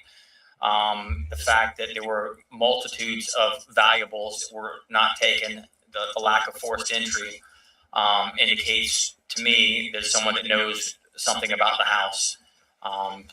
So we had all discussed, and again, as I said earlier, we work as a team, even though I'm the lead investigator. The crime scene, that's their specialty of processing scenes. I'm not going to tell them how they process it. I'll tell them things I would like to see from it or I would like done there, but they decide how the best way to process it is. But I would say probably Saturday we discussed the fact that we had a belief that he would be our prime suspect. If Grant was not the suspect, then why be deceptive to him to get him to tell the truth, quote unquote? Is that typical of interviews of non-suspects? Sometimes, yes, it is. People tend to minimize when they're in the presence of law enforcement. They don't want to tell the truth, or they're just, even if they have nothing to worry about, they're not involved, they will minimize or not even talk to us at all. It's a common law enforcement technique. He was not quite for me, the 100% suspect until we conducted that interview, and he started with not telling the truth about the minute things about what time he left and where he was at. And then we started learning the things of the credit card and what it's used for. And his explanation was he had to pay a bill, but that service with the cam girl can't be paid later after you use the service. You pay it in advance. Just the little things, people lying about things that there's no reason to lie about, starts making them look like they're trying to hide something from us. So he was more focused as a person or suspect in this case at that point. Was the defendant free to go anywhere he chose after the interview? Please explain what is allowed or not allowed. If not, no arrest is made. He was free to go wherever he wanted. Did we want to keep an eye on him? Absolutely, we did. We wanted to know where his whereabouts were. We wouldn't want him initially to go back to Orange County because we're using our investigators to stay on him around the clock. From the time I took him to the hospital and paid for him, or to the hotel and paid for his room, even coming back that night, and we brought him food since we knew he had no money, no ability to eat. We brought him food back throughout the night. The next day, we had spoken to him. Investigators from the sheriff's office were there the whole time. He could have left and went wherever he wanted at that point, up until the point, in my mind, we had probable cause for his arrest for the murders of his family. He was free to go. That's just the way law enforcement works. That I can't detain you and hold you and change where you can go if I don't have probable cause for your arrest. There was another question, just to let you all know, for the jury's benefit. There were portions of the video that it was silent, where there was still talking going on. That was what I had read to you earlier about the video being edited for purposes to take out irrelevant portions that were already determined that would not aid you in your understanding of the case. And therefore, those portions are not to be considered, or what would have said or could have been said is not to be considered. That was the reason for that happening and that volume being turned down. Now, does the state have any questions based upon those questions? Yes, Your Honor. Investigator Anderson, you mentioned that you did not tell Jason Amato that the house was not burglarized. But I think you also, in another response to a question, you had minimal contact with Jason. Is that correct? The first time I had contact with Jason is what you saw in the video, or actually just a few minutes before, when I got him into the sheriff's office. We're locked up during the weekends, closed hours. We went and let him inside. I explained to him that he was not acting on our behalf. He had been summoned there by his brother, not by us. And it was another investigator that had the primary contact with, or the majority of contact with Jason? Investigator James Delino was the primary contact for Jason Amato. Okay, and you don't know whether or not another investigator mentioned to Jason that the house was not burglarized. Is that a fair statement? I don't know. No, sir, I don't. Okay. Thank you very much. Any further cross? All right, any more questions by the jury? None. All right, one more. All right, write it down, please.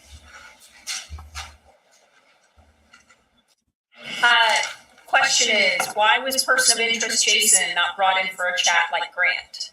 Both would have been a person of interest. With Jason, he gave Investigator Galena a sworn statement. Investigator Galena and other investigators verified his story and know that where we could account for his time during what we believe is the time frame of these homicides. We can account for where he was at as far as to follow his footsteps to restaurants he went to, that he said he went to, verify he was there through receipts and various other things he said he had done during those times. We could verify his locations, and none of them were anywhere near the Chulio Salt Circle area. Please confirm the date in which Jason was interviewed. Jason should have been interviewed Friday, the 25th of January, 2019. Was Grant found on the Publix parking lot video? I looked at the video. I went personally to the Publix and pulled the video, and I couldn't see him in the lot. That's not to say he wasn't there, but unfortunately, in this case, most of Publix's cameras are on the inside for shoplifting. They're not too concerned with the exterior of their parking lot, so it's very possible that he drove there and wasn't seen by the cameras. I'm not doubting the fact that he was there. We just didn't see him on the video. Any questions, State? No. Any questions, defense? All right, no further questions from the jury. All right, may this witness then be excused and released? Yes. All right, thank you very much. Okay, this witness is excused and released. We are going then to break for the evening. Please put your notepads face down. We're going to start back up tomorrow morning at 8:30. All right, so I'm going to ask you all to get here at 8:15. All right, and we'll see you tomorrow morning. Thank you.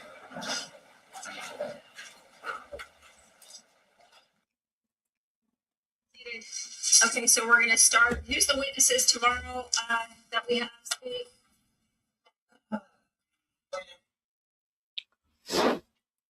Okay. Am I muted? No, I'm not muted. Okay. All right, guys, that's it for today. It's been a long day. I didn't want to break that up. I wanted to get all that done at once. So it's been a long day. We will tackle it again tomorrow at 9. So thanks for hanging with me today, guys. I will see you in the morning at 9 o'clock. Remember, be kind to people. Love your family, and Jesus loves you, and so do I. Bye, guys. Have a great evening. I will see you in the morning. Bye.